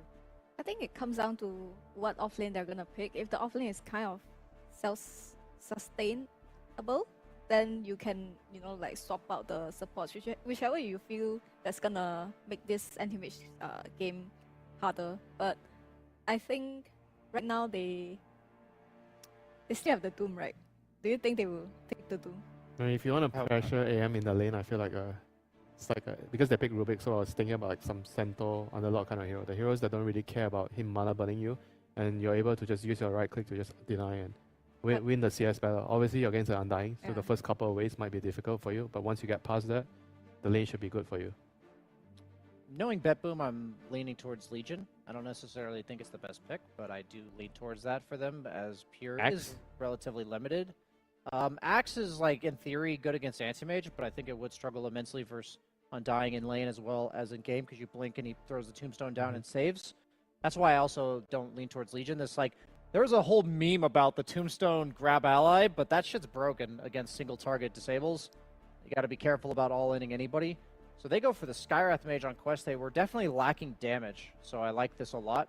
Puck is a core, and the mid-game tends to struggle with damage. Undying doesn't necessarily supply damage. Anti-Mage is only doing damage to creeps, so definitely like the Skywrath Mage pick. I really want to see a Tiny on Bedroom. Sad. That's a Void Spirit, I believe. I mean, we have really not seen a lot of Void Spirit ever since the most recent patch. I don't want to say it's the first one, but it's definitely one of the first here at the Bali Major. Winter, what makes this a Void Spirit game? I think it's kind of like a replacement hero for the TA. Like when you are playing against AM, you want like some physical mid hero that can pressure. I think Void Spirit could maybe replace the TA's role in doing that. Obviously, TA will be amazing against AM. But the Void is also like very good at catching off backline heroes like Skywrath. You can always burst them very easily. I think that would be his role, you know, to chase and run down the anti-mage across the map. You also have the follow-up stun to disruption Mhm. from the Ether Remnant. So maybe they're thinking they need a guy that can roam the map with Shadow Demon and find kills. So not a too bad of a synergy there. I'm like, from that perspective, I don't know what mid would do that better. Like maybe Tiny. But once again, I also hate Tiny into Undying. Like any hero that's like hard commitment strength hero, I just hate it. So maybe that's why they lean towards like having a hero that can go in once and then jump back out. Okay, we have Bedboom banning out Naga Siren. They are not sure yet where that Anti-Mage is going, keeping their options That'd be open. spicy. Does Amar play Anti-Mage? Yes, he does. I believe he has played Anti-Mage offlane in the past. I seem to remember him doing so before this patch, even like last year. So was the option. That being said, do we want that? Because, you know, normally you pick an Anti-Mage offlane when there's something like a Medusa maybe popping out, but I don't know how good it is. I think it's Like a bit risky because you never know where the Shadow Demon goes, right? And Yeah. if you are playing an offlane anti-mage, you kind of want to be the aggressor, but this Shadow Demon can just disengage and you kind of trap yourself there because now you're gonna get mana depleted and the Morphling can just keep hitting you. It's not that good of an idea. With the draft of Quest in line, do you need a setup for the Skywrath for the Mystic Flare, or are we happy the way that it is? And Something like a Mars would be nice. yeah. I think definitely you want to play with a actual reliable setup. I mean, the coil can be a setup sometimes, but it's not as reliable as a hard stun like a Mars spear. So you say you want a Mars? I would like a DK. I would like a DK for Quest. That would be nice. That's like a Skyrim. Yeah, but that doesn't work that well with the name. That's true. There's no roll off the tongue. No. Name, nomenclature, twister. Well, Okay. Medusa still gets banned by Bedboom, so they ban out 2 cores. Just covering their bases. They're probably happy with the offlaners that are banned out so far. Of course, Quest had to ban out offlaners as well.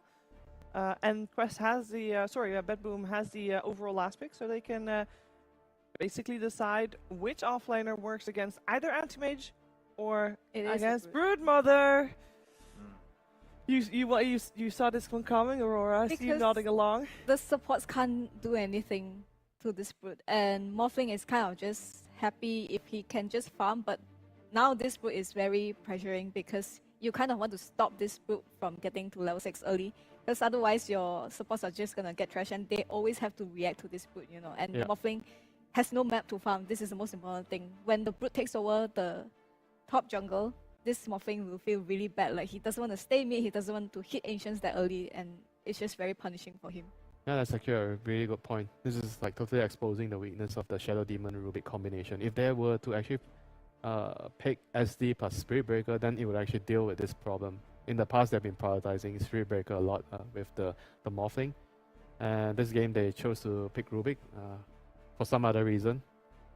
And now, right now, they're going to have to find a way to deal with this Brood. You know, there's a lot of problems that are going to occur in this game for them. The last pick has to cover a lot of potholes. They need like a frontline hero. Then they also need like a hero that can deal with the Brood. I mean, the Void Spirit seems like he's going to have to work overtime too. He needs to deal with, he's the catch against the Brood. He needs to catch the Anti-Mage. And I could foresee the game going into like a very, very heavy lane domination style for Quest. And then they just split up on the map and farm. And you have no ways of stopping them from farming. And eventually your Morph will just get out farm and not carry against the AM plus Brood combo. You know, it's important to pick 2 cores that can be very, very hard scaling against Morph, so that the Morph, when he casts his ulti on someone, the other guy can still do damage in the fights. You're painting a more grim picture than what we saw previous game, as we still get the pure Doom coming out. I will say that we watched Bedboom again Dream League pick a last pick hero for Pure that I didn't think was all that great. It was a Legion game in that one specifically. And we thought he picked it simply because he doesn't play too many heroes, because Pure just recently moved from carry to offlane. And I think that's the same story here. I think Winter and Aurora talked about all the reasons why they thought this Brood was really scary for Bedboom. And this Doom is just we don't have anything else that Pure... Let's just pick Doom. I don't think it solves any of the problems that they already had. So I am going to swallow my pride from game 1 and say that I believe Quest will absolutely repeat, maybe even worse. Crush it. Worse. I mean, it's very obvious that Quest is gonna take this game for me. I just think Bad Clip Boom. that. But all the heroes, they literally, okay, fine. The players are gonna be on the in the comfort zone, but then they don't work together very well. SD, Rubik, and then you need the Void Spirit to commit, right? Then the Morphling is just, like being Morphling. And then on top of that, you have a Doom. So technically, you have 2 Morphlings. It's not gonna work against a Brute draft. Could it be 2 out drafts in a row for Baboom, as in for Quest? Whoever, like, Quest coming out on top of the draft 2 games in a row? We're gonna find out. And Fogged.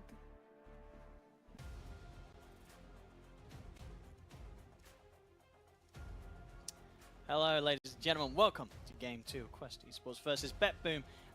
Fogged, let's see if they can do it, BetBoom. Can BetBoom give us a bit of a better showing than they did in Game 1?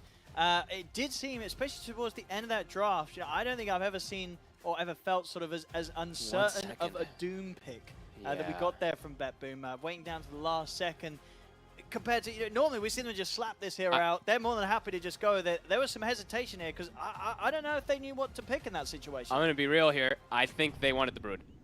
I think Amar, he wanted the Brood, and I think they wanted the Brood themselves too. I think that, I don't know if they've ever, I'm pretty sure they've played it before and those type of things, but looking at like the supports on both sides, neither heroes really like to play versus Brood. It's an excellent Brood game. I think Amar is going to cause a lot of problems here.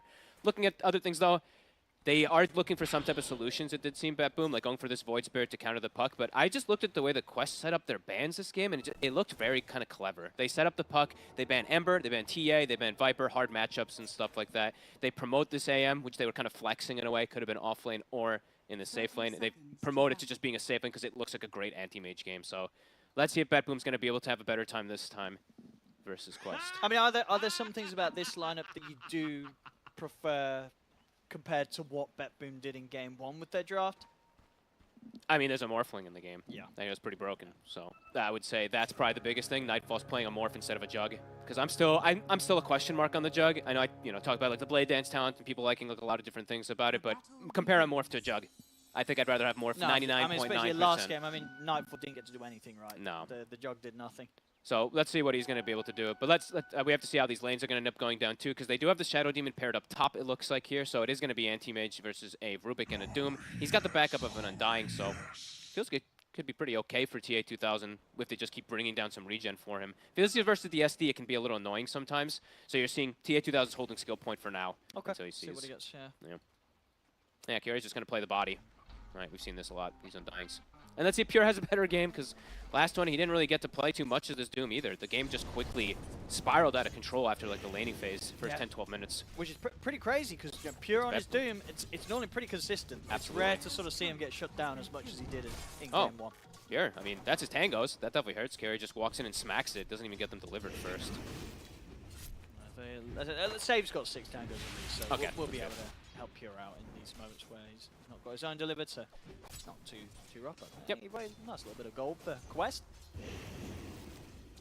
Double decays. Definitely don't want to be eating double decays. I mean, it's almost never the case, because then he's actually able to trade right clicks very easy with you and secure denies.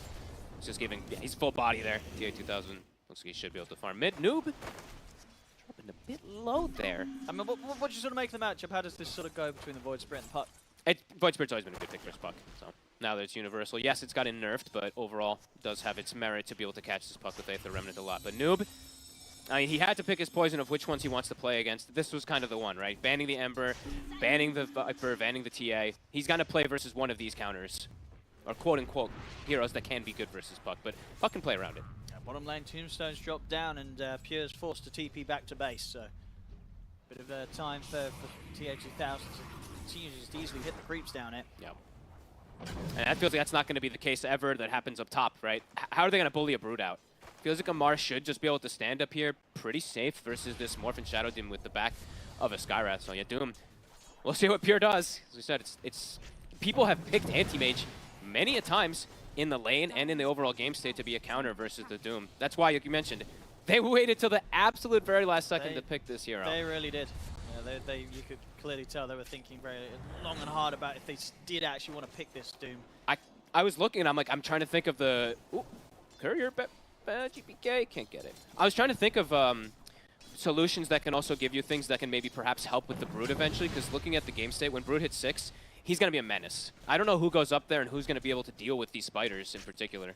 That's why I think they were like, what is left? Because Legion was banned, Tide was banned, so they were down to very limited options. Yeah, and well, even in this sort of pre-level 6 portion of the game for Amar, you don't feel that this setup of he's fine. The Morphling and the Shadow Demon could do anything to slow him down. No. No. No way to pressure him, really. Unless he makes a big mistake and it goes under tower, gets disrupted and stuff like that, he should be pretty fine. Because he just always, you know, Morphling starts going on you, just throw the bola on him. Pause.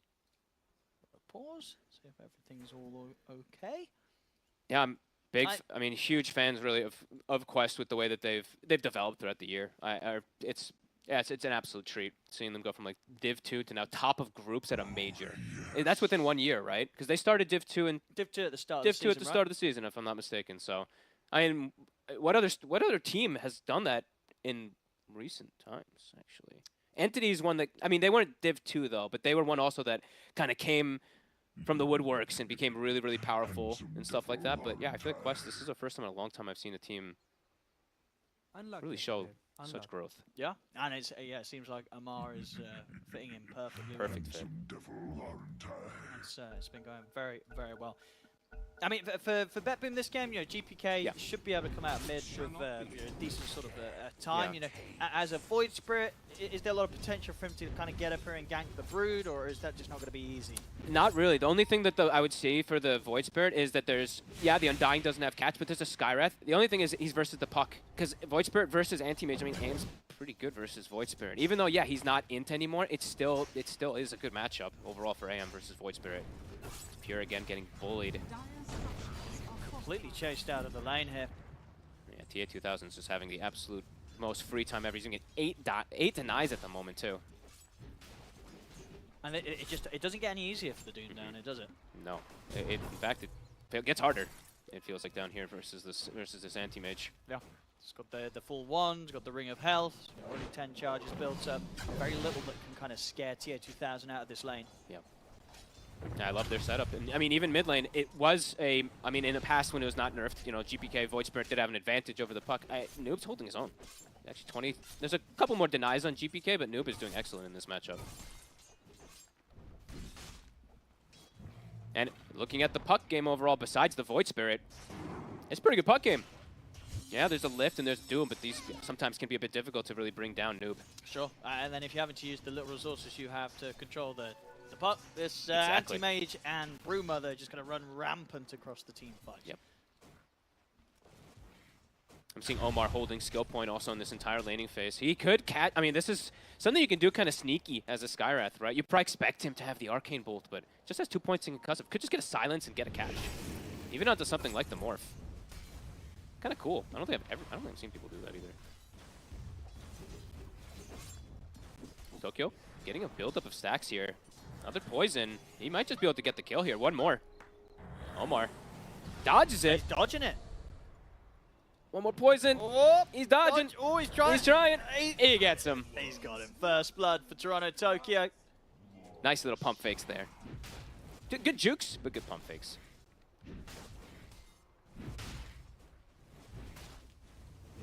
One of the pressure stunning out of her a little bit. You know, the Corey to 2000 level. Looks like it's a bit of a bait.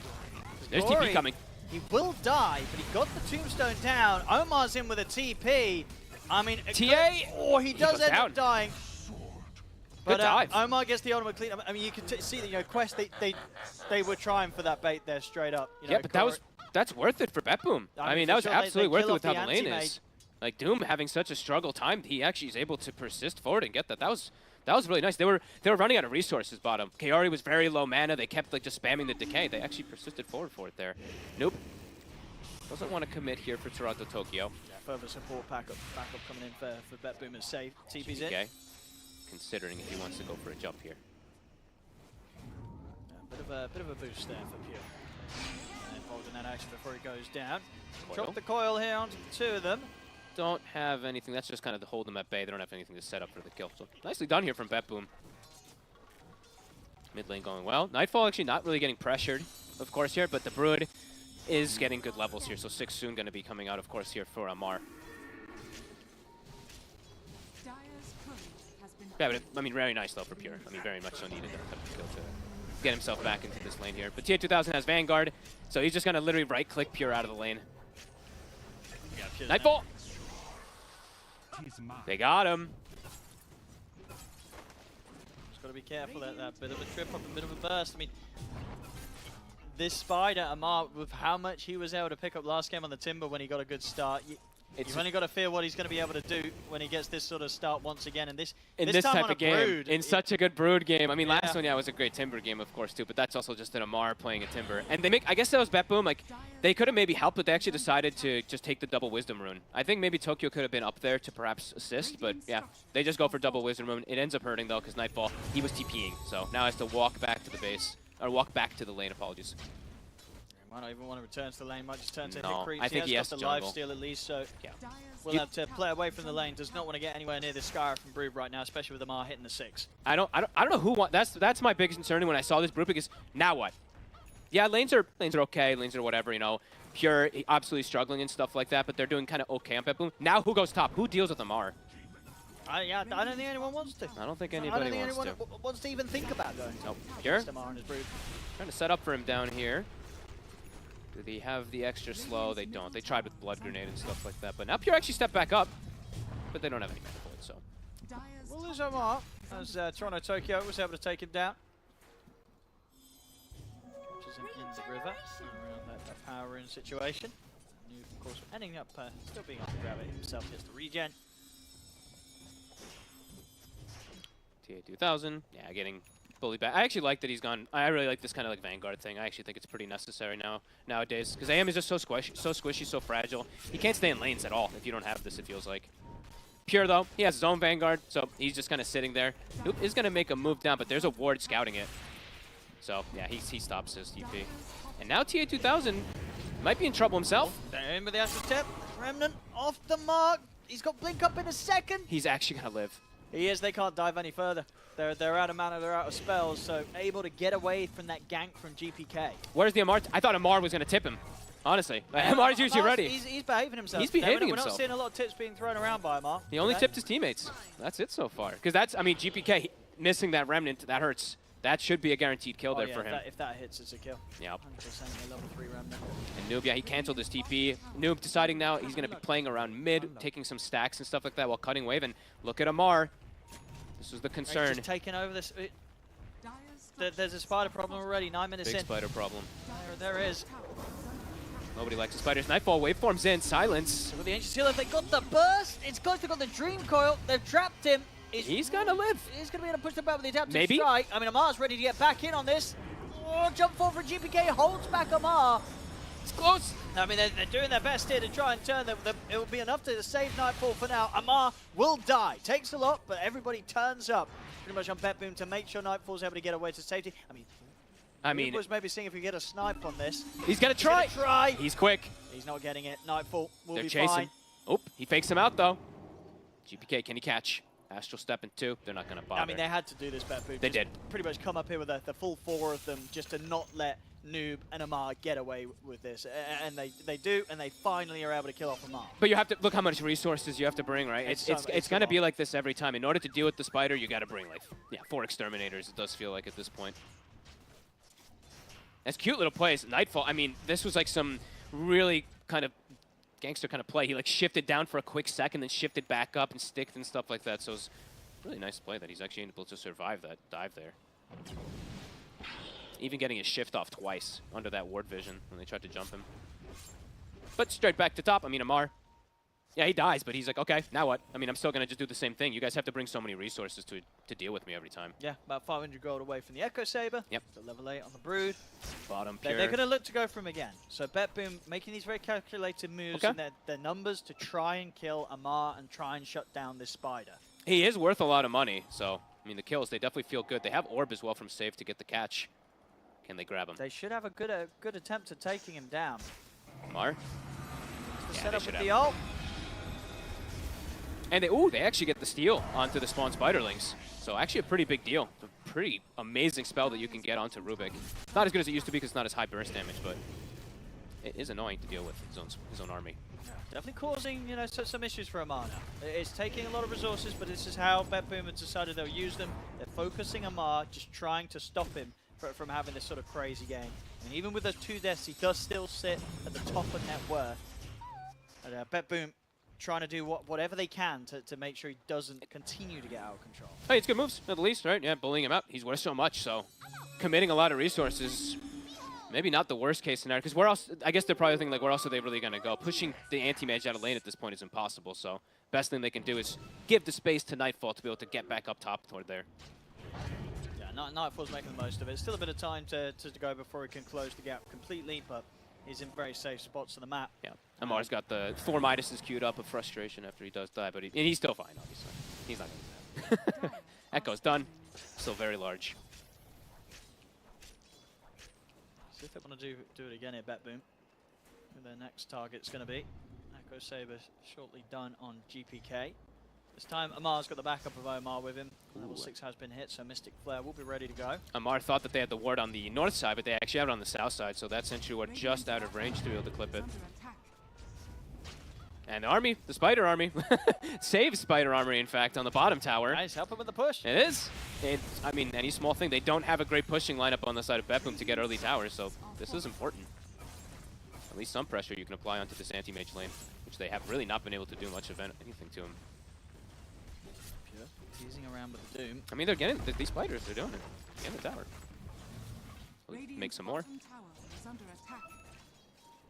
And Amar's got his eyes on top. He's maybe considering if he can get around towards Toronto, Tokyo. Yeah, he's stalking. He just needs a silence. He needs the Skyrath to get that range for the Ancient Steel, and then he can just full commit with the spiders, but can't quite. They have the ward. I mean, Toronto Tokyo sees him. Looking for this, yeah. So not going to stand anywhere near to the high ground. Quest is making the move toward bottom. Looking to catch this. Yeah, ideally want to try to get the Doom, but it's not easy to take down. Pure. No, and they have ward vision, so might have to just settle for the Rubik. Save. So does Noob want to throw out the ultimate or jump in with the Waning Rift? He came here for a kill. He'll make sure he gets a kill. Pure steps up, but he's got buddies coming over. He does. Toronto, Tokyo, and GPK are here ready to fight back. TA is going to get disrupted. And Nightfall also available to join the fight. He's swinging across. He's going to look to try and jump over towards TA2000. TA2000 blinks back to just kind of leave this engagement. Noob. He's not going to get the chance to escape as he pops the poison of Toronto, Tokyo. BetBoom responding to Quest, making sure that these sort of moves are not allowed. Almost able to get the setup onto TA2000 there. So Noob, he actually he silences the Doom to prevent that Doom from coming out so that TA2000 can survive. Now a Doom comes out. It's onto Kaori. Can he hide? I don't believe so. But meanwhile, during all this, they will be able to get the mid tower on BetBoom, but top tower, Amar was able to claim the tier 2. Now, two of them are TPing back for this kill. Nightfall's like, I want this. And he'll get it. So a nice bit of bonus for Nightfall to pick up as he TPs in to pick that kill. Not bad, not bad. Needed moves. Much closer game than game 1. Much closer. I'm still just looking at Amar. Amar and an anti-mage in a pretty good game for an anti-mage versus a morph. Yeah, that's definitely the situation, right? BetBoom might have the lead in kills, but are they going to have the answers? Yeah, if you're slowing down this morphing from getting that eventual Aghanims timing for an anti-mage to maybe get something like his Mantha, Battle Fury plus Lincoln's, that's going to be kind of the ideal thing for them to be able to have that advantageous core-to-core matchup. But still 4-8, things kind of neck and neck here. BetBoom making some very nice moves to try to shut down this Broodmother and get their space for their morphling here. Quick clear of the spiders by GPK, but they won't find the main one. Amar stays hidden.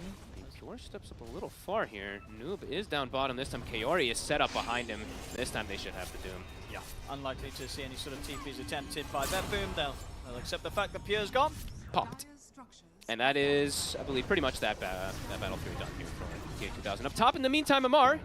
He's going to be able to turn and fight with the help of Omar. They take out Save, and GPK, he has to run. He could be in trouble too. Amar, high-fiving. No Astral Step here for 20 seconds. He's going to opt for the TP out, and that'll do it. Nothing to put a stop to that. Also disruption from Toronto Tokyo on the back by Amar. He's ready to dive the tier 1 and go for more. He's swinging over towards the mid lane, runs down Toronto Tokyo. He's got him. Sure Another does. kill for the Spider. Nightfall at least will come by with the haste rune and be able to find Omar in return. But yeah, Mark continuing to just be so far ahead of everyone in the game, despite those 2 ganks they made to kill him earlier. And he they gets just didn't slow him down at all. And he gets a kill bounty. So he actually gets what? It was like a dominating streak, I think, from Tokyo. So it's quite a bit of money that he gets. And I love his itemization if he does go for this. The Hex, you're playing into a Morphling and a Void Spirit. Yeah, it's going to be so fast Godly. as well. Yeah. This disable, this extra little bit of control that's going to be there for the Morph and the Void Spirit, it's going to be problematic. Dire's middle tower has fallen. Yes, TA2000. Yeah, he's quite farmed on this anti-mage, really. Like, a lot of times when we see these AMs, their lanes end up being a bit rough. You know, they have maybe the Treads Battle Fury at this time at like 15 or so. He's got Treads, Battle Fury, Vanguard, and he's got the Blade of Alacrity pretty much done. This is crazy. Super good timings on all 3 quarters. It kind of feels like a tier 2000. He's the backup carry. You know, for It all kind of intents does and feel purposes, you know, Amar, he's the active carry. You know, he's the one running across the map, causing the chaos. Tier 2000, his job right now is just to hit the creeps and be ready to go when the team needs him later on. Because right now, Amar, Noob, and the 2 supports, they can look to get the job done. And you know, tanking the ganks, tanking the sort of early rotations from BetBoom, 2 deaths on Amar. It all just sort of seems par for the course for how Quest want to play this game out. Absolutely agree. Which is definitely proven to be a tricky situation for BetBoom to be in. Like, they have to make these moves, but they still don't feel great. No, they're going to have to just, commit quite a bit here just to push out the Undying. They will settle for that kill, but 4 heroes having to show themselves for that. Quest can just go and split up here.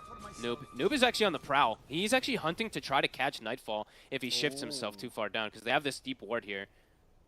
Might even find himself a nice little tricky courier. But I was going to say that there's, it would be nice if for him if someone was picked up on the courier and he could snipe it, but nothing's on the courier right now. He wants the kill because he has this ward here, Nightfall. He shifts strength as he jumps into the wave. Like, he's playing so careful here on this Morphling. Yeah, he'll settle for the courier. And they don't look at this, the setup here. BetBoom, they're actually flanking onto the puck. This is a cool move. Yeah, this would be a lovely kill. Can they see him? Can they get the setup? Noob, how quick is his reaction going to be with the blink if he sees them? He's already away. He's already got the orb. He's able to blink up. And it gets to the point now where it's like you don't want to spend any more time chasing this puck. Yeah, they've had 3 extra heroes come down here to join Nightfall in this area, just keep Nightfall safe, and they don't get away with anything to benefit from it. They don't catch Noob. I like the try, though. I like that they go for this type of setup, because it's almost, yeah. If they had vision, maybe, if they had, like, neither of them, yeah, neither of them did have a ward, I don't believe, to place inside the lane to catch him. Because if they had a ward, then they'd probably get him, but he's able to get himself out of there. I love the build. I mean, nothing too fancy, of course. Noob, pretty standard. Just Witchblade into Blink Dagger. So good this game versus the Morph to get on top of backline, too. Noob's still hanging around here. He is. Nightfall. As the Manta. Top, GPK, they're looking to try to set up for him. Mark just the goes Hex is already there. He's got the backup of Omar. They're looking to see if they've got enough damage. The Ancient Seal and the Mystic Flare. GPK in so much trouble. He's gone. A Doom? The Doom will get laid down onto Amar, so they'll lose the Brood in return. So if they can get anything more here, BetBoom. They're getting Nightfall in the meantime. Towards Korean, indeed they catch him. TA2000 able to take Nightfall down, back up top. And look towards the Tombstone. Kaori is too tanky for them to deal with.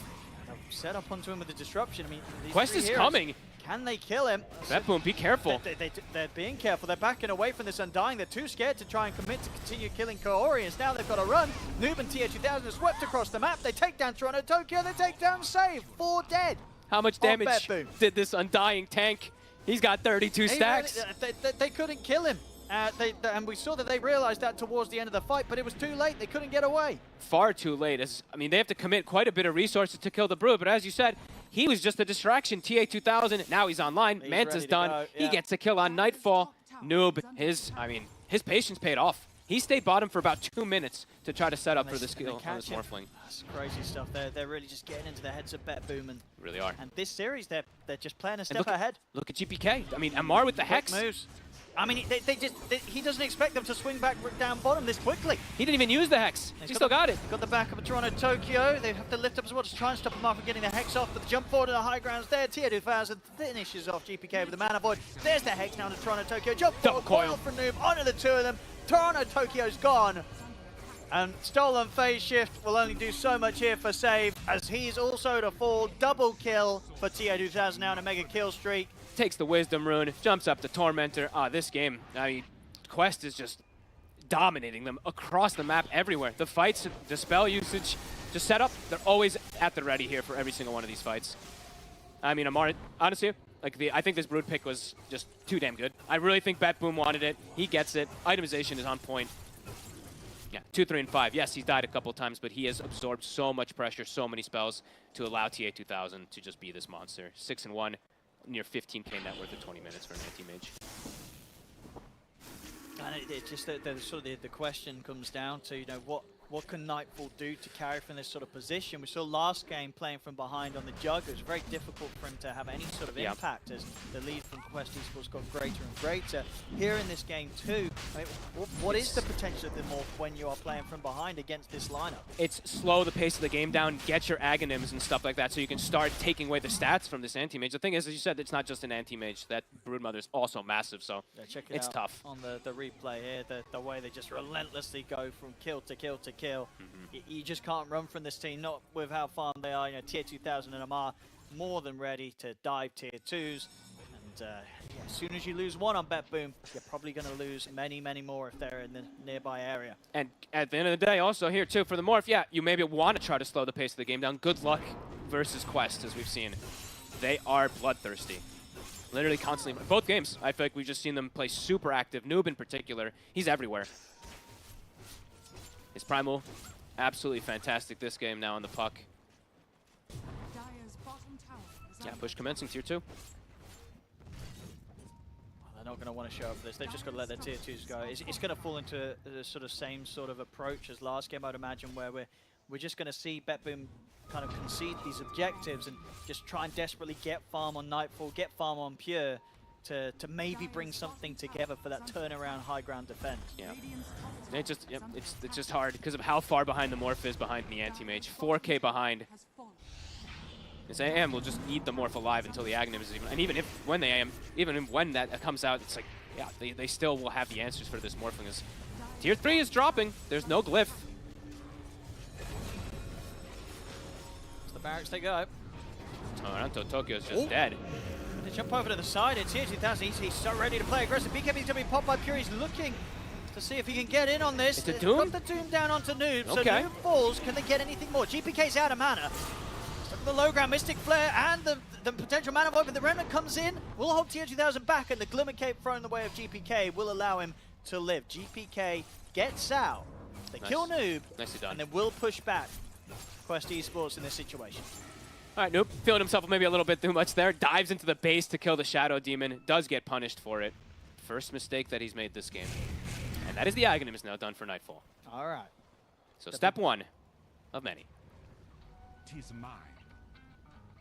What's the item choice here for TA2000 going to be? He's just going for his own itemization. I was wondering if he does do the Lincolns, as we've seen so much versus the Morphling. Right now, just, yeah, focusing more on just straight aggression. Things slowed down a little. Yeah, they are able to push them back, stop the bottom racks from going down, keep the base alive. Yeah, good Doom connection there, Pierre. That was, I believe, that's his BKB as well, too. One of the reveals. Radiant are scanning. Doom on cooldown for about 35 seconds. Age is still in the hands of TA2000 for 2 minutes. They might look to catch Pure up here. And he's in. TA2000 is going to start things. TP's coming into play. Remnant from GPK holds him back. The coil's there. Pure pops the BKB. It's on full retreat. Can't opt for the TP out there, of course, with his Basher in play from TA2000. There's no further sort of backup swinging over to help him, so it looks like Pure, he's just going to be left for dead hit. Way too far up. He's near a Tier 1 tower at this point in the game. Maybe he didn't know that. I don't know if he knew that TA2000 did have the Basher completed just yet, though, because it was, I don't think he saw it delivered from the courier when it died inside the base, so maybe just expecting that he can BKB TP out there, but yeah, it does get caught there. And now full Abyssal on TA2000. He has solo kill potential if he sees Nightfall. Yeah, I mean, we saw last time when it came to the high ground push, he was also very ready to just jump in beyond the racks to look for kills. Now he very much has those core items that enable him to do that and get away with it. So it's not going to get easier for Bet Boom when it comes to these high ground defenses. This Anti-Mage and Puck, they're just going to be straight in their faces. They're the Broodmother too as well. BKB on Amar, so now he can actually commit forward into these. Yeah. They can all just go in. They can just go, he's going to, I mean, for Amar, he can just go and eat the supports in particular, right? BKB jump them while the rest of them deal with this Void Spirit and this Morphling. Yeah, it's not a fun game to be a support on Bet Boom. Never a fun game to be a support almost always when you're playing versus Broodmother, honestly. Dire's And Kaori, okay, a cool pickup. And he's got in Glimmer, he's got his saves and stuff like that. He has his shard. Now he's got a blink. So he's got kind of crazy potential plays where he can blink tombstone save buddies that commit too far. He's a guy's cool down, you know. He saw how far Noob dove before, so he's like, gotta find a solution to my over-aggressive cores. TA2000, 40 seconds and it just jumps to the high ground. See how they can slow this down. That boom. I mean, the AM illusions are doing pretty decent versus TA2000 at the least. This mana gone. At least for this first life, of course. Yeah, the age is soon to expire. Top him up. Rax dropping to the spiders. They're hesitant though. They're going to be a little careful because the time out of the Aegis. Yeah, maybe they feel that they want to get tier 2000 as Lincolns before they really try and push for it, you know, respecting the fact that Okay, he's just going to go for it. Can try for the setups with Doom. Okay. And I mean, it's such a value Lincoln's game versus the Morph and the Doom, so. Okay. Yeah, I saw him. He had the butterfly queued up, and I was like, that's interesting. Yeah, I like this Lincoln's. I think him and the Puck can build it this game, and it feels pretty good, but we'll see what Noob does go for, because Octarine is also just amazing on Puck, so. Nightfall. How's his levels doing also? Yeah, level 17. Still a bit away from that BKB. Kind of needs it in these fights. Yeah, sort of just between the silences and the Hex. Omar, Noob, and Amar have pretty good catch for him.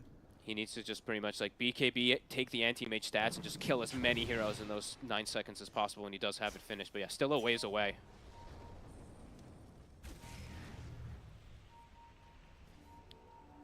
Wasn't there just a Wisdom Rune picked up a second ago? I guess, yeah, that one on the far left was there for a long time. So Noob, he gets back-to-back Wisdom Runes, near level 20 on this Puck.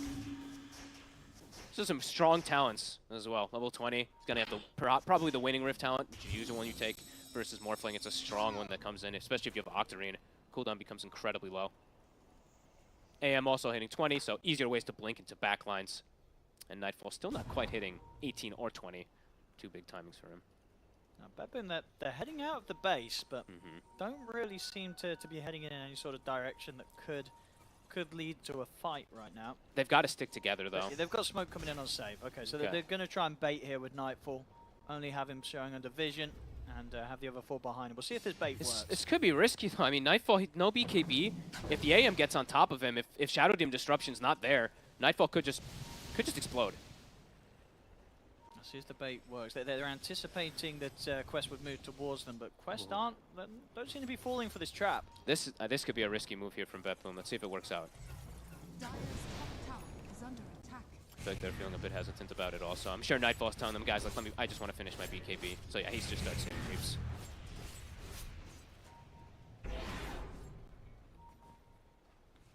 Quest making sure that they do not play into the hands of Bethboom at all. Continue to get their next items done. Just a couple hundred gold, and tier 2000 will have his Lincolns. Lincoln's pretty much done. Amar, he has Harpoon, so another tool to just incinerate the poor supports. And Noob he's toying around with like multiple different ideas of which items he wants lately. I saw him queue up the Octarine, he queued up a Lincoln's for a second, now he's got the Hex queued up. And yeah, he does hit 20 and does have that talent now. They're feeling strong with these timings. They're ready to go for a smoke. Nightfall. He is going to at least have BKB for the fight. Let's see if he gets the Morph onto the Anti-Mage. Is it going to get Lincoln's blocked, etc.? He might be able to set up here onto Pure. There's the Hex to open things up. Tier 2000 jumps in. Glimmers there, though. Okay. Supports are there. I'm going to try and keep Pure safe. Still, though. Drag him back in. He'll turn. He'll pump fake with the ultimate. Won't drop the Doom. Does bait out the BKB from Amar. BKB from Amar. Shadow Demon Purge used.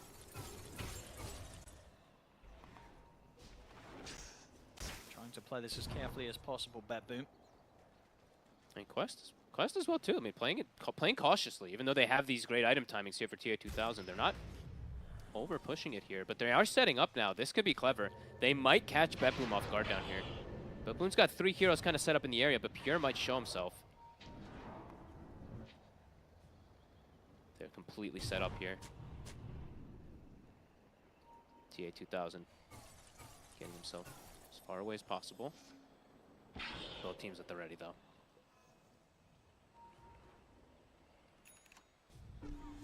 Full refresher, Pure commits. All right. See if we can find those Dooms. Could be huge. But Lincoln's, of course, at play. We'll have to see if he's able to get connections onto either this puck or onto this anti-mage. He needs to get it feels like, onto at least one of these two. Quest being very patient here. They know that they're going to be coming for them. Noob. See if they can have a correct read on what angle it is. Yeah, it's been pinged out by Noob. He knows that they're over. He's going to be able to dispel the smoke. Just jumps in, jumps out. Smart. I like that. He knew what they were doing. And look at top. I mean, there's been like some spiders and stuff pushing. There is a pretty big wave up top with the catapult. How long can Betboom kind of hold this position down here? They get a sentry down. They're getting rid of the vision. So Quest just preparing themselves to have a vision advantage here. They're even drawing the line to perhaps wrap around onto Betboom. This is getting tougher and tougher with each moment for Betboom in terms of how they make the call to take this fight. Just without, you're not gonna have the vision advantage at all. Quest will have it tenfold with a tombstone here. Not an easy angle of approach for Betboom. Both teams just waiting and waiting. Amar continuing to just spawn some spiderlings. Top tower's taking what, half damage just about? Bit more than half. But it's how they have to play. Roche, 15 seconds. Betboom, they need to do something, but Quest are just so ready for them. Patience. Both teams, I mean, they're both doing like the exact same thing. One pops Manta, sends an illusion down the wave. Mars pops Spiderlings and sends it down the wave to try to keep some momentum at least going down.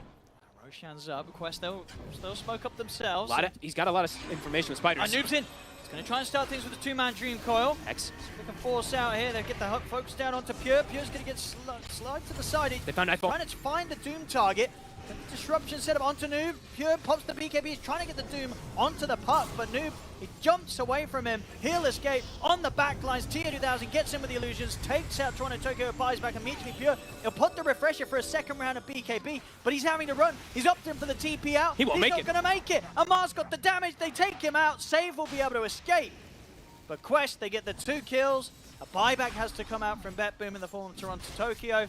Roshan's available. Quest, they'll head over to the pit and they'll look to take them. So smart the way they take the fight. I mean, Amar sends Spiderlings, they get the information, they see 2 heroes, they get the 2-man coil. Amar drops to what, 10% HP? Gets grabbed, allied into the tombstone, pops hunger, heals up off the wave, and then it's just, the fight's just complicated for Betboom. They're all split up all over the place, but Quest, they have like 3 very, very strong heroes that can independently stand for themselves in the fights. Yeah, I mean, you saw the struggles of Pure as well, you know, trying to find this Doom target. I think we ended up having to pop the refresher just for the second BKB without actually getting the first Doom off. That's what I believe, so, yeah. They just, there wasn't a chance to find anyone. Noob was just dancing around him perfectly.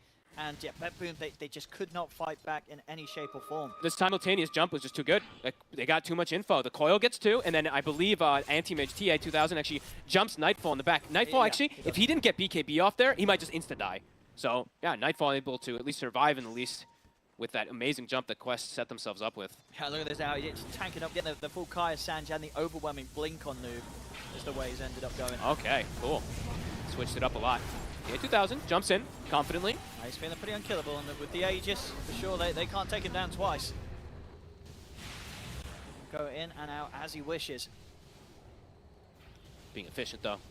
Tries to stack the Ancient. He'll get that. Betboom trapped inside the base. All 3 lanes pushing out. They have vision of Noob for a quick second here. The ward just expired. Can they get the catch? They get the stun. They will. Get the Doom. They've caught him. That was, I mean, that ward literally just expired. It was there just before the go. And then the blind stomp. Yeah, Noob's pinging it, but the ward's not there anymore. At TO2000, he's ready to dive the base, jumps in, quick kill, takes out safe. Oh, and they're just going to actually buy back. He knows that was the only Doom. I mean, actually, refresher's back up in 10 seconds. Okay. Yeah, I mean, they're really going to push the effort here as bottom. Amar gets in, takes out Toronto Tokyo. He does not have buyback. I mean, they've got the Aegis on TA2000, so he wants to get as much as possible out of this here. All right. I mean, this is a pretty high-level call to use the buyback on the puck like this. Just keep the push going, Amar. He's in the Doom. He's in the Doom. They brought him low, but they couldn't quite kill him. Jumping forward under the tier 4s. They're taking out the second support. The coil's there. BKBs are out for Betboom, but GPK's running low on mana, has enough to Astral Tech back to base. Pure pops the BKB, tries to escape, but Amar and TA2000 do not let him get back to the safety of the fountain, as Pure is dead for a minute. No buyback, and it's over. I mean, Wow. what a call as well there from Noob to just buy back and just come and join the fight and close it up. And they tip Amar right away. I honestly, I want to say, I think they wanted this Bruto, and I really do. I really want to be able to hear from the two teams at some point if they did, but this was amazing from Quest. Not just because of the draft, but the way that they played and applied this pressure. Yeah. Patience setting around the team fights. Patience from this puck from Noob to get these big catches on Nightfall, slowing him down, setting up TA2000 to just become that unbelievable carry. 10-1 and 2 on Anti-Mage. Yeah, just crazy stuff. I mean, we've seen it in so many of the games that they've played, but you could really just feel in this series that it was almost as if BetBoom were scared, or they kind of knew the inevitable. It just looked like there was no hope for BetBoom in the majority of both of these games. I mean, that you said it yourself, right, toward the end, right? There was like 1 second left. They were like, what do we want to pick for this last pick? They picked the Doom. Yeah. I mean, the lane, overall Quest, they kind of dominate that one. The AM has a great time. Yeah, what is there really else to say here? Quest, they look incredible from draft, for gameplay. I mean, these Tombstone sins, people are going to be like, oh, it's Frog Tombstone, but even without those, Quest, what a display. Yeah, wow. Well, yeah, looking forward to seeing more from Quest. And yeah, BetBoom, up until now, they've also looked fantastic. But as it goes today, when Quest and BetBoom go head-to-head, Quest quite the step ahead. A pretty simple 2-0 here for Quest today as they bring out all the flashy plays, all the flashy calls in the book, and look fantastic. 2-0 here for Quest Esports. A 2-0 for Quest here means that they are guaranteed upper bracket. Where in the upper bracket, we don't exactly know, but upper bracket guaranteed for sure. BetBoom needs, I think, like 1 or 2 more wins in order to secure that. They are looking to be on the right track, but this series did not help them. Here to break it all down, I'm joined by Winter, Aurora, and BSJ. Aurora, this game, we said it from the draft, it continuously felt like BetBoom was basically having their noose choked around them, and there was no escaping. Like, I know I said I'm gonna be happy if GPK gets the hero that he's comfortable with. Yes. But I'm not one who settles. I feel like he did such a good job in mitigating the damage the Brute is doing. I think we just needed the pipe on the Doom, because it's all magic damage from Quest side right early on. Yeah, sure, the anti-mage is free farming. So what? You have your Morphling and SD later on to, like morph into him and, make his stats go lower, make his damage go lower. But like, why is the Doom trying to be the Morphling in this game? I feel the Doom should just buy the pipe, smoke with the SD, and go and take back the top jungle. That way, the Morphling can farm, the aim can farm, but you are creating a 50-50 situation, and that way you actually have a game. So I'm actually very, very sad for GPK right here. He really did such a good job, but he was so lost. No one was on his side. Yeah, tough game for him, Brian. Yeah, I watched BetBoom all of Dream League, and at the very start of the tournament, I thought they were going to struggle against the better teams because of their draft limitations, especially on Pure, and they kind of proved me wrong there. They ended up making it all the way to the finals, almost taking the whole thing. But this, to me, is like the first time that I've finally seen them just get shit on because of that. Like, I feel like they had no options against heroes that they have already seen. Like, they saw the anti-mage first round. Yeah. They saw the lane matchup for the Doom. They see the Brood. Like, they don't respond to these heroes in a way of, like, if a team is as good as what they're doing as you are, and they're counter-picking properly, and you're just picking whatever you want to pick like they're doing, eventually you're going to hit a wall. And I feel like Quest just showed BetBoom exactly what that wall will look like when they eventually get knocked out of this tournament. I mean, apart from the slight imprecision in the drafts, like certain moments like the Rubik, maybe could have been like a Spirit Breaker, and maybe they could have picked another offlaner. But I would like to say that this game, I feel like it came down to like itemization, like Stephanie mentioned, like the pipe. Even if you don't go pipe, I feel like you just go Midas, and then maybe you can just go Blink plus BKB, you don't go for like the Octarine. I think it was like way too greedy, because they needed the Doom to be participating in fights, or at the very least, you should be able to get some solo pickoffs with your dagger, at least on the anti-mage or the puck, to get the team into a better position on the game. There was like one crucial play at top where the Brood was taking the tier 2 and they almost killed the Morphling, and GPK was there to save the day. But if the Morphling died there, I felt like the game was like instantly over, if the Morph have gone down there. I just felt like the game came down to very, very close margins, and itemization definitely changed a lot in the game. Especially, I feel like the Brood's side of Vice definitely won them the game. Yeah, with the series Quest, I mean, they're going to be very happy. Top in the group with 11-1. They still, of course, have more series to play today. Their later series is against 9 Pandas, who is stuck in the middle of the pack at the moment.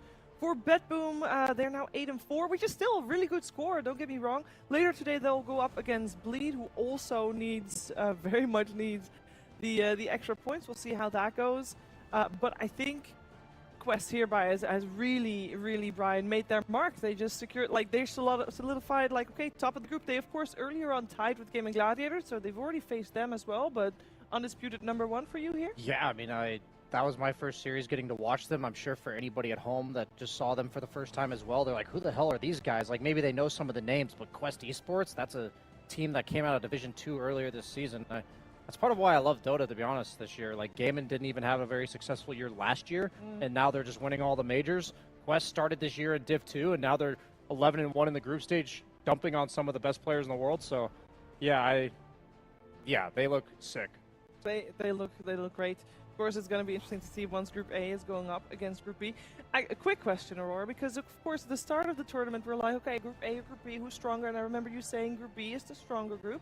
Now that we've seen so many games of both groups, are you still on board with that one? I'm on board with it, but I think Liquid is doing much better now. It's just that there are many moments where Liquid is kind of, you can feel they are burnt out. And especially in Dream League, like they kind of just are not in their top form, but they're trying, you know. And I'm very happy that they bounce back, especially for the more important tournaments for TI. So overall, I'm just really happy with that, and I still think Group B is a stronger group. I'm sure that it's looking like it at the moment, but hey, we don't know for sure until, of course, we get to that main stage and we see them go up against each other.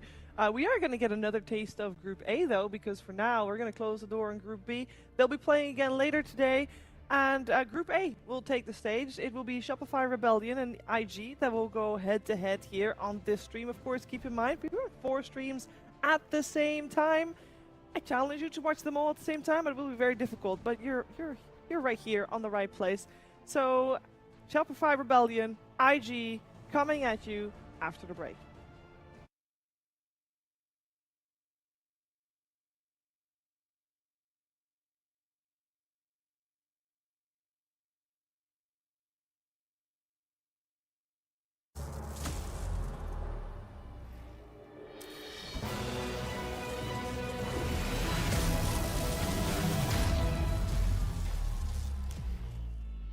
Use your skills in the gaming. 1xBet.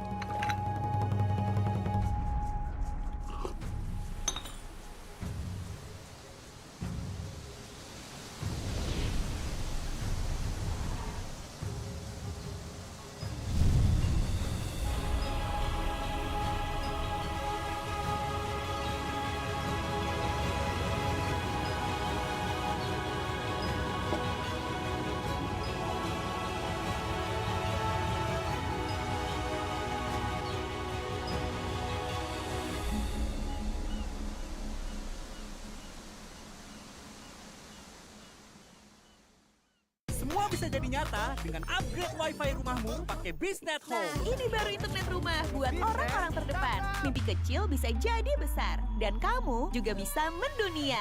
Jadi, siap wujudkan semua jadi nyata?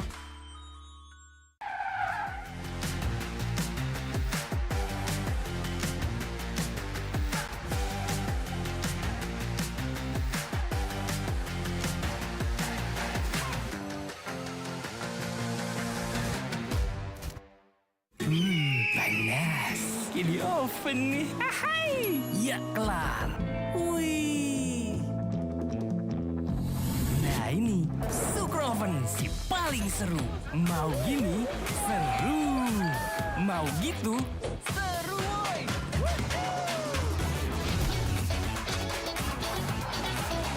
Mau lagi? Lagi, terus aja lagi. Sugar Oven, seru from the oven. The world is your stage. Take the first step to change. Lead with vision and innovation. Perfect your strategy and make your goals reality. Así que vaya. Get in the game. Make it count.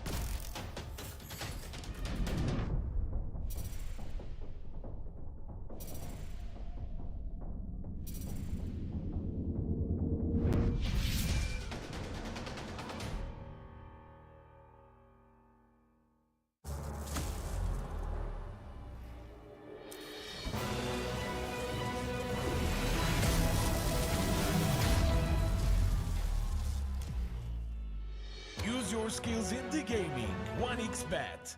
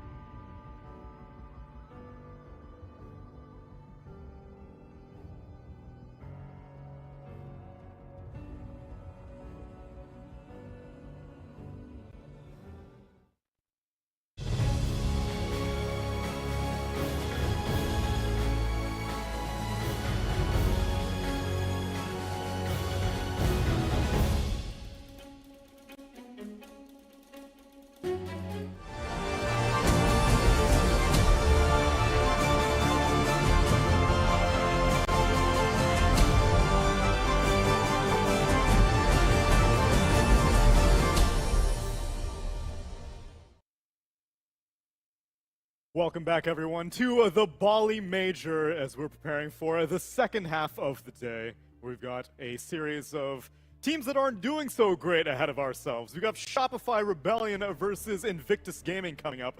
And to help me through it, I've got a brand new panel. I've got Fear, I've got KBBQ, and I've got Resolution to help walk me through this next series because, well, I prefaced it. Neither of these teams are doing too great. It's two teams that just got 2-0'd, actually. Shopify just got 2-0'd by Spirit, and IG just got 2-0'd by Beast Coast. And they are struggling to make it out of this group stage. But why, Fear? Why are they struggling? Why are they struggling? They're struggling for a lot of reasons, but I think Jack has a better reason why IG might be struggling. Why is IG struggling? Oh, the throw to the throw. Okay, I got you. Well, so I talked to some people from IG today. Apparently, all of them are kind of sick right now, so that doesn't help. Okay. But I think their team is still a bit, I don't want to say patchy, but they're still improving in a lot of respects. Their offlaner, Shang Yu, who played for LGD before, has a pretty limited hero pool. It's like pretty hard to make a lot of games work. And then they also have this sort of weird flex between the 1 and 2 position. And I'm going to get into that more later with the draft, but they describe the flex as not being like the old sort of niche flexes where you have that great versatility. It's more of like an out of necessity type thing for them. Yeah. So if you're in that position, it's not easy to get consistent performances out of games. Yeah, I mean, I saw the series today, IG against the Beast Coast, and I mean, first game was like pretty close. They had a really decent early game, but it seems like they couldn't later translate into the mid game because they just kind of like stopped the foot from the gas and they just like not apply pressure for like 10 minutes straight, and that's how Beast Coast got their farm back. And the second game was like complete stomp where just watching purely from the draft, they had like no chance. And their heroes also in the drafting, to me, they didn't really make sense, like why they were picked, in that sequence. So then an optimal flex in your mind is whenever it's like, oh, this hero is better in this lane, whereas the necessity flex is like, my guy doesn't know how to play this hero. You have to play this hero? Is that how it is? It's something like that. So for instance, this game, we see the Medusa first phase by IG, so this is going to be played by Dust. Regardless of where the lane is, Dust tends to be more of this. He plays these sort of beefy heroes. He's more of a farmer. Like he's more of a carry player than a mid in a lot of situations. But he's not good at sort of leading the tempo of the team. Okay. And Emo is much better at that. So that's how it's going to be this game. And I also want to point out the last time these two teams met in a Southeast Asian major, that was the question mark game. Back in Singapore. Singapore major, that is true. There's very different teams at this point, but perhaps the mental damage remains. Fear. Yeah, good memory, Jay. Yeah, nice one. I have a very simple reason why Rebellion's not doing well, though. Tell me. Abed's not getting Storm enough. Oh. He's got 5 games on Storm, 60% win rate. But no one's banning it against 3 games on Ember, 33% win rate. Then he has a game of Snap, Primal, Zeus, Dragonite, Tinker, and Timber, all losses. Oof. He's only winning on Storm Spirit right now. Yeah, that's what I saw from their draft too. As soon as he gets Storm, there's a W. There's no Storm their game. There's a. It's in the pool. It's first. They first phase it too, right? So then I don't understand. Are people banning it against him? Because we all know Bulba's more than willing to pick Storm Spirit if it's on the table. Yeah, it seems like they're already qualified for TI, right? Yes. Maybe this is the tournament where Bulba's trying to grow as a coach/drafter here, and not just pick the Storm Spirit every game. I'm with you. That's a good point, for sure. But yeah, it seems like they're just not touching that hero and deciding to go for the, Broodmother instead. Maybe they think that Storm Spirit is not as powerful without the Pugna, or like, and if they don't play Cuddle as well, like then there's no the partner that enables him. It's a pretty good Storm game though, isn't it? There's not a lot of lockdown for the Storm. Yeah. I'm harping on it a little bit, but it really just comes down to, I think, old Rebellion. If they're playing, let's say they're playing TI Grand Finals here, they'd pick Storm right now. Of course. How badly do they want this win is the question. They need it quite badly because, so they won't be eliminated if they're not in the stage where I have to 2-0 every single game, but they're pretty close to not being able to make it to playoffs because they have the exact same score as IG and Execration in terms of wins. But Shopify actually has 2 more losses than these teams. And so it's currently looking like a tiebreaker situation between Blacklist, Shopify, IG, and Execration, but you need to get at least 5 wins to make that a reality. Yeah, one of the big questions of this team coming into the year, and these teams are kind of going in opposite directions right now. IG has performed stronger and stronger since the beginning of the season. I think they didn't make Lima. They made it to Berlin, and they've been steadily doing better in the CNDPs as well. Shopify kind of going the opposite direction. I think they started off like they got top 4 at Lima, and then they've basically struggled since then. And obviously the big addition this year has been Saberlight. And from a player team perspective, we had Saberlight on Quincy Crew for a little bit. Saberlight's weakness is he's not a great laner, and that's something that this team has traditionally been very good at.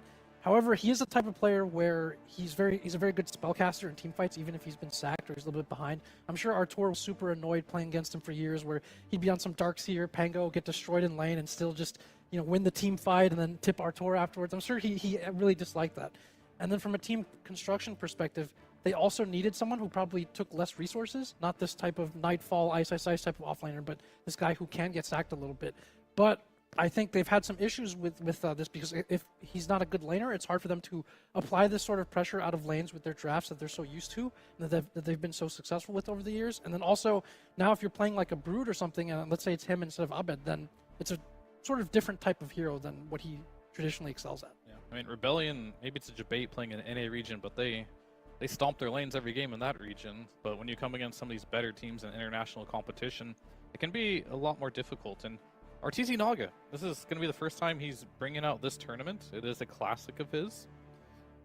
I wonder if he thinks this is good versus Medusa, because I always thought Medusa was quite good versus Naga. Yeah, I think so. Especially this patch, so I mean, it's good versus Mars, I get that. Interesting pick here, but it is a Siggy, so we'll have to see how it works. Maybe they're going back for, and they banned Storm themselves, actually. Yeah, that's They're very weird. experimenting. But I do love the first 3 heroes in Shopify Rebellion. They make a lot of sense. The Enchantress is applying a lot of pressure in turn, with the Brood Mother. I don't know if it's flex for them or not. Probably not. It's just like Saberlight offlane.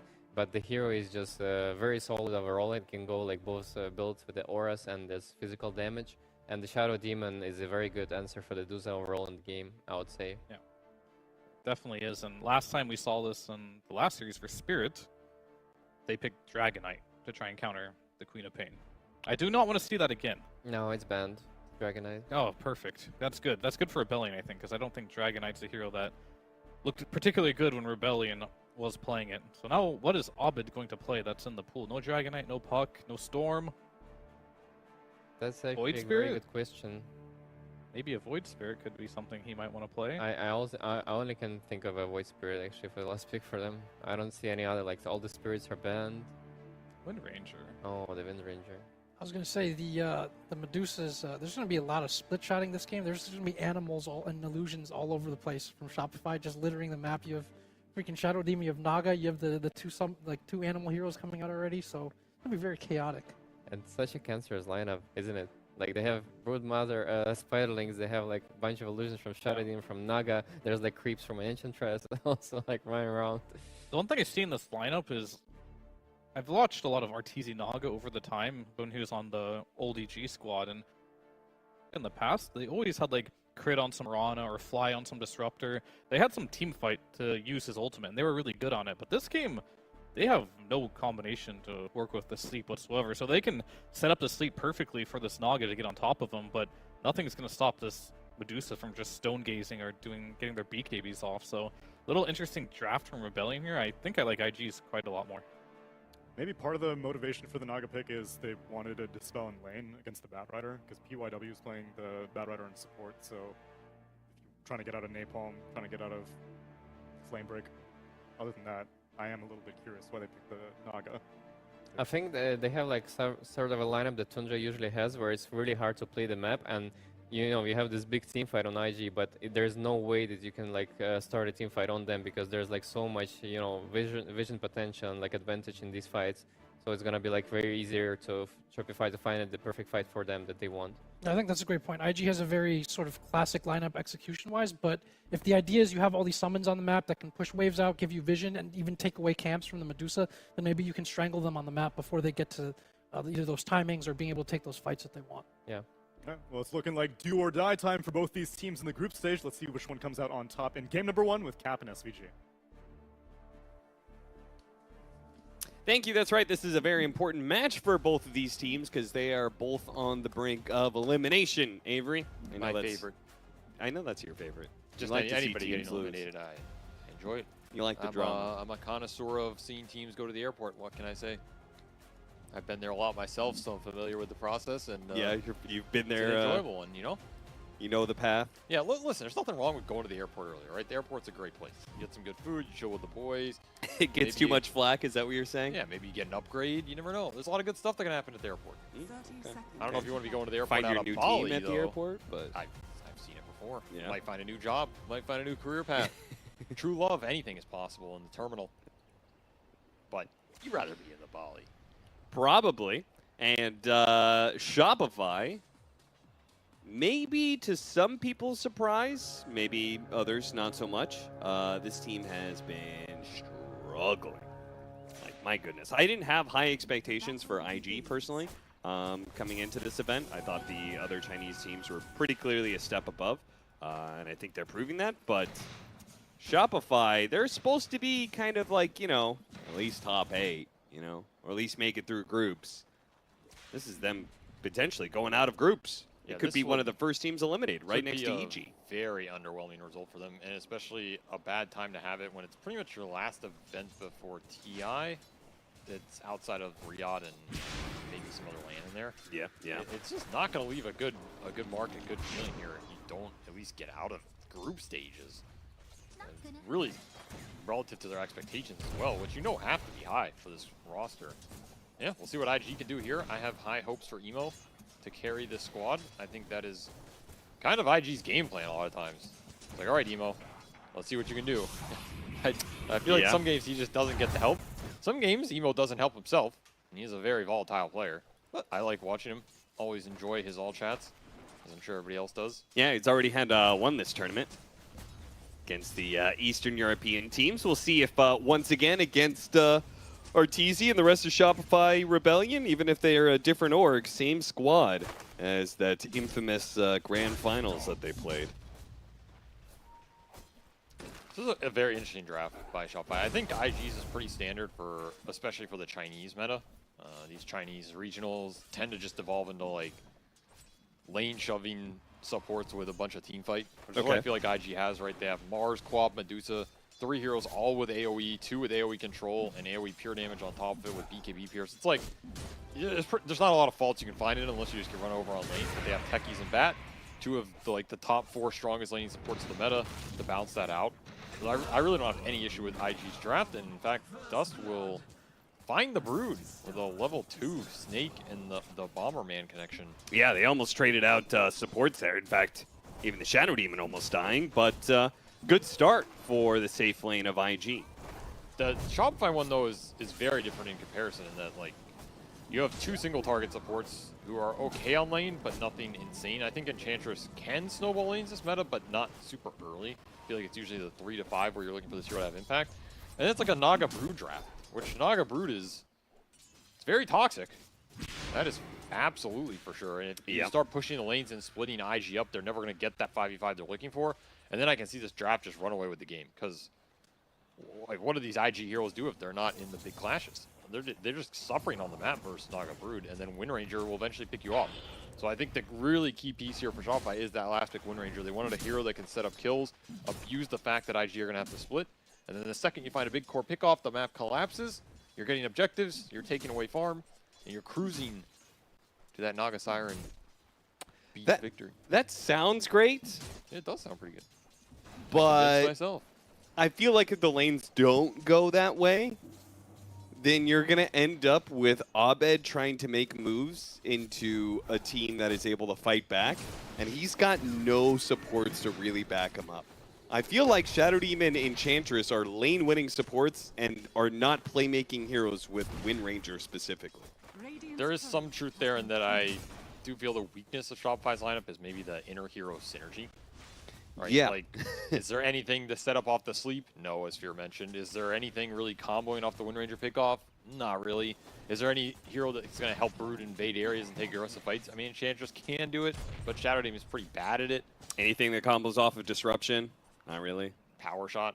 Yeah, like actually, that used to be a really cool combo back in the day when you had the old the old amp from Shadow Demon, but the Disseminate is not as good. They're looking for Dust. Got some stacks on him. Beautiful blast off in this bottom lane. They're fighting on both side lanes right now.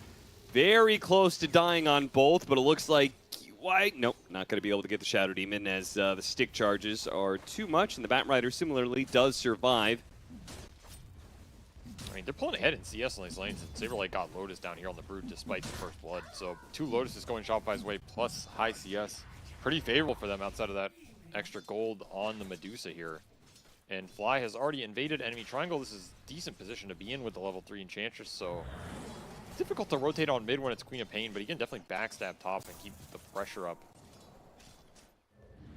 On John Yu, he's gonna get netted. Is there damage here though? Trying to keep in front of him with the Hellbear, getting in front. Nice spear into the tower, but Arteezy's just going to keep going at him, especially with the illusions to help tank the tower. This is not a problem. Changyu, man, he really actually is going to live on just that sliver of health. Not able to finish him off, apparently. This is just some weird skirmish. I think only the Ursa's going to die. That was really weird. I thought for sure he was going to get one more splash, but I just don't think Shopify have much kill threat on these lanes. Yeah. Again, the little inner combinations just aren't there. You're going to have to play for the mid game. I don't know if they care too much, honestly, as long as their cores are finding farm. And Crit is going to TP mid for the bottle refill. Why not? May as well try and help the Queen of Pain anti-harass here. Keep op it up, especially for a 6-minute rune contest. Very quiet early game. As everybody's finding something. They're going to try for the gank top again with another Hellbear. Aha, my brother. I've come to avenge thee.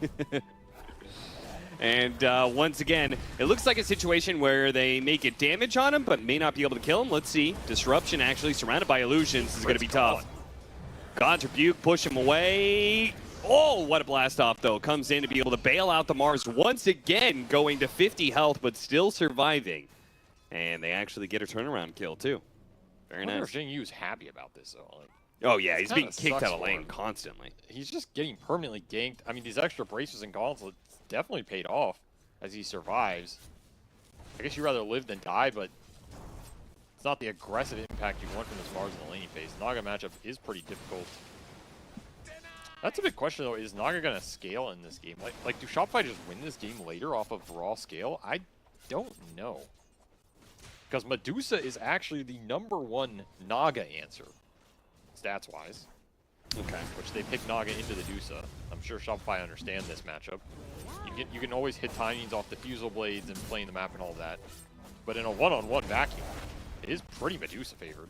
Medusa continues to make the Mars lane incredibly toxic. The Techie's going to come in once again, try and bail him out. The spear goes out, but doesn't latch the tower, and they also still manage to get the kill, thanks to Fly, who almost delivers a second kill to the team off the Techies, but not quite. Man, IG committing 3 heroes here for this Mars lane. Your Mars is still dying. I mean, at least you get this Wisdom Rune away from Fly. If Fly had taken your Wisdom Rune on top of all this, you're really sad in this game, but this Mars is finding absolutely nothing and probably crying on the comms. I mean, where's the team? Yeah. Or where's the pressure? Like, how am I getting tri-lane? Nothing else is happening on the map. Yeah, when they don't even have, like, a good kill combo, how am I the one dying when I have Mars Techies, which is one of, like, the most dangerous kill combos in the game? Crit's going to poke on Dust down here. Almost gets hit by that Ogre Bruiser. Watch out, my man. Disruption into Saberlight. Going to surround Dust. Dust TP's away.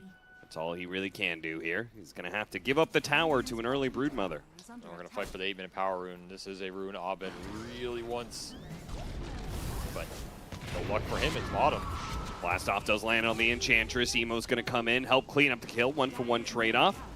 Not going to be able to stop Abed, though. He's going to win run on out of here. Actually, man, PYW really chasing far for this. I'm not sure if he's expecting Emo to go for it. Haste Rune. Oh, he got it just in time. Now with that Haste Rune, he's probably going to have to pop it to get out of here. Shackle Shot does land. Hellbear. Emo. Oh, too much damage. Why are there so many Hellbears in this game? I don't know, but he just keeps on finding more and more. Fly. Where do they come from? I don't even know where that one came from, honestly. He's the Bear Whisperer. Wait, didn't Fly have a Centaur on the top rune fight? Radiant's middle tower is under attack. Did he? Am I seeing things? I don't know. I've only seen Hellbears personally. Well, somebody Centaur was up there. I swear to God, I'm not imagining things. I believe you. I don't know where this Hellbear came. They're just spawning, man. It's like an Ags Labyrinth game or something. We're on the Hellbear map. He didn't get it from the his hard camp because PYW is going to farm it up. Well, now he's another Centaur. I mean, Fly has had some decent impact early. Like, the 3 through 5 were pretty good for him. Found that big Mars kill, skirmished twice in the river. Takes that haste away from Emo off to death, and man, IG are not finding a lot in the last 4 minutes, and it's not getting much better. As Shackle shot off the range creep. Beautiful right there. And the Centaur stun too. Okay, got a little something to work off the disruption. Very nice. Damn, Shopify, they want to win this series. Tell you that much. They are turning up the heat. Yeah, this is Shopify. Honestly, it's looked better in the first 10 minutes than I've seen them all tournament. They're just cruising through this game. 2 independent side laners who are hard for IG to pressure. Bring in the tri-lane mid with their killer. This is exactly what their lineup wants to do. And IG, they need to find a punish soon because they are losing way too much on the map. Nothing is going their way. PYW really needed that level 6 sooner. Still going to be able to catch the Enchantress, but It's just consolation prize. Yeah, I exactly. mean, look what is happening bottom. While our Tor farms out their whole jungle, it's just way too much farm going to the Noggin and the Brood here. I mean, he's pressuring a tier 2. That's like a third of a tier 2 down here. Almost 900 damage. Yeah. This is decent value. And you're going to have a really sick mid-game timing off of whatever Saberlight decides to go. That will be a question. Does he want to go auras? Does he want to go the right click? I feel like either could be good in this game, depending on how much you need him to buff up the damage in the fights. An interesting game for the Brood. I mean, it's a very good Lotus Orb game, but I don't think you really want to go Lotus early here. Very good Hex game as well. So if you end up going like Pipe into Hex or something, I can see that being really good. Yeah, and just make it so that IG's burst of Queen of Pain, Mars, can't get kills. Because this Queen is so far behind. Yeah. Like, she's going to struggle with the kills, and if you have an early Pipe Hex, I don't know what Emo's doing in this game. He's got a blade. He's got a Blades of Attack. That's his big item here at 11 minutes. I mean, you know, it's like you killed something. But it was just Shopify trialing mid and IG not responding well to the Enchantress roam.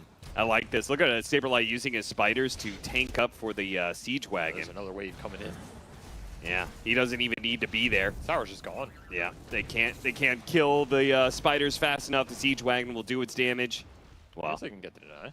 Yeah, they can get a deny out of it because you know that tower is going to die. Broodmother's going to come back with another round of spiders when you're not looking. So, well, at least Dust is having a good game here for IG. Yeah, he is all in on the Dusa. Not a hero. It's not too bad of a hero to all in on. If I'm going to pick one hero this match to all in on, it's probably Morphling or Medusa. Yeah. And Dusa might honestly be better in the all in than the Morphling because at least she can carry you through the team fights. Some extra control. They're going to find Fly again. Another Hellbear. Stop him. Dude, these Hellbears they're mad. They're real mad. IG is just forced to clump to move around. I thought the way they're sitting on top of each other mid, I thought they were going to go for a mid-tower push. Right? Like, because it's so inefficient, it's like, okay, you got to be doing something with this, but... Push is just so slow. They have like no building damage. It is kind of the only thing their lineup can do, though, is 5-man. Then you can also abuse the fact that Naga and Brood don't really want to go to the fights right now. This is where you wish you had a push hero. So at least you can trade off some objective net worth on the map, but there's just nothing happening right now. And Shopify are getting away with everything. As this Queen of Pain is not really recovering. You got an Arcane Rune, but have we seen a single Sonic Wave this game? How about the drop a question mark on Emo? What's going on? Are you playing Dota or what? Emo? Question mark? Sonic Wave? What do you think he would respond if Shopify dropped a question mark on Emo right now? Ooh. What do you think Emo would say? Would he double question mark? Could be. Exclamation point, maybe? They wish each other good luck at the start of the game? Is that what I saw? Check for Good luck, have fun. There were a couple of good luck half buns. Not from Arteezy. Oh, Arteezy did say good luck half buns. So maybe bygones are bygones, you know? Nobody holds grudges in Dota. Well, you can't afford to hold grudges when you both suck. Also true. that might have been a little harsh. I mean, they are having a rough group stage. I think that is fair to say. Early smoke up from IG. I mean, there's no initiation power between this Bat and Mars. There's no blinks or anything. They're just looking to find somebody lingering in the wrong area. Maybe secure some tier 1 damage. Catch Abed in an arena, but he's already got Atos up. He's tanky. I don't even know if he dies in an arena. And that Arcane Rune will go wasted for Emo as he picks up an Invis Rune. Not likely to do much better for him. And Arteezy is stealing Dust Ancients over here. Yeah, right in front of him. That feels bad. That feels real bad. This is just nothing happening for IG, man.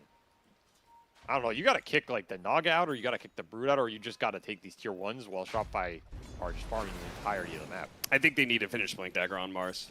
Like, then you'll have a much more definitive initiation, and hopefully that can get you the ball rolling. Because right now I feel like they're kind of looking around for stuff, and it's just not working. I mean, the next 10 minutes are not going to be nice for you in terms of the map pressure. Manta's already done for the Naga. This Brood already finished Pipe. Saberlight is going the Auras build here. This Pipe just debilitates your 5-on-5. Yeah. Really helps the Shopify support duo as well. Just stick in there and not care about the AoE, and you're kind of losing that advantage as time goes by. That is the issue here. Nice deep obs from Crit. This will help Saberlight play up and even more aggressive. Pipe Heaven's Halberd. That is, you know, that Pipe is going to completely screw the Queen of Pain and Mars when it comes to damaging these fights. And then if he gets the Heaven's Halberd, there goes the Deuce's damage. So, yeah. Almost any utility item he buys this game is going to feel good. Because your only real concern in this game of Shopify is, do you have enough pickoff damage with the Wind Ranger? And if you do, then all you need is items that help you 5v5. Right. There's really nothing else. The map pressure is going to be created off itself. And the only like real right-click scaling is Dusa, so the Heaven's Halberd is going to be particularly effective. Okay, well, there's a Sonic Wave. I guess he got my message. Yeah, and he got a Power Rune out of it, so worth. They can even maybe hit the tower a little bit. We'll see.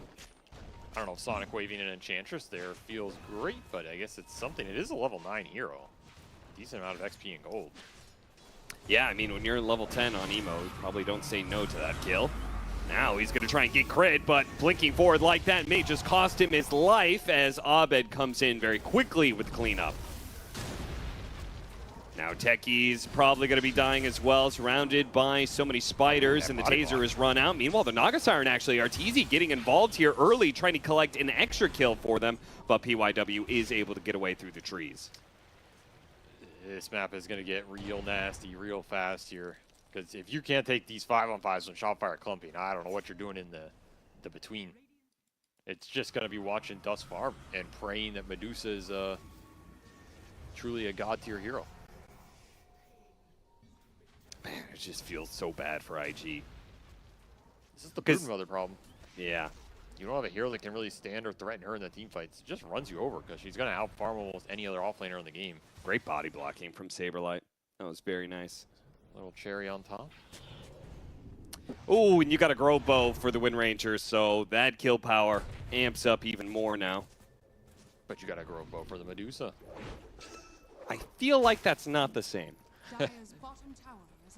Not at all. It's still pretty good. I mean, you got a Grow Bow for the Enchantress. I would say both of those might be better than the Dusa for now. The Enchantress one does feel pretty damn good. Yeah. As he's putting it to work right now on PYW. Runs backwards, and the spiders will do the finishing blow. IG just holding the hands with their Dusa because it's the one strong hero they have. The one hero that Shopify Rebellion cannot run over right now. Yeah, but the only way Dust can be usable is if you land an arena. And I don't think we've seen an arena this game. Well, Zhang Yu is going to make sure that happens for you. Does he have his Blink Dagger at least? Yes. Okay. He does. Maybe it's time for a smoke? I would think so. I mean, Shopify already going into Roche. Like, there is no way you can give this Roche up to this lineup with a 5v5 dedicated squad. I mean, yeah, what's the point of all that team fight if you don't actually use it to play for Roshan? Because these team fight spells are not getting stronger necessarily here. Is it possible that IG is just really confident about turtling around the Dusa? No, I think they just really messed this game up. I don't think it's a Dusa confidence. I don't think they're like, yo, guys, this is all according to plan. Don't worry. This game's going great. I don't think they feel that way. I think the lanes just got really owned by Shopify supports in the first 10 minutes. They just felt like they had free reign, especially with what Fly got away with here. Did IG get 2 runes at the start of the game? Okay, that means that's the only runes they've got. So we watch Emo go down to the gank from Abed and Crit. Yeah, this game's just out of control. And there are no short-term answers here for IG. It is really only going to be going that late game with the Dusa. Butterfly timing, I guess maybe you can take a fight, but again, Shopify never have to take a fight into IG's timings here. They can just dodge the map, and they're guaranteed to outfarm IG. And also the Wind Ranger can still, like, if you can kind of deal with everybody else, Wind Ranger will bring the Dusa down eventually. With the Maelstrom procs. It is a pretty good matchup. Especially the way Shopify's lineup can kite the Dusa out. Yeah. Like, Stonegaze is not guaranteed to proc here unless you can land a big arena in combination with it. And even then you might just get songed, right? Okay, he just finds real Naga with the lasso. Okay, that's pretty nice. With the arena, immediately followed up. No save for the Naga Siren. The blast off is here as well, and they get the kill. Perfect opportunity for IG, and they're going to try and get more out of it. Stonegaze doesn't latch onto Fly. It looks like it ended just before she got turned to stone. All right, they had a really good observer down there in their own jungle. That is what set that up. That is why PYW knew exactly what to go for. I thought that was a little random, but that's just a good ward and a good defensive catch by IG. Finally finding an opening in this game, and probably on the best hero you can find it on, because that was the butterfly timing for Naga. Now Arteezy's sitting in Fountain with it for at least 30 seconds here. And also an interesting second item here on the Naga. I would not have thought of this as a second item butterfly game. Does it have to do with the Dusa matchup? I don't really know. I mean, it is good in the Dusa matchup for sure. Like the one-on-one physical battle, it helps you, but most of IG's lineup and damage is spell damage. Yeah. And the heart just makes your illusions way more obnoxious on the map for IG, I think. Arteezy is sleep killing Emo bottom. While they're also killing PYW at the same time. So, not great. IG found a pick off, and then immediately it turns against them. 9,000 net worth lead for Shopify. They're going to be able to take the Tormentor and start taking some tier 2s with the Aegis. That's a nice part of the butterfly over the heart too, though. Like the solo kill potential for Artor goes up a lot faster. Oh yeah, that's true. The damage is just crazier. I mean, he shredded Emo there. It wasn't even close. So if he wants to create some more extra threat on his own without going something like the Orchid, which maybe isn't as useful, versus like do so with Dispels and the fact that IG are rushing BKBs, I kind of like that aspect of it. Found him. Off of the, what do you call the little eye things again? The Watcher. Watcher. Off the Watcher. But still out of TP up. Nobody else was there to stun him. Once more, IG put in a position where these side lanes are getting cleaned up and they have to make some grouped move. They don't necessarily have the smokes to do it. I think they only have one left. And they have not been able to find the small openings with this Mars Blink, that is for sure. As they are struggling to get to the BKBs here, and the lead continues to build. Halberd done for Saberlight. On top of that, Gleipnir for Abed. Zeros are becoming tanky. PYW's dead. Goodness, that's a lot of damage. Another Hellbear. Another Hellbear. Just don't stop. And now he's got the Troll to start creating some skeletons, push down these towers a little bit quicker. I mean, that rally is super powerful with Broodmother specifically. Yeah, I was just looking at it. This is disgusting. Get the bonus damage on every Broodling, every skeleton. Yeah, that's going to rack up pretty damn quickly here. Saberlight is going that Hex next, so I feel like Hex Pipe are the two biggest items for in this game. I like that he identified it and has ended up going for this, because I think that just shuts down IG's team fight so damn hard. I mean, you're going to be able to fight during the BKBs, but that is it. This is one of those BKB timings that, you know, faster than average, and that's such a bad thing, right? Because it means he feels like he has to go BKB just to get some semblance of team fight, otherwise they've lost. This is not a Queen of Pain inventory you pick Queen of Pain for. No. This is a Queen of Pain inventory that gets you reported. but he has no choice here. That'll be Butterfly finished for Dust. Hey, he got it.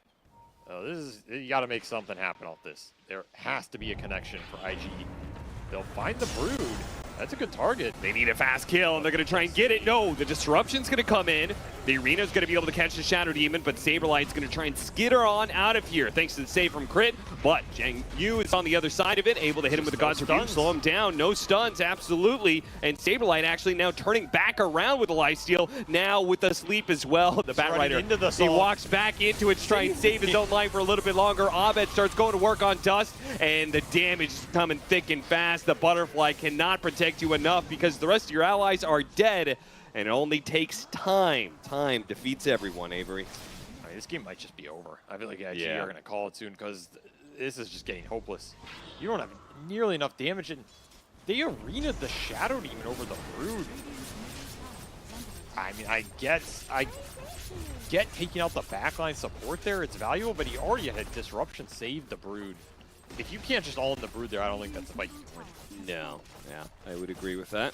And I mean, and even then, I think it's not that you would win it, it's that you could get the Broodmother kill and get out.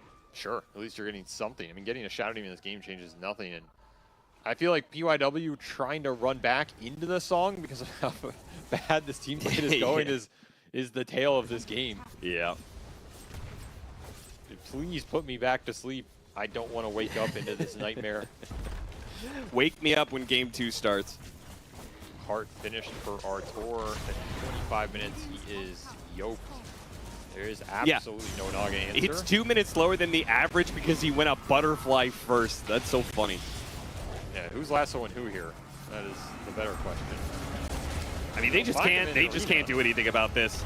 Sun comes through. Arteezy with that heart. Is he healing? I can't tell. Yeah, they are actually not doing damage to him.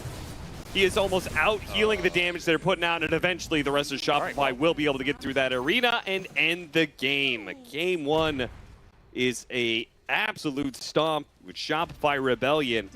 I mean, fans of this squad may be rejoicing. They get a little bit of wind in their sails after a pretty rough group stage.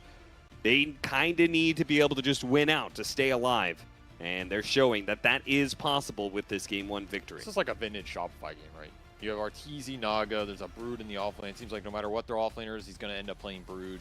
And then you just have Abed on a killer with some lane-winning action from the supports early on. That's just Shopify's MO, and it works for him here. I still can't help but feel like IG looked really weak in this game. And they've had a rough series. Jack was saying they're sick. I'm sure that the circumstances for his team are not top tier. But damn, you got to put up more of a fight than that. That was just...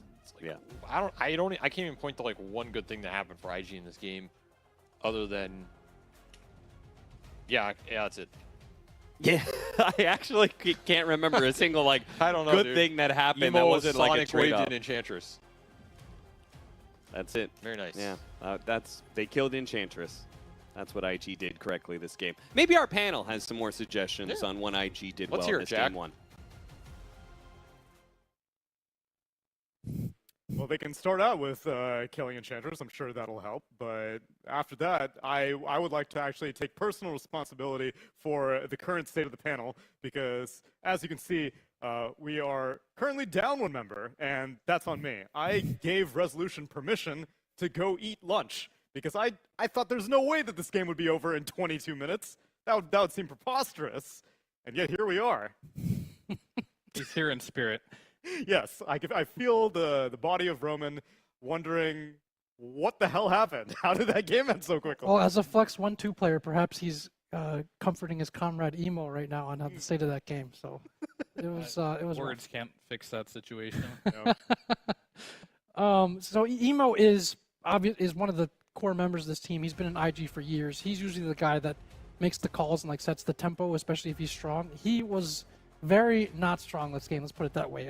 Rough lane, got roamed on and just killed multiple times and just didn't have a game. And everything just fell apart. Like we talked about before the game, Shopify would probably have the strat of just taking over the map and just constricting the map so there's nothing for IG to play. And that happened very quickly. Like this boa constrictor tightened the doors on IG really fast. So it was rough.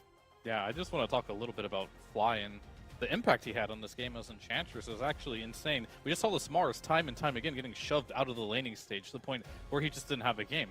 Then what did he do after that? He just went to the mid lane, which was even at one point. This Queen of Pain and this Wind Ranger, their CS was similar, but Fly comes around, Crit comes around, Emo dies 2 times, and it felt like after that, it was the end of Emo's game. He couldn't find anything happening. The Mars couldn't find anything either. So Rebellion, they just like took this 1-3 lanes essentially and just took the W. And I also want to point out as well as that this Broodmother pick, it's pretty good versus Medusa in a lot of ways because Medusa likes to not only just farm her lane, but farm those camps right underneath the tier 1 tower there all the way backwards. Brood can go there and kick you out from there, so you slow down your farm essentially as well. So Rebellion, everything went right for them in this one. What a wild scoreboard to see Fly and Abed ending the game at the same number of kills in a won game, not a lost game. Fly had more net worth than Emo. Yeah, usually that's a bad sign, right? In this case, yeah. Emo dropped pretty low at some point. And like you said, you're Medusa, and like, you're trying to farm backwards, and suddenly the Brood might be behind you already. So you're just, what's going on here? So yeah, pretty rough. I think the Chinese teams have said this again, and IG especially. Laning has been like consistent weakness of theirs in comparison with other teams. And if you play against a Shopify and you can't lane or lanes just blow up, this is their forte. This is their comfort style. So you're not going to get a game to play very soon after that. I thought that maybe the Queen of Pain would be able to fix the issue that you guys were mentioning, where there was just like so much garbage on the map that Shopify were throwing, just illusions, spiders, enchantress creeps, and stuff like that. But I feel like I've only really seen Quinn be reliable on Queen of Pain. The other Queen of Pains, I'm starting to wonder what the motivation is for picking the hero.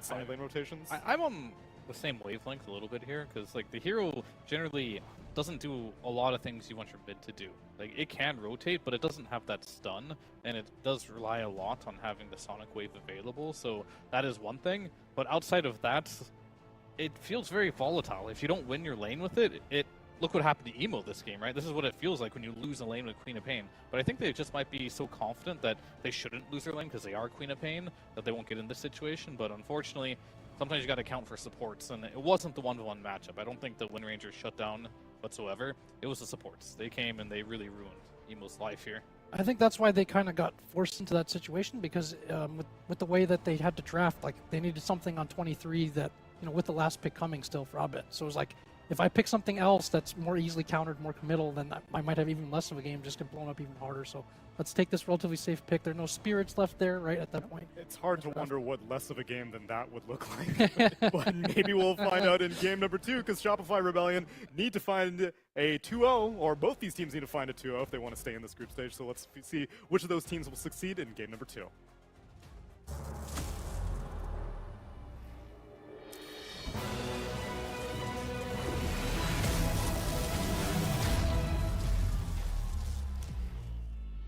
Use your skills in the gaming. 1xBet.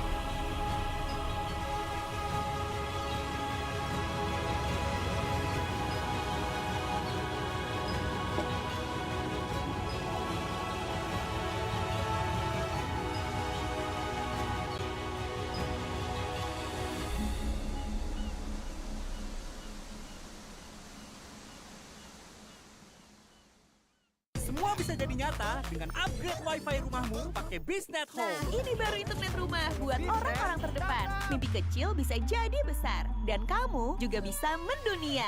Jadi, siap wujudkan semua jadi nyata?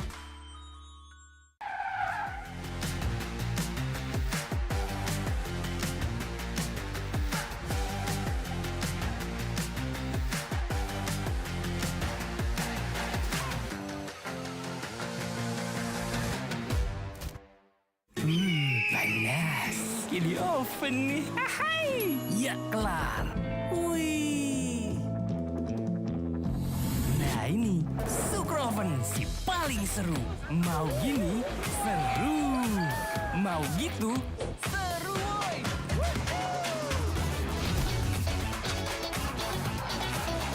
Mau lagi? Lagi. Terus aja lagi. Sugar Oven seru from the oven. The world is your stage. Take the first step to change. Lead with vision and innovation. Perfect your strategy and make your goals reality. Así que vaya.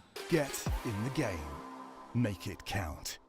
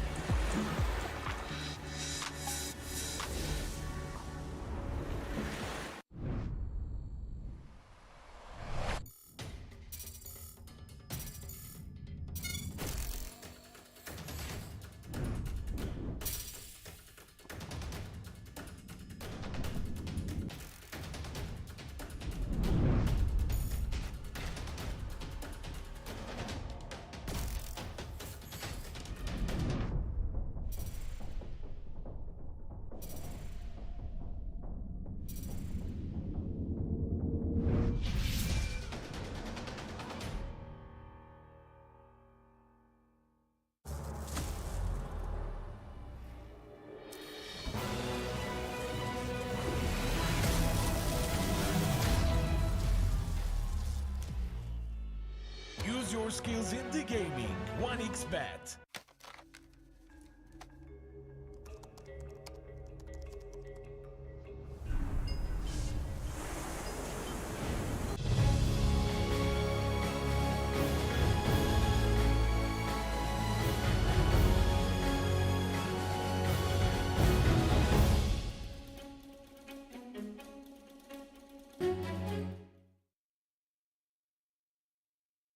Welcome back, everyone, to game number 2 of IG versus Shopify Rebellion, where I've got a great surprise for you guys.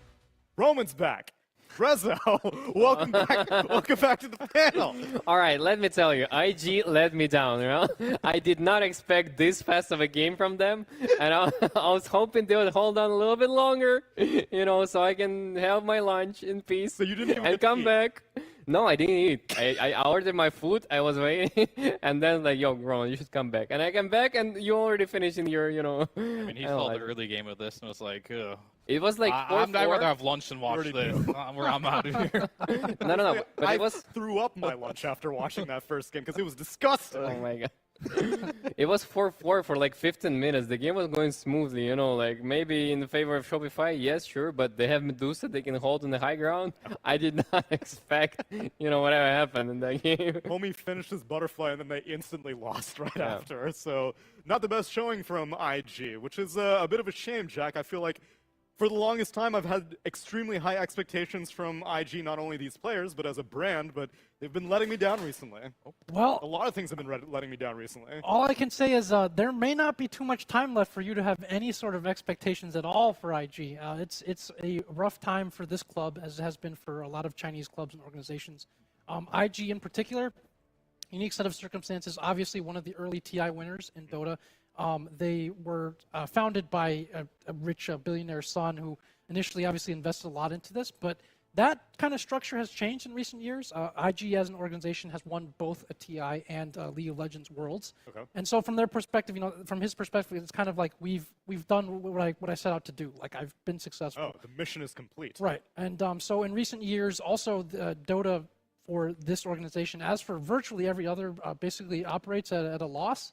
So it's pretty tough to continue justifying these sorts of costs. So if you don't notice IG in the Chinese transfer market for players and stuff, they're not really buying these sort of high-level transfers. They're kind of counting on the players coming up from their IG Vitality and other like second-tier teams, of which 4 members of this current team are a part of. And so IG is going through some struggles, and a variety of other reasons. I guess we can talk about whether there's a draft going up. So.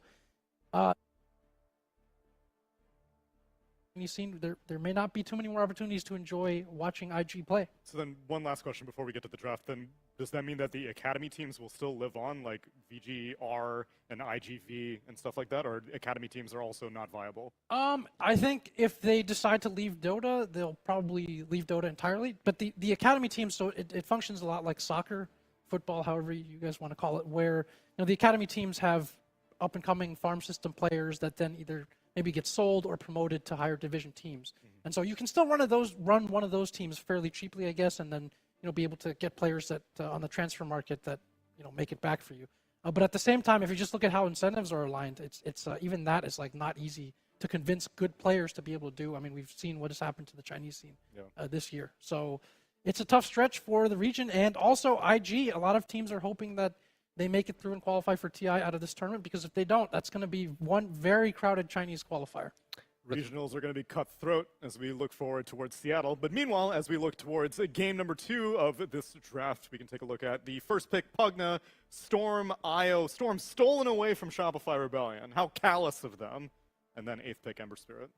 No, I think it's a good idea to steal the Storm from the Shopify Rebellion, because if they get it, it's gonna be a W on their side. So I like the way that they prepared the Storm pick with Anaya. It's another enabler that I actually forgot on top of Keeper of the Light and Pugna with a Storm partner to be a Storm partner, and I think it's a very good option for them to start the draft with. But Jack, why do you think that's happening? Is it like because of the current system of the DPC, or because of some Chinese relegation about like youngsters cannot play the game?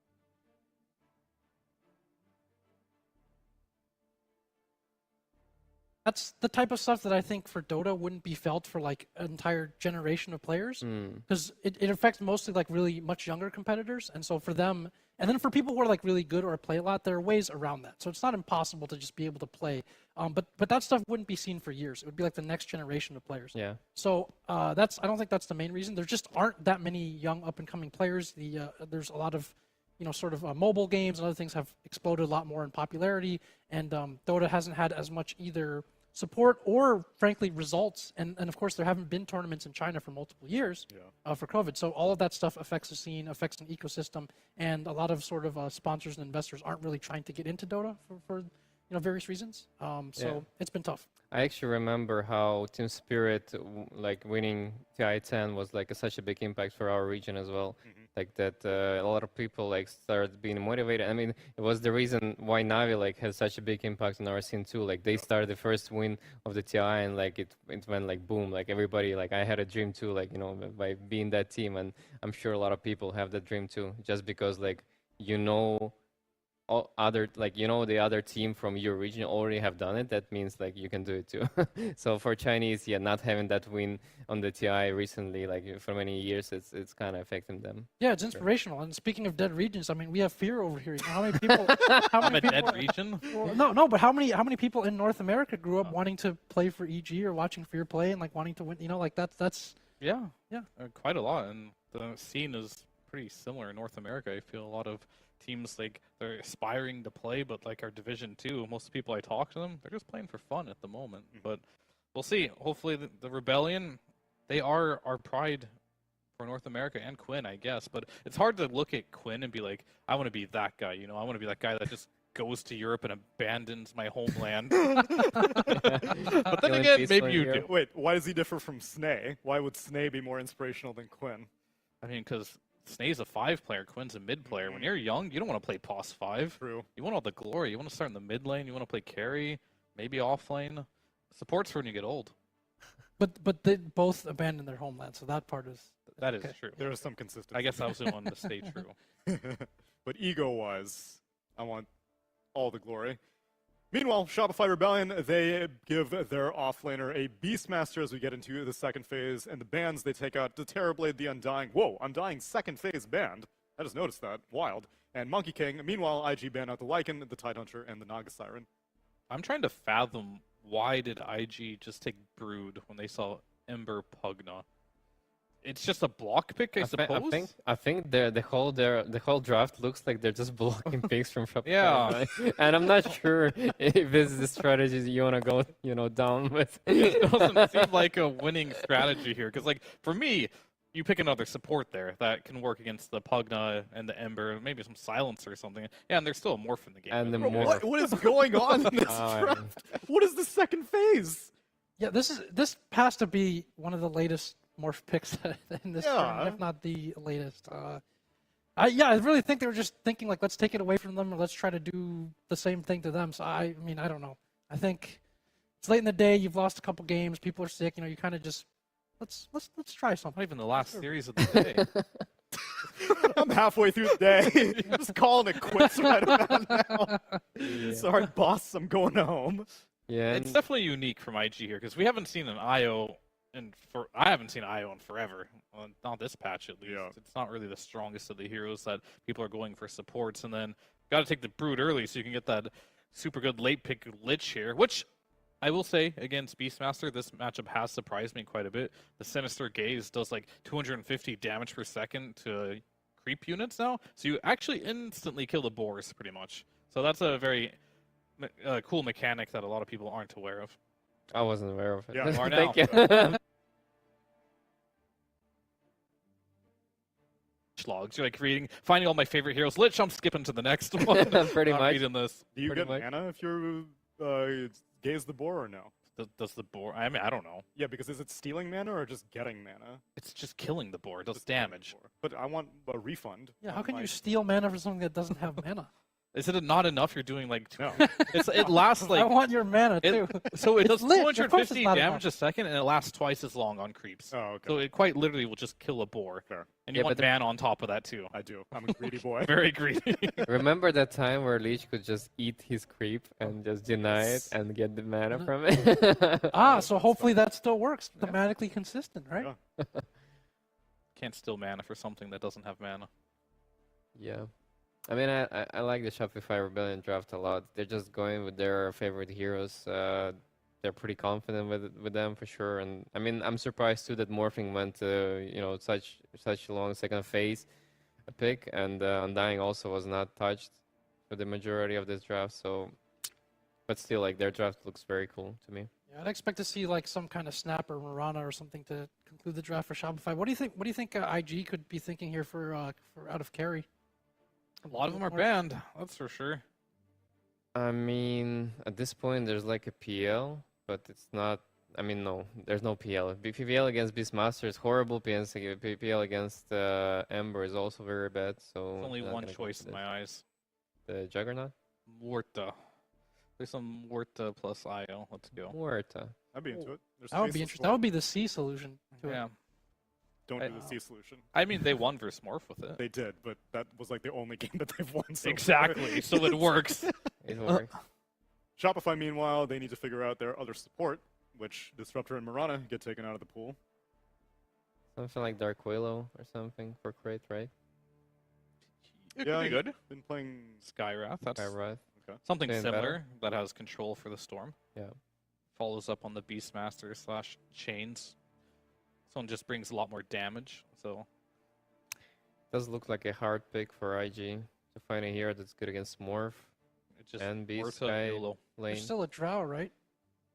There's still Drow, there's still Jug, there's still Faceless Void, there's Morta. I historically have not enjoyed playing Jug into Morphling. Yeah, it's pretty lame Yeah. lineup. I mean, matchup for him. Drow I think that could work as well. Ursa. I mean, I like this hero versus Morph. It makes a lot of sense. However, the biggest problem Ursas have had, and why we don't see it very much, is its laning has been pretty weak. Yep. So finding a way, ever since they made it so Battle Fury no longer requires a Ring of Health, you don't have that easy solution of getting quick regen so you can sustain the laning stage. And Ursa's level 1 to 2 is really bad, so you can just like trade with them. This guy's just gonna spam them with axes nonstop, and maybe they have to move this IO to the Ursa's lane to deal with this region, but I don't even know if that's enough. Yeah, that sounds rough. I feel like Emo basically has to pop off for IG to have a chance this game, and I don't see that happening based on the heroes, and I think it's... And the way they played previous games. Yeah, I think it's going to be another rough one, like Shopify. I mean, Shopify has the worst score here. Technically, yes, they have 2 more losses than They do. IG. I mean, 1 now. Oh, no, yeah, actually. What, so then that means Shopify is the better score? No, they have to 2-0 IG to have the same score. Yeah, that's true, actually. Yeah, so there's... I have to tell. These But teams are even on paper. Yeah, I do think the Shopify Rebellion draft, and the gameplay that they showed us already is way way more robust, way stronger than the IGs. So I'm on them. I'm on them too. You're on them, but are you confident enough to go eat during this game or no? Because the question is it 25 minutes or less? Yeah, that's the good question. No, I think this draft's more stable for IG, so it's gonna be a little bit longer. So it sounds like he's ready to go eat. So let's Yeah, send him. just Let's make send him. things up. Let's send him, man. If he wants to eat, let's make it happen. Let's get ready for game number 2 with Cap and SVG.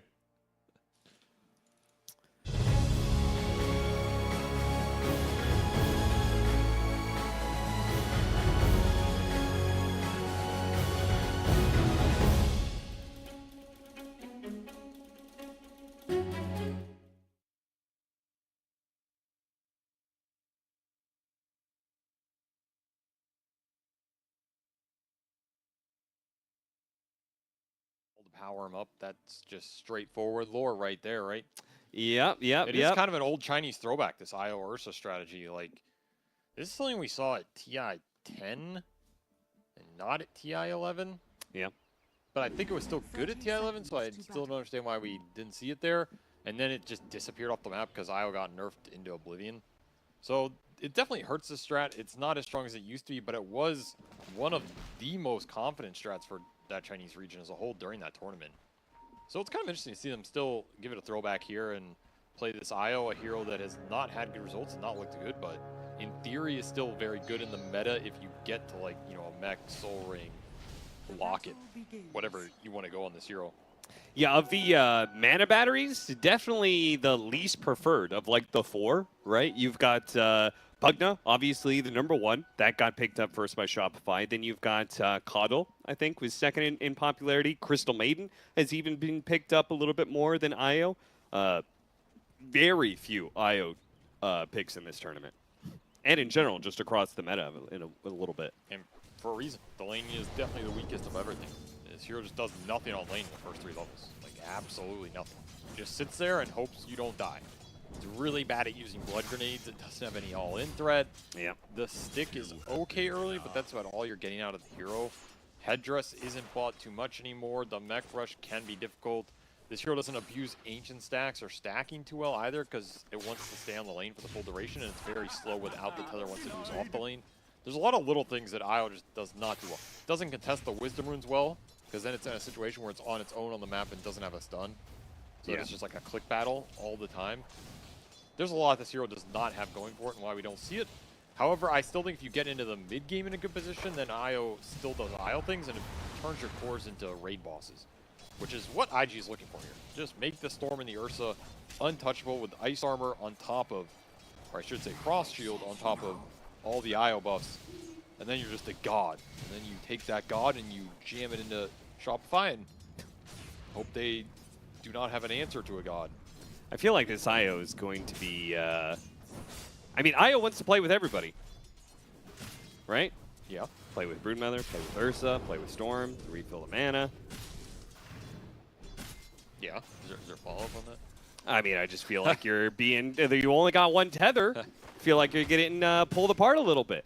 Well, you I know? mean, when you go in with Emo and he dies, then you can tether the Ursa and have a good fight still. So I feel like it's going to work out, you know? Okay.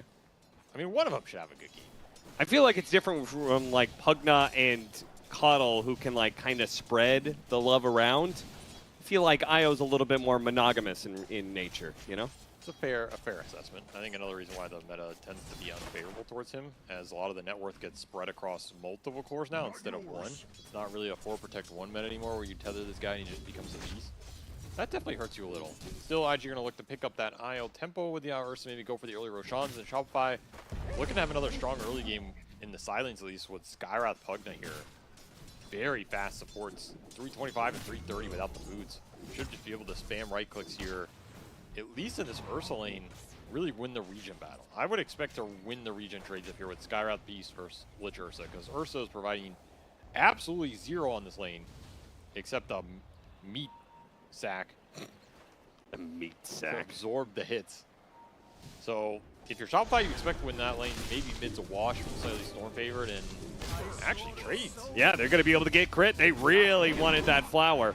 And they are going to trade out the supports here. The Axe is building up a lot of damage. Xiangyu, he'll be okay. He did a bit of work to him. PYW is going to heal him back up a bit, though. These silence are going better for IG than I thought they would on the early levels. I mean, the Morphling Pugna's a fairly defensive lane early. You're just trying to out CS, and you are not going to force this Brood off the lane with Web Regen plus an IO when you're both getting stick charges and a Lotus. I mean, this is a heavy, heavy regen sustain lane for IG. You should be free farming down here for the foreseeable future if you're Xiangyu, and that's a decent sign for IG because the lanes were an issue last game. It's not going to be a snowbally this time around. Yeah. And if you can get the IO through the first 3 to 4 levels, then you're really happy. This is an interesting lane matchup. And getting the first blood for Dust is pretty nice up here too, because he was struggling region-wise. Now he gets to buy in Raindrop, extra salve, and start to deal with this harass a little bit better. Abed putting some pressure on Emo here. Oh, little Skelly Boy roam too. Trying to secure the water runes, and they're going to TVP. Well, Oh, it's going to be close, but he does have the pullback on Emo. He'll be able to get the water rune off of that one. As long as he stays alive, it's all good. It's actually going to be Abed who may end up falling as the slide. Dodges a couple of hits, but it's not quite good enough. Hits from PYW and Emo rain in, and I think Emo, yeah, especially with that miss, is going to be perfectly fine. So good trade-off for IG. Their laning phase continues to be rather fortuitous. Yeah, and they get the double salve here on mid, so super efficient regen usage from Why do I keep saying PWI? Dude? Why is that stuck in my brain? I don't know. PYW. And he will get a level 3 off that as well. Really, really good to make sure that Emo has a game here, because he is the big playmaker. And like, the Abed was just kind of taking it to him in the lane. That was, that's a lot of damage. Skywrath Mage, Beastmaster, double magic amp, I guess. It's true. There's a lot of amp in this game. Decrep plus Skywrath amp. You're throwing axes in. Another trade up top. Trying to get Saberlight, and I think Dust will. Or will he? He will. Yeah, I mean, he's heading to a dead end either way. Now, the best Dust can do is kill some bears on his way out, but Crit's going to do a lot of damage to him. In fact, yeah, he's dead. Dust knows it, too. He just tries to get what he can out of the situation, but these boars are just too damn deadly. With a potent 4 position behind them, yeah. That's nice for Crit, getting all that solo XP. Still, Saberlight, he does go down, but he is having a monster of a game in terms of the net worth up here. He's top of the board somehow, which I don't know where all that gold came from. The CS isn't crazy for him, but he's having a good time. And he'll have a fast Arcane Boots helm up here. Arcane Boots nice for Skywrath Mage. He's going to have the regen up. I mean, Dust is making the most out of this lane. So that is pretty good for IG. If you're looking for one hero to have the best time, though, it is definitely Emo. And they are giving him the priority here. 3 heroes to mid. Yeah, they quickly for this Storm. Kill the Pugna, RTZ in a little one-on-one battle. It's not feeling too good about it either as the Broodmother starts taking over the lane a bit.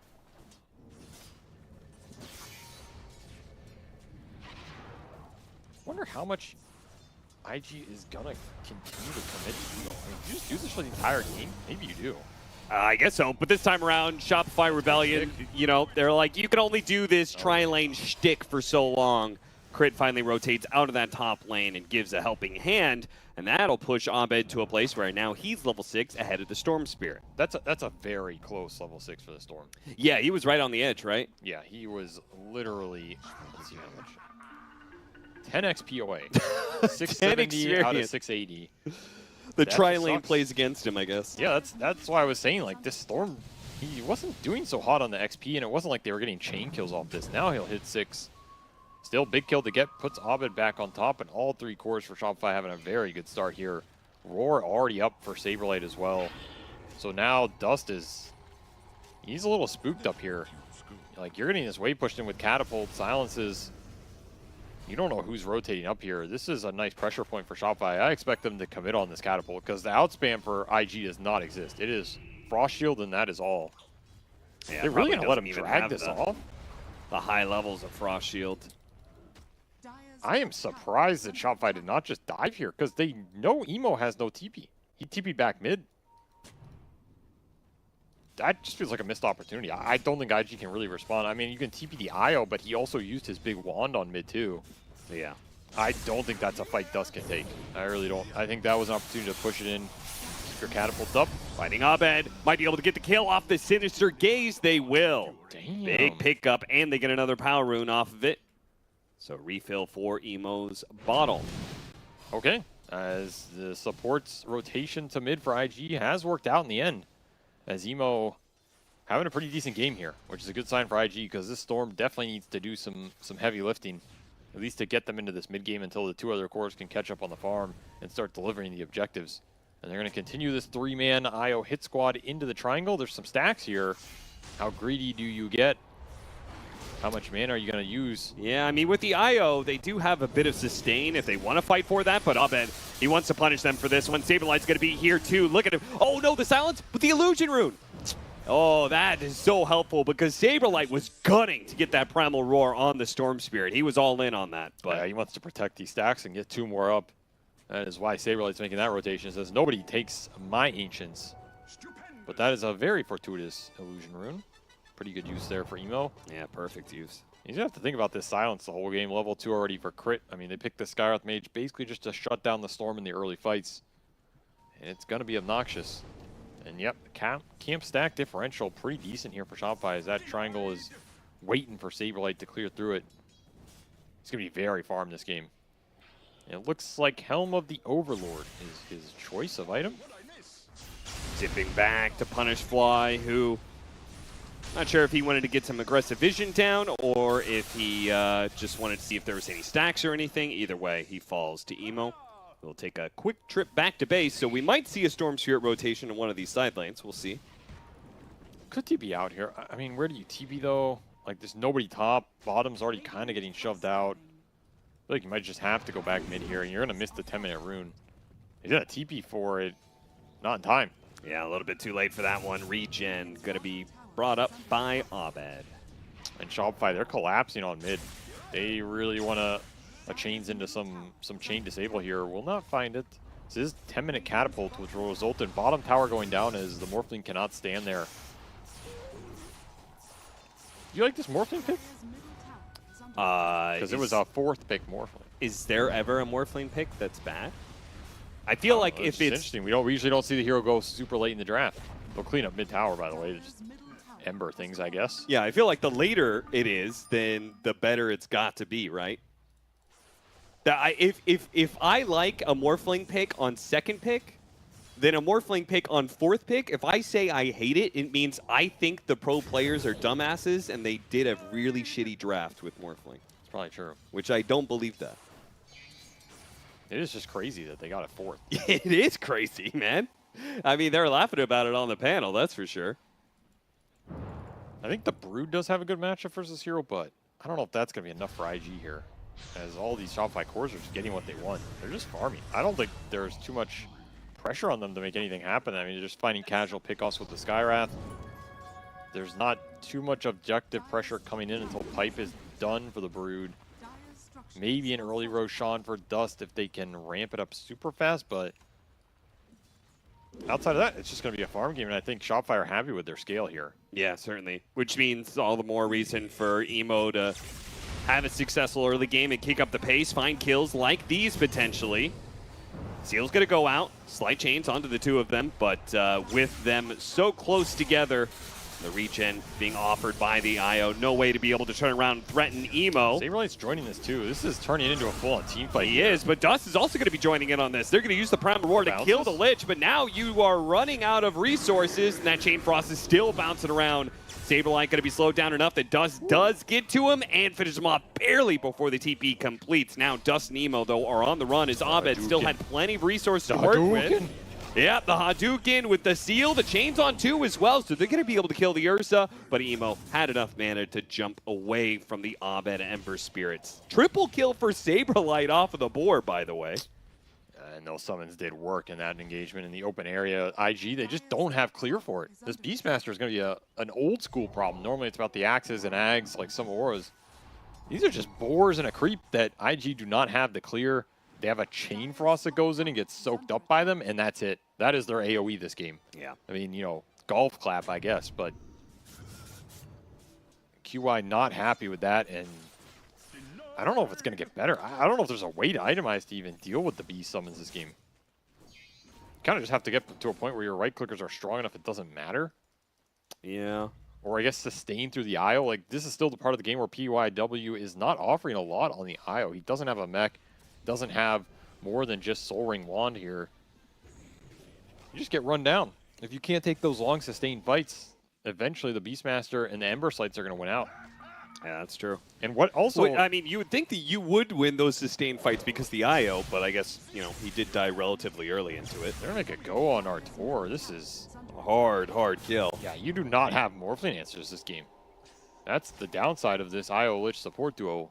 Do you think you can go Orchid on, like, is that, an Emo's not going for it, but was that an option? Because that's an old school Storm Spirit versus Morphling option, right? I don't think Orchid does anything in Morph. I think he will always have a Manta before you have Orchid. Okay, that makes sense. Or, like, your opportunity to kill him on the map, the way Morphling farms is just so limited. Maybe if you have, like, a Vision Hero or something, but Dust is... Dust. Yeah. Ash to Ash. Dust to Dust. Abed, be forced to remnant away. Was going to try and go for the support kill, go for the Wisdom Rune, but... Those are 2 supports, by the way. Killing IG's hard carry. Yeah. Did not even need a core from that, because Saberlight is just continuing to farm Ancients and get Swole. Again, not much map pressure. I go back to both these games for IG of just... They're not creating any part of the map where Shopify are afraid to go. Their cores aren't really being forced off waves. They got a couple pickoffs, but nothing that's building momentum here. You just got to get something going. I mean, maybe this game is a bit better for them in terms of they just get really fat and get some Roshans. It's looking a bit more solid. But Dust is going to need help with this Ancients right now, as he is struggling to get through him. This Battle Fury is pretty damn slow for the Ursa. Yeah, and it's not like he has tons of Ancients he's going to be able to farm, especially with the way that Shopify have held a good amount of ground. This game is just going to come down to Emo and Zhang Yu in terms of getting in there with this Brood Pipe, skirmishing it up. It is completed, so here's one of your windows to try and take a fight. If you're going to line this with the IO mech, which is 100 away, I think you have some pretty good sustain going into that. Yeah, not bad. Skelly Boy Cam. The Skelly Boy Cam. Look at him go. He's so cool. Add it to the list of... you know, little production item number 6,000 I did not ask for versus the one I did that has still not been... Okay, I'll let it go. I'll let it go for now. I don't think you're ever going to let that go. I'm never going to let it go. Wait. Look at the consumable gold spent. Oh, there it is. Right on cue. Grenades. Look at that. It's all Lich, baby. Because it's always all Lich. He spreads his spiders around to get some vision. They'll take the mid tower for free. I have to imagine they know why it's free. This is not a Roche you want to be giving up with an IO or Ursa lineup. Well, you're giving it up. Yeah. That feels bad. This is your pipe mech timing. And you're losing the one objective you wanted in this game. Yeah. Ursa lineup that doesn't get Roshan. This Helm of Overlord. I'm surprised it's Helm of Overlord because of how far he is. It's just done way too fast at 16 minutes here. I mean, your Helm of the Overlord is done before your Ursa Battle Fury. That's crazy. Yeah, he is 2,500 net worth ahead of the Ursa. Battle Fury now done. so much tempo that can come out from Shopify. Like, we could see some early high ground pushes this game because, okay, you have Frost Shield, but it's not that high level because your Lich hasn't been involved in any fights. Sure. And you have the Pugna Max and Nether Blast to help you go through it anyway.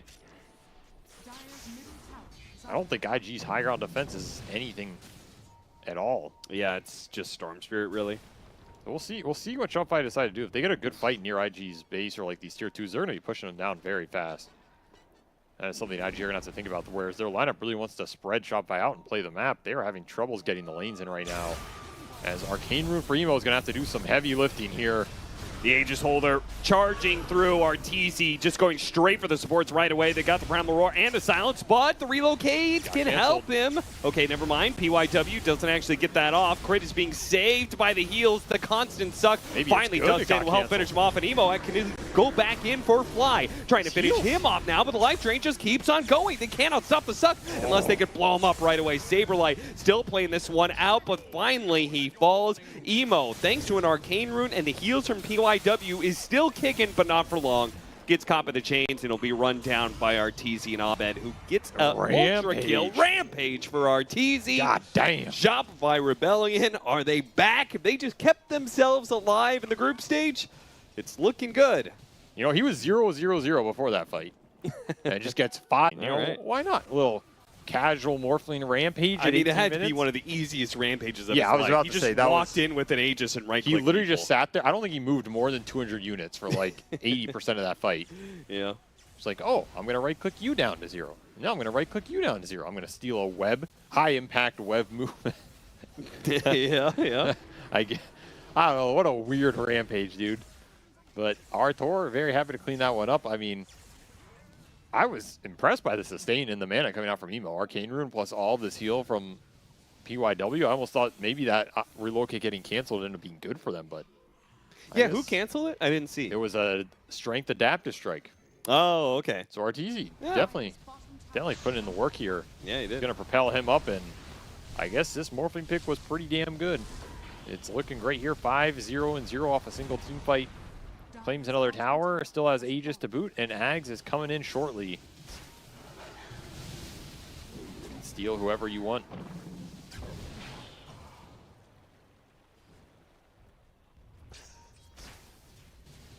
Gonna work towards an Aghanim Scepter next off of all that fresh Rampage gold he just got. And IG, I mean, I haven't seen this Morphling Ags versus Ursa, but I have to imagine, just like every other carry, it hates having its stats stolen.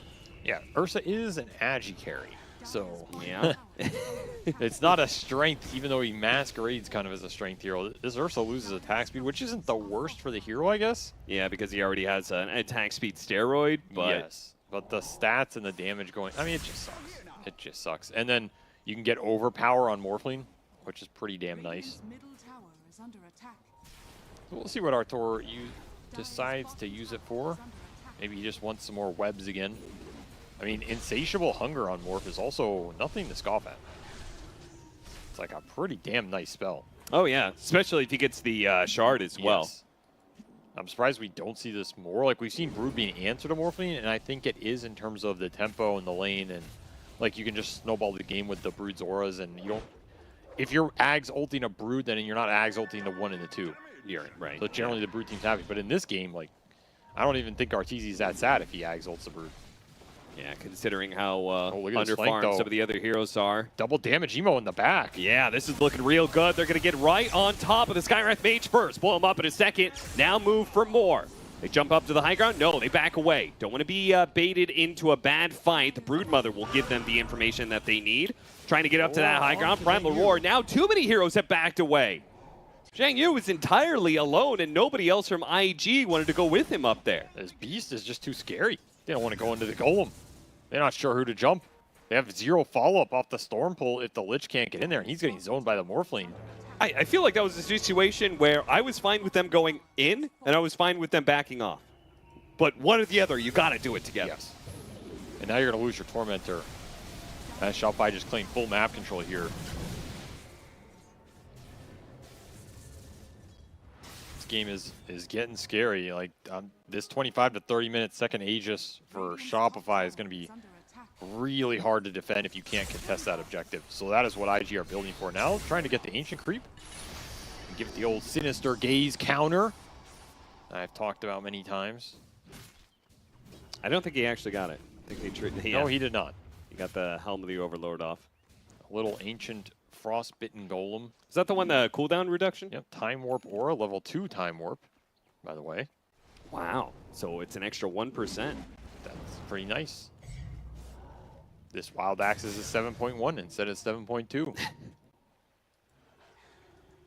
See if it makes a difference. The Aghanim Scepter is done for Arteezy. Way ahead of what you would expect. He's cruising. He's really high level too, level 17. I guess that's what a Rampage will do for you here. He is well ahead of all the IG cores. And they're going to open up the base. So if they get another Roshan here, I guess they can even just poke it right now. Like, bring IG back. Again, their outspam is incredibly bad. There's not much danger in doing this. You get a glyph. That's pretty valuable. Didn't cost them too much. They can just go straight into mid. Kick the Brood out. Emo's finding some farm, working towards BKB, but it's... I feel like a lot of this comeback potential for IG is based around the Ursa's itemization, not necessarily anybody else's. Yeah. And Shopfire just making the Ursa's impact more difficult as the defensive items and the EHP start to stack up. We have an Octarine on Abed. Yep, I was going to say, the big difference, trying to get a BKB on one mid laner, the other one is completing an Octarine.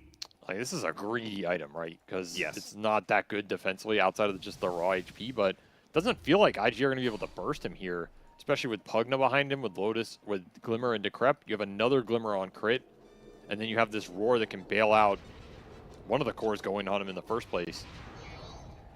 Trying to make a move to catch Abed, I think. I don't know how they do that. I don't know. I don't think you can kill him, though. Like, yeah, I don't think so either. You have a Vortex into a level 1 Sinister Gaze. That is your lockdown. And I feel like Abed knows it, and he does not care. Yeah, he's going to play super far forward and get kills wherever he can. If you're outside the base, he's going to hunt you down. And this is where you cannot be dying if you're IG. Because now your base is right in front of Shopify with no glyph. Yeah, no Frost Shield. I guess they got the wave cut. Oh, they did. Okay, nice little play. There's a top wave coming in, though, so it'll only save him a couple seconds here. And that is a... Is it long enough to get BKB on Dust? It's going to be close. I don't think he's going to have it for this, though. So they'll get some a little tower chip, and actually, Shopify just wants TV back and set up. Yeah, it's time to do Roshan. They have the vision from the Hawk on it, so... Know it's up, and you really don't want to give the space for Dust to, like, sneak it or something like that. In fact, they might even be able to kill Dust. Dust and BYW instantly blinked away. Oh, and he still got him with the slight chains. Well played by Abed, stopping that TP. BYW tries to go for the desperate relocate out, but of course the Primal Roar is there instantly, and they will both die. And now Shopify. Well, I mean, do you go back for the Roshan, or you just poke at high ground again? I feel like I just go down mid and hit the high ground. I think it's a lot faster than they feel it is. Like, I think they don't want to do it because normally it's not that valuable of a move, but I actually feel like this tower just dies. Yeah, I feel like it's more valuable than it used to be. Now that Roshan, it's also on the corners of the map, whereas opposed to, you know, old Roshan pit was actually near the mid, so it was easy to connect to. Probably true. Emo making some bold moves, because you kind of need to make a bold move or two, and bold itemization, apparently. He's going to be caught here by the Sounds, but I think he'll survive through this. Nobody else is quite close enough. Abed's closing the distance, but a long zip, TP out. Oh, that slight was barely off the mark, but he gets it. This is still space for the Roshan, which has spawned, and Shopfire instantly in it with their two big right clickers here. That's a valuable force off the map here, and IG just not prepared to contest these Roshans with the Ursa IO. It is not the same speed it used to be, and the BKB is still not done for Dust. Even then, you still need the lockdown components here. This lineup is just way too fast for IG to deal with. The itemization, pretty damn solid here from Shopify, and they'll get an Aegis on the Morphling, so now that high ground siege is wide open. What do you think of Bloodstone for Emo? I was looking about that, and I have no idea. Honestly, it doesn't sound great. I think I hate it. Like, what's it doing in this game? I don't know, but I know maybe I'm a little obsessed with Aghanim Scepter, but I feel like you need a game-changing moment, and I'm not sure if Bloodstone gives that to you, you know? I don't know what item gives that to you. I feel like maybe Ags is potential. I mean, the weird thing is I feel like even if Emo gets max value out of this and gets like a crap ton of mana, I don't even know if the extra mana helps him. Yeah. I feel like these fights are not about him having more mana. The fights are about, can you actually kill a Shopify hero with lockdown? That has been the problem. Like, you need Bash on Ursa or a Hex on somebody. Something. Abed just has way too much free reign.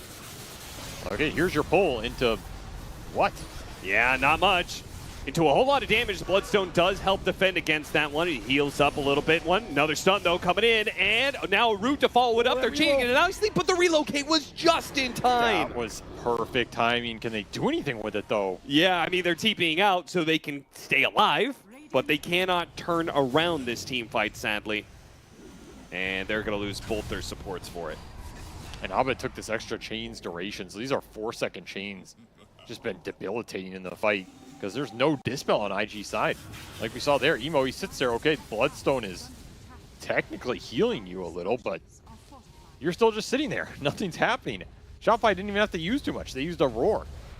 That was it. That's what you got out of them. You're back onto the high ground. Your tower's dead. Something out of here. That's a big mud goal. God damn. Oh, yeah. I see that now. Why is he so big? Helm of the Overlord. Helm of the Overlord increases the unit size? Yeah, doesn't it? I didn't know that. For non-ancient creeps. Oh, okay. Ancients stay the same, but if it's a non-ancient, it makes them larger. So then you can tell it's that Overlorded neutral and not a normal Dominator neutral. Of course. That is very important to identify. I mean, look at this boy. He's big. He's a big boy. And IG apparently cannot handle all the heat that this Golem's bringing. They're just dropping buildings one by one. This is through back door. Yeah, Morphling will do that to you.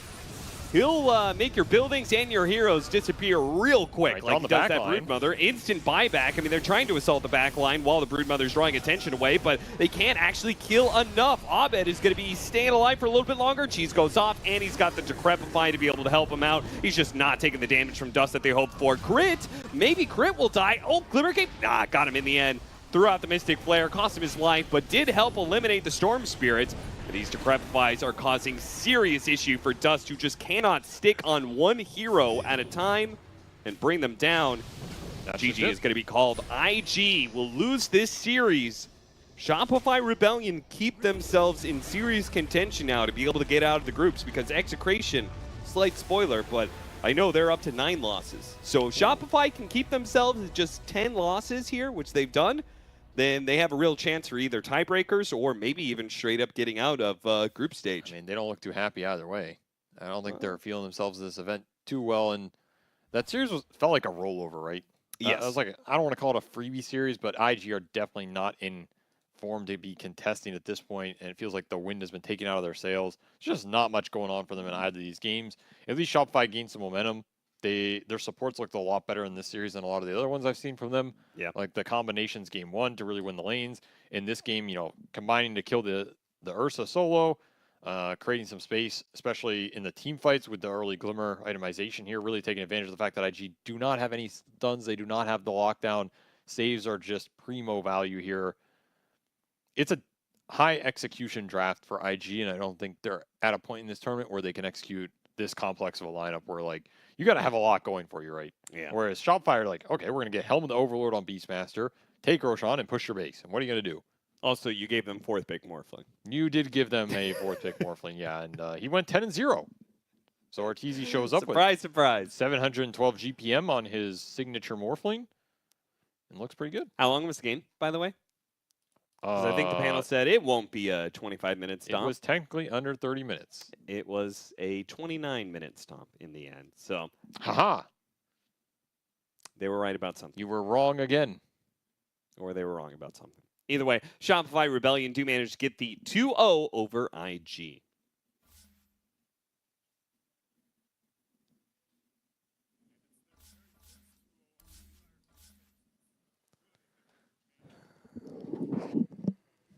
lunch? I did not eat anything. What? We gave you 29 minutes, Roman. Yeah, I knew it could end faster. We had experience, all right. So I was a bit cautious about. He didn't trust you this time. You didn't? fooled him the first game, so. I duped him. I said, Roman, go ahead, have yourself a leisurely meal. This No. time you didn't. You were wise to my shenanigans. Yes. And now you can tell me all about game number 2. What happened? Why did IG once again lose? I mean, I spoke with William, the coach of Liquid, about this game, and he said that Shopify Rebellion is gonna like win 100% because he saw that the supports on the Shopify Rebellion have like way better time connecting with their cores this game than the IG had. So in just to see that, it made sure for him that it's gonna be an easy game for the Shopify Rebellion. And I kind of agree that their draft overall had a like really good picture. Whether therefore RG is gonna it would be a way harder time for like Lich to connect. Yeah, they had like Storm Spirit IO combination, but other than that, like there's no really synergy between other heroes for them. That was kind of what helped Shopify out in game 1 also, was Enchantress being able to rotate and connect with the cores so well. And throughout this entire thing, it was pretty much just IO trying to connect with who knows what. I don't know if Ursa's the proper pairing these days. Well, not in this game. Storm should be it, but IO as a hero right now is just a little bit weaker than a lot of the other alternatives like the Pugna. I think Pugna is the only battery right now that is highly contested for these type of heroes, but they tried to make it work regardless. But surprise, surprise, the early pick Brood that we didn't know why they picked it there, it didn't work out for them. It wasn't the same type of Brood game. You didn't get to see your matchup, and of course, the Ursa, unfortunately, not being able to find any space on the map. And I think I've pretty much figured out why Morph and Medusa are the only carry heroes being picked right now, and it has to do with this region thing. Like, Morph and Medusa, they don't really care about getting harassed. Morph will just get low, get salved up. Medusa, she just doesn't take damage in the lane. She just loses mana.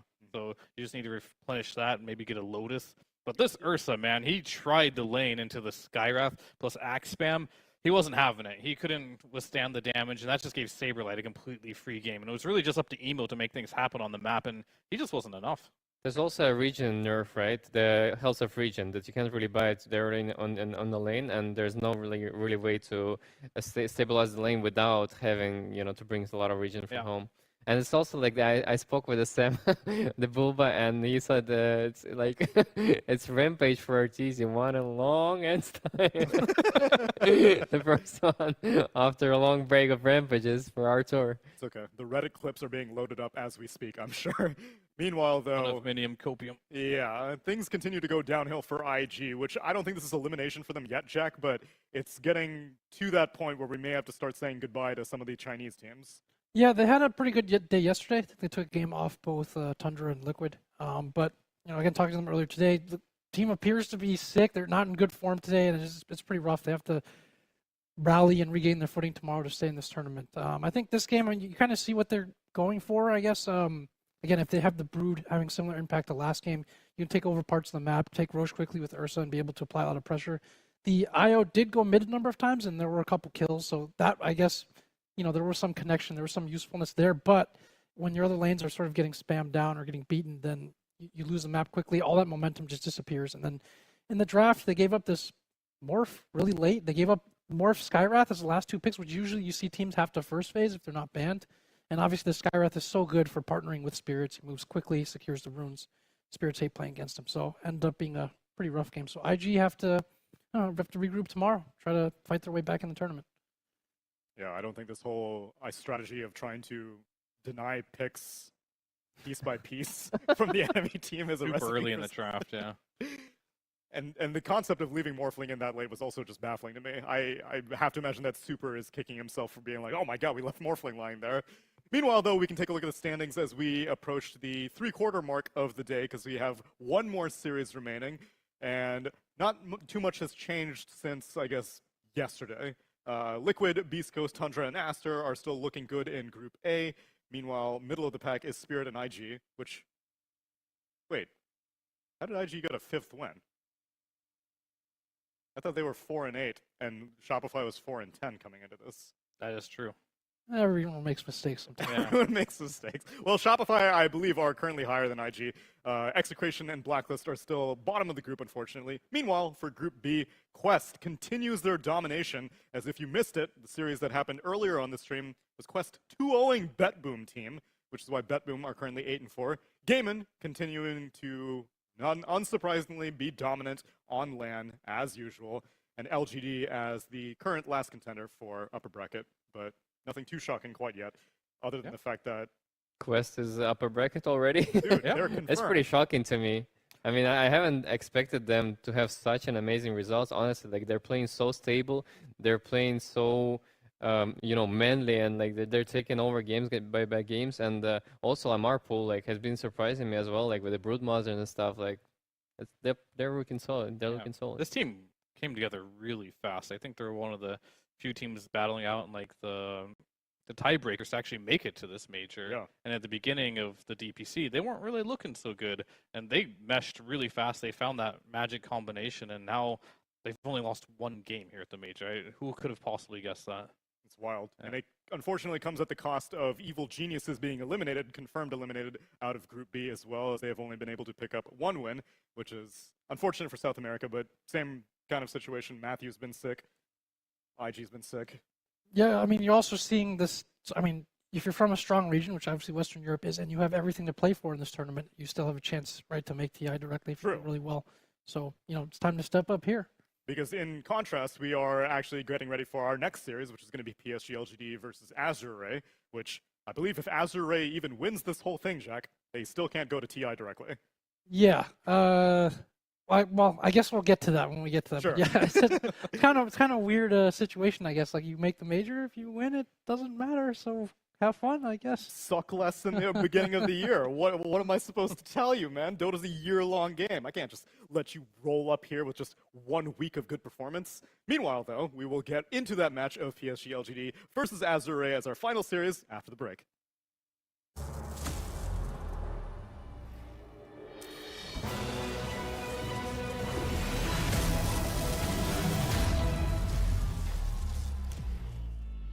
Use your skills in the gaming. 1xBet.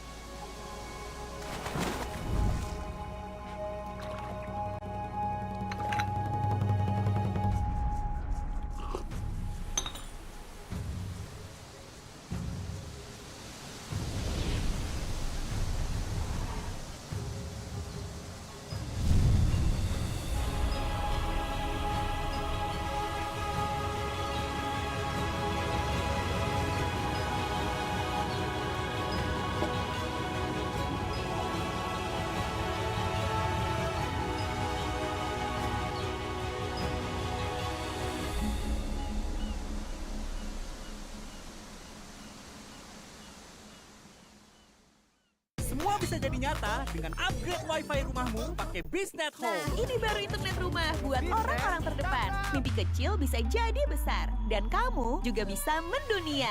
Jadi, siap wujudkan semua jadi nyata?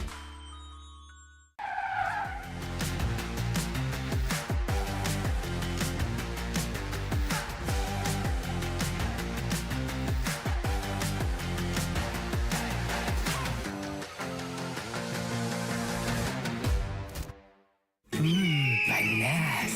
Di oven nih. Hai. Ya kelar. Wih. Nah ini Super Oven si paling seru.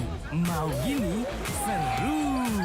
Mau gitu seru woy.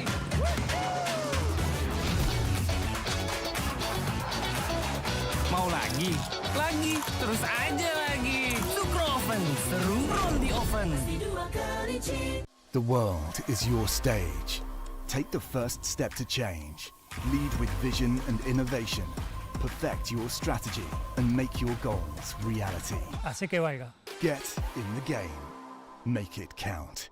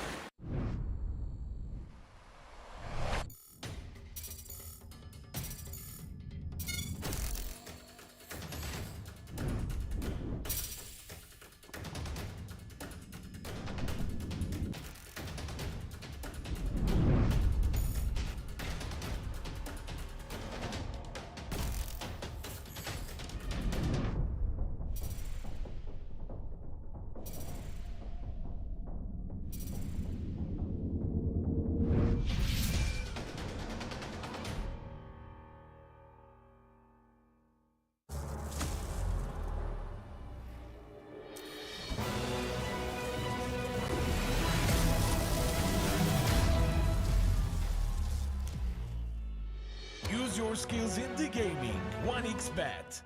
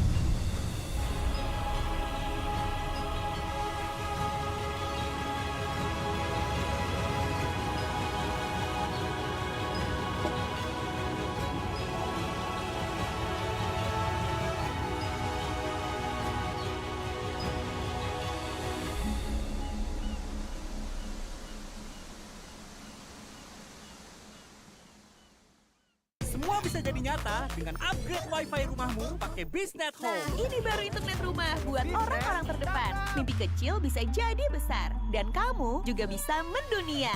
Jadi, siap wujudkan semua jadi nyata?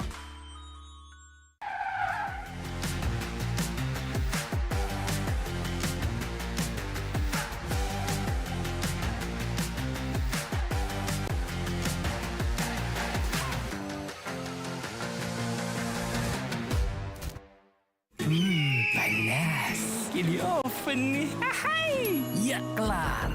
Wih. Nah ini Sukro Oven si paling seru. Mau gini seru. Mau gitu seru woy.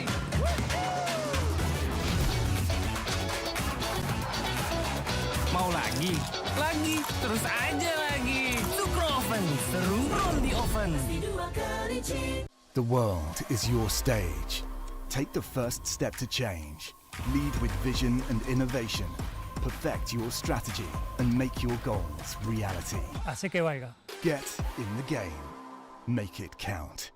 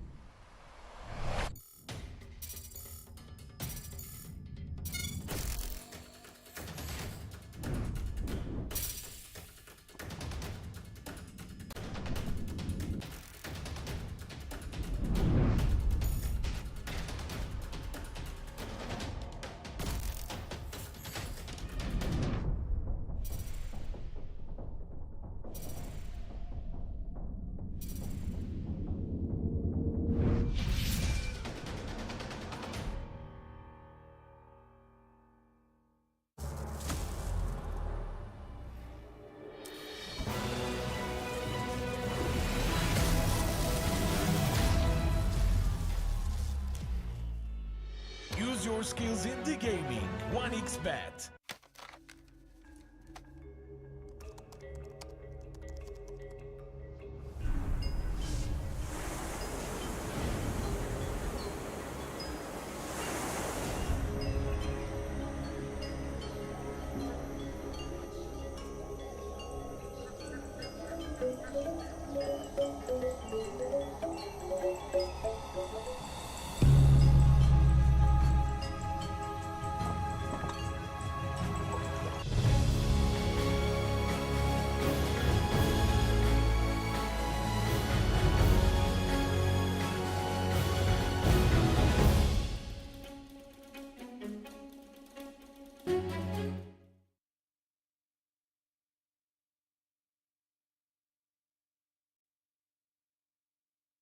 Of the mainstream, we got PSG LGD going up against Azure Ray, a classic Chinese DPC matchup.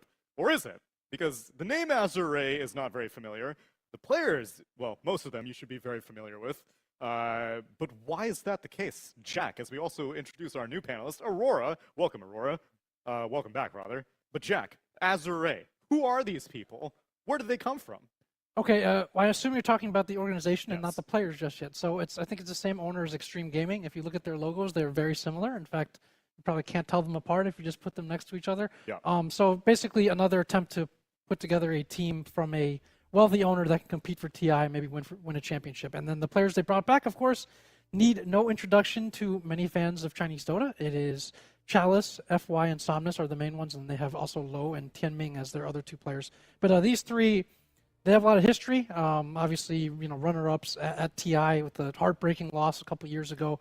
And they're also very fun to watch. For a lot of Chinese fans, it's been hard for them to connect with some of the newer teams in the scene, some of the newer, to be fans of the newer players. Other teams haven't done particularly well. So for these guys to come back, it's, kind of like carrying the torch, if you will.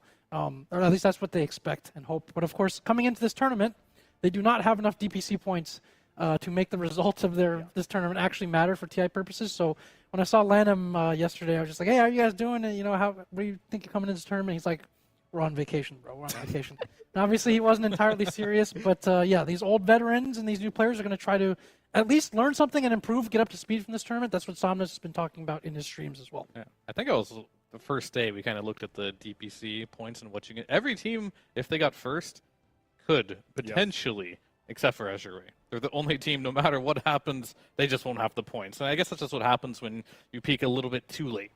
Sucks to suck.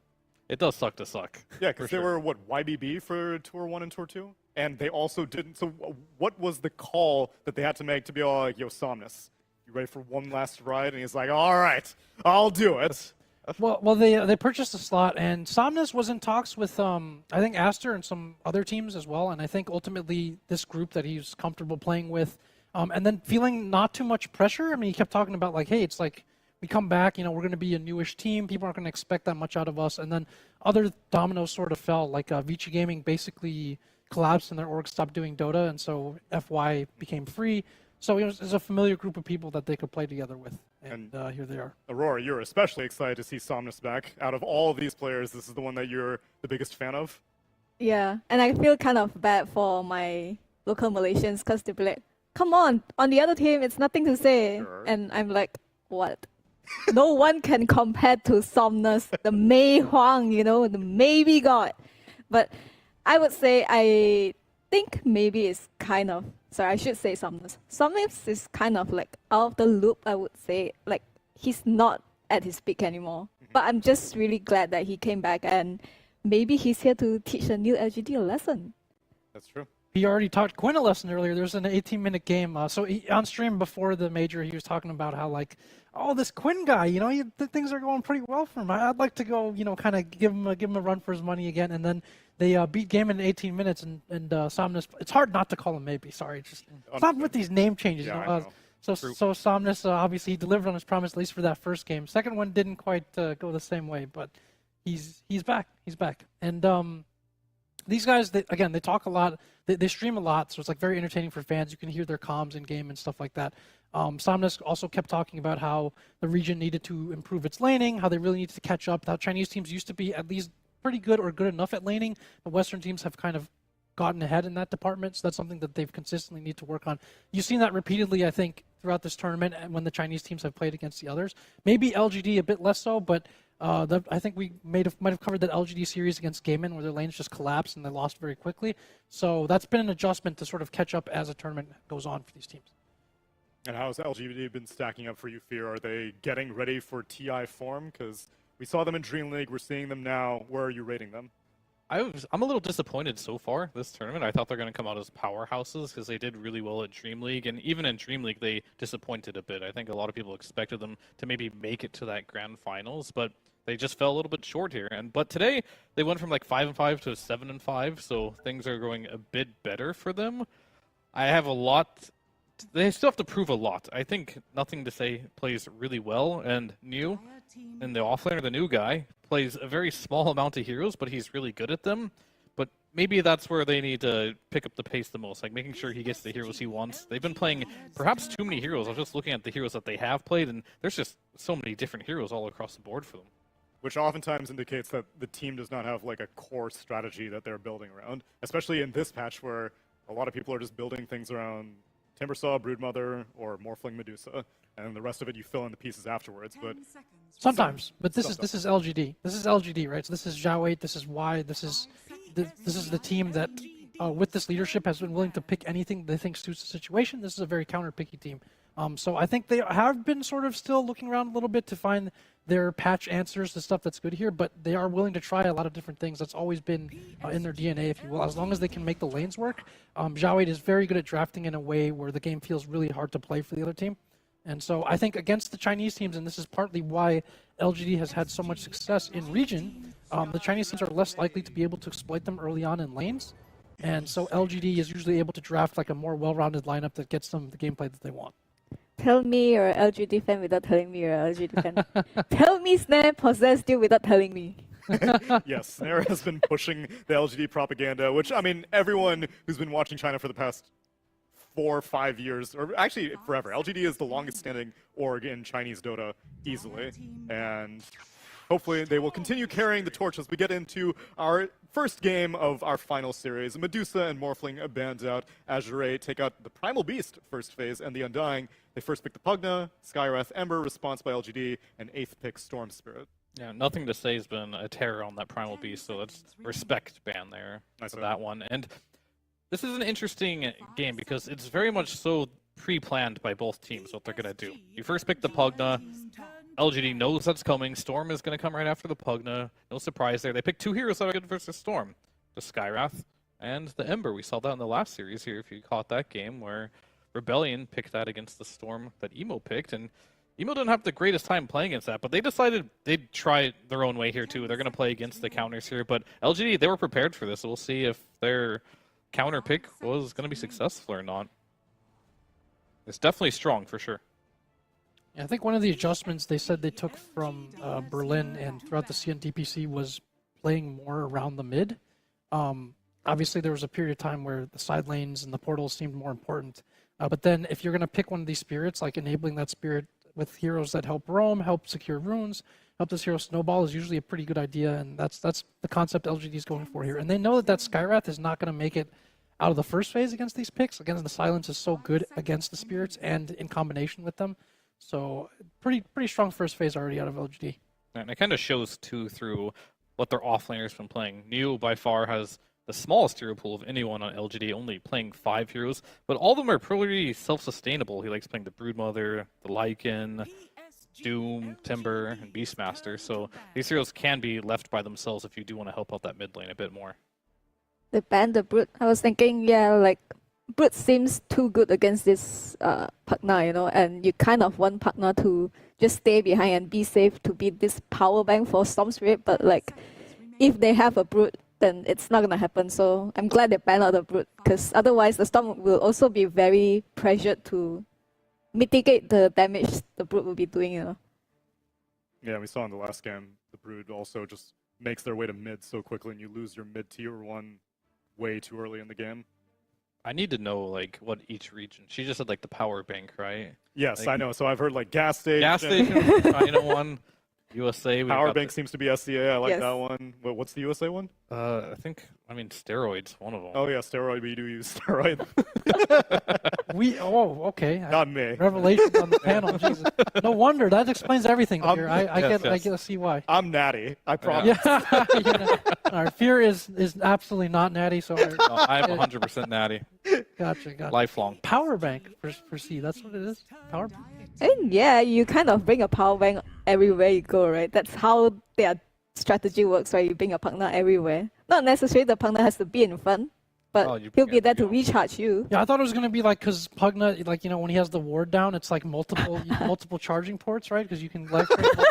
See that makes sense. He's got that USB-C. Yeah. So the gas station for Chinese is also because the words for getting gas, like jiao, is also the same. They're same as their cheer, like let's go. Yeah. So if you're, there's I didn't realize that. But are gas stations portable though? No. Well, unless it's a mid-air refueling jet, which I have seen those. Which we said the Stormless Underlord fly. was the first game. Yeah, that's the Underlord. But that's not this gas station. I like the gas station one because like Storm, he does his thing and he comes back to Pugna and he just refuels real quick and then he's back at it.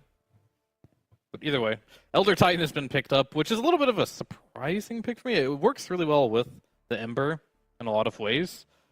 Particularly not great against the Storm Spirit, but I guess if you do have Skywrath already, you do have the Ember, you're not too worried about. But I'm just curious on, to me, it just doesn't scream like it's an Elder Titan game just by seeing Pugna and Storm here. So I think they're preparing for the TB, just in case. Absolutely.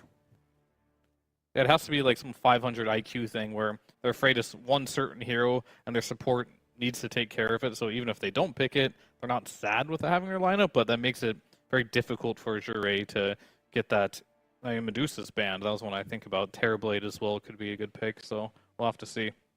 Yeah, I think there's a sort of, again, there's a lot of like big picture drafting that you'll see more Chinese teams against each other. It's kind of just shores up their lineup, just add some team fight out of the other support.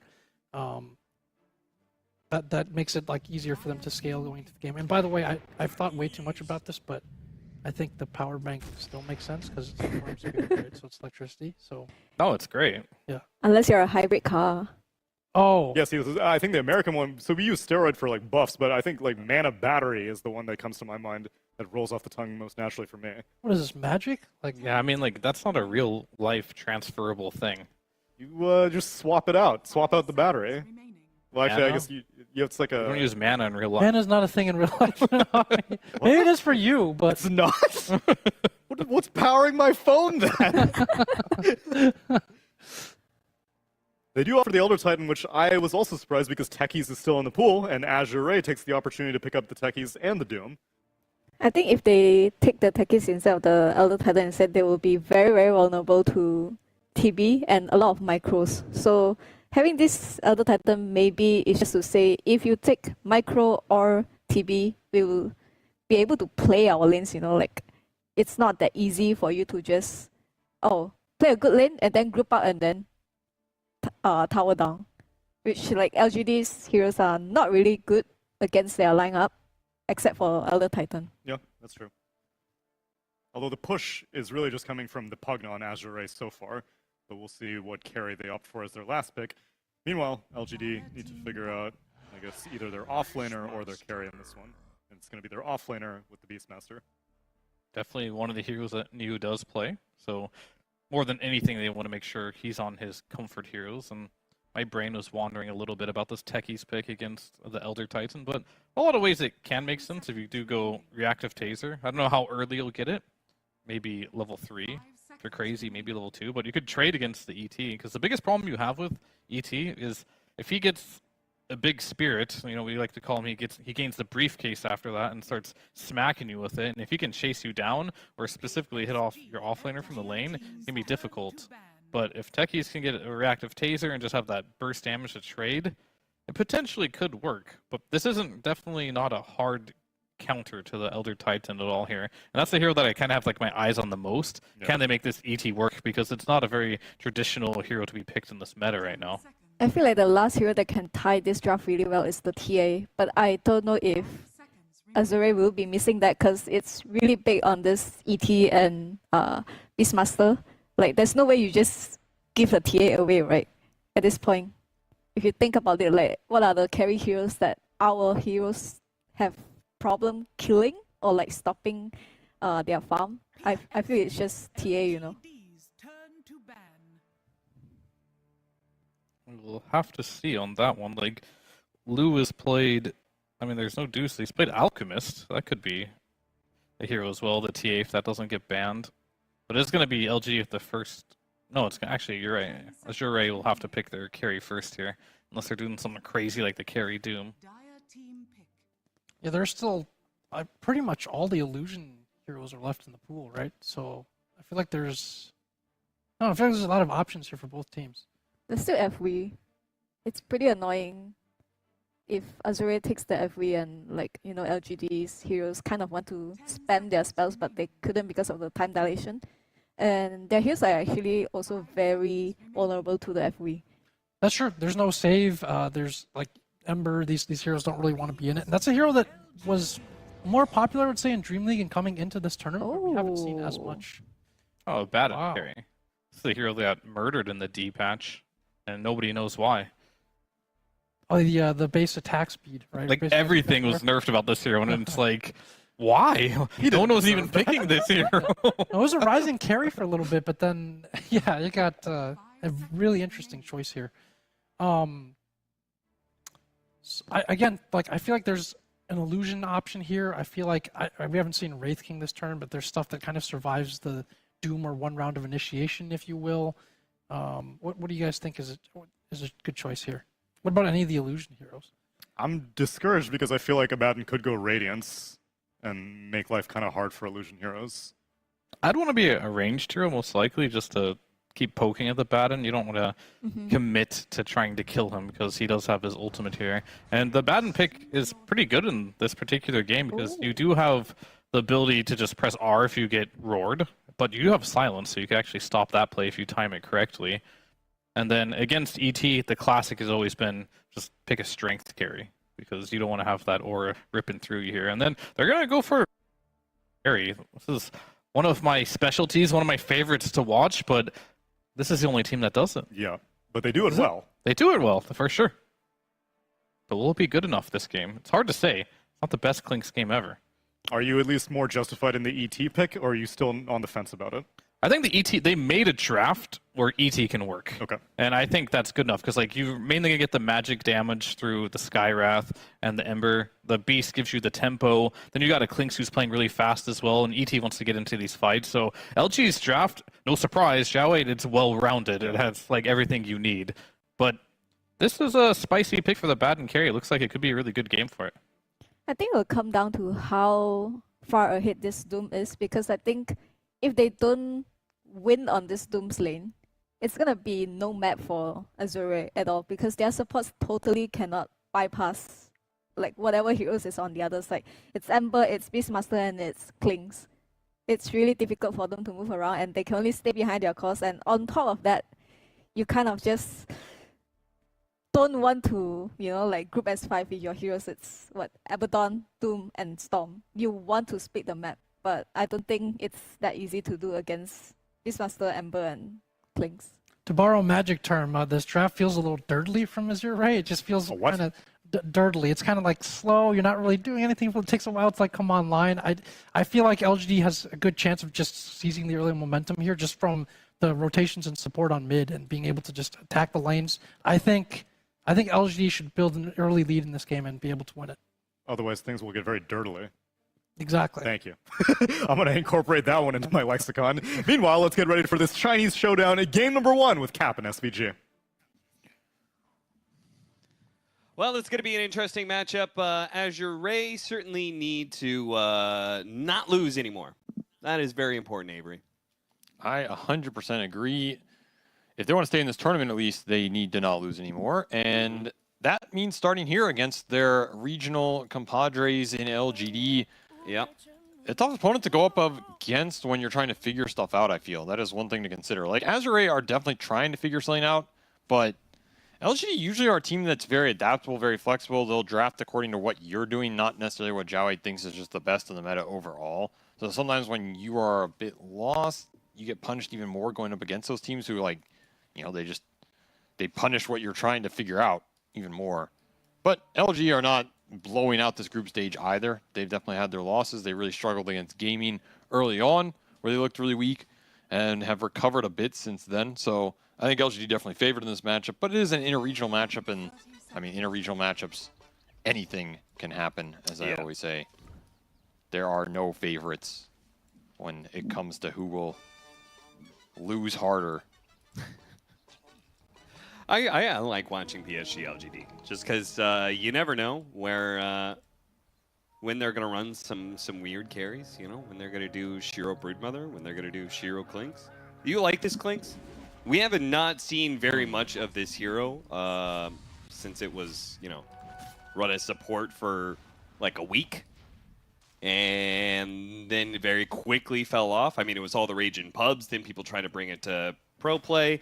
And now I feel like the only time you see Clinks is here with Shiro. I can't really... I mean, we saw, like, occasionally support Clinks. I mean, some of the games that we haven't casted, I know I've seen them around, but... I like Clinks as a hero. I don't think teams have really figured out where he deserves to be in the meta or, like, what role his hero even is. But in general, I feel like his damage is sometimes impressive. He has some good carry matchups. I've liked the support Clinks a bit more when it was being run in pubs as a 4 than the carry Clinks, but LG have definitely found some success with this. His laning is for sure strong, and he's one of these super ranged carries that becomes really tanky, which are kind of rare, because usually these ranged carries that are strong laners don't scale that hard in terms of EHP. And this is just first blood on Chalice. Yeah. God damn. As I was talking up his laning, he shows it there. His Tar Bomb, not something to be messed around with. It just catches you off guard. You get chased down. The low cooldown, you get 2 or 3 of them off. It's a lot of chase, a lot of stickiness, so to say. And Child's going to get instantly punished here. So decent start for LG already. Pretty much on all 3 lanes, they're getting some good trades in. It's really important to actually get that kill too, because one thing about Clinks is he does give you a lot of stick charges, right? When he's constantly throwing out that tar bomb. So yeah, good that they actually managed to complete the kill. Attempted hard camp pull. Tianming doing what he can to interrupt it. Do you think the Clink's the appropriate solution to this carry Abaddon? It should be a good matchup for the Clinks. I don't see Abaddon doing much to him unless Abaddon is like 4 or 5 slotted with like Blink, Manta, Harpoon or something. But then Abaddon's pretty much going to get on any hero and mess him up. So 90% of this game, it should be pretty favored for Shiro. Yeah. I think anything that can stay ranged by Scotty, has some survivability, can't get bursted, the Abaddon tends to suffer against because the fight gets drawn out and his initial go with like the Manta silence isn't that good. I think Clink should check most of those boxes, especially with some ET Beast behind him, buffing him up and creating some displacement with stomps and roars. You should be really more than happy here. I think the Storm presents a bigger threat this game. Like, yeah, I'm looking at what Somnus can do. With the Pugna behind him, he has Techies to combine for some extra damage. You're going to have Doom and Abaddon, who are both heroes that can provide you with, you know, some shields plus maybe some auras. There's a lot Somnus can play through and potentially just initiate greedily for his team. Like, just go in knowing, okay, normally this is not a good initiation, but in this game, I do not care. Bait out the roars, bait out the silences, get them turned, and then you're setting up a really good team fight. I want Somnus to play very aggressive this game and just put the team on his back, so to say. And while you talked about like there being a lot of displacement to be able to keep Clinks, you know, at distance from the event and the Doom, there isn't a full-on save, right? So if Storm and Techies can, you know, get the jump onto Clinks, they actually don't have a way to be able to stop those heroes from being able to potentially 100-0. Oh, it's a pretty decent Storm game in that sense. Like, the chains, the silence are annoying, but in theory, if he gets maybe one defensive item and he has the shield close to him in the fight, I can see Somnus going pretty ham. Yeah. And these supports are pretty susceptible to the Storm jump if he can threaten them, which he should be able to. Like, they're squishy. ET does nothing to the spirits in general. It's one of the hero's biggest downsides. But Wise look pretty solid on this hero as well. And going for an early rotation from Planet, and it's going to be a close call, but Somnus gets the kill first. A big win. Somnus, God. Just turns it around. That's no XP for NTS there. That feels bad. I mean, Planet's happy. Oh, he's more than happy, I'm sure. Getting solo experience on a kill like that, but I guess that's what happens when you let the lane push in. Yu is going to be perfectly fine sitting underneath his tower getting CS, so they can afford for the Skywrath Mage to rotate like that. Yeah, it's just good read of the lane equilibrium. This is kind of the downside of Abaddon as well. He's not going to punish offlaners solo that well. He just sits there and gets his farm. So nice little read from LGD. Get a little bit on the board, but Somnus is just, I mean, he's just too good. What can you do? You can't gank this guy. He ganks you. The lane I'm really impressed by is the safe lane for LGD. I think it is owning so damn hard. Way more than I thought it would. Like, why has... He's just been punching people down is he here. going to kill Shiro? Okay, This it looks is like the bombs, close. maybe the techies is kind of running enough interference, but at the same time, FY is going to take a lot of damage for dead. positioning like this. Yeah, he's dead. He's going to get the blast off, but they will collect that kill. Shiro picks it up. lane. Meanwhile, nothing to say is being chased away by Tianming, so this is also going to feel really bad if he dies here. Nope, he's fine. All right, He had bottle big charges, he had one, wand too, charges, he's good. That wasn't as close as we made it out to be, but no. Still, it's some pressure going into NTS, and he's a full level behind the Storm now.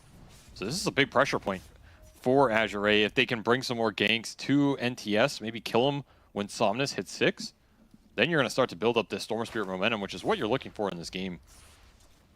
But a level 2 Spirit already doing some work for Y. I like my Elder Titan. This is a nice lane combination. So both the side lanes, I say, are going decently for LGD, as New has also just gotten a lot of solo XP. All these supports being around mid means Abaddon and Beast are just in a one-on-one. And I feel like this is pretty nice for Beast. He generally does well in this matchup. Like, outside of the Roar Shield interaction, I've always felt that Beast was one of these heroes with the boars. It's very annoying for Abaddon.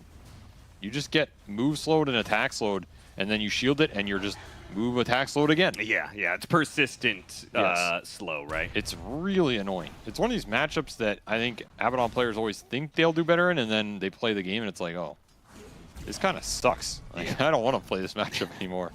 It's good for your team, bad for you. Abaddon is also not that good at dealing with the summons pushes. He doesn't actually offer you that much, other than he goes and stands there. And it's like, come at me, bro. But sometimes they do just come at you, and you die.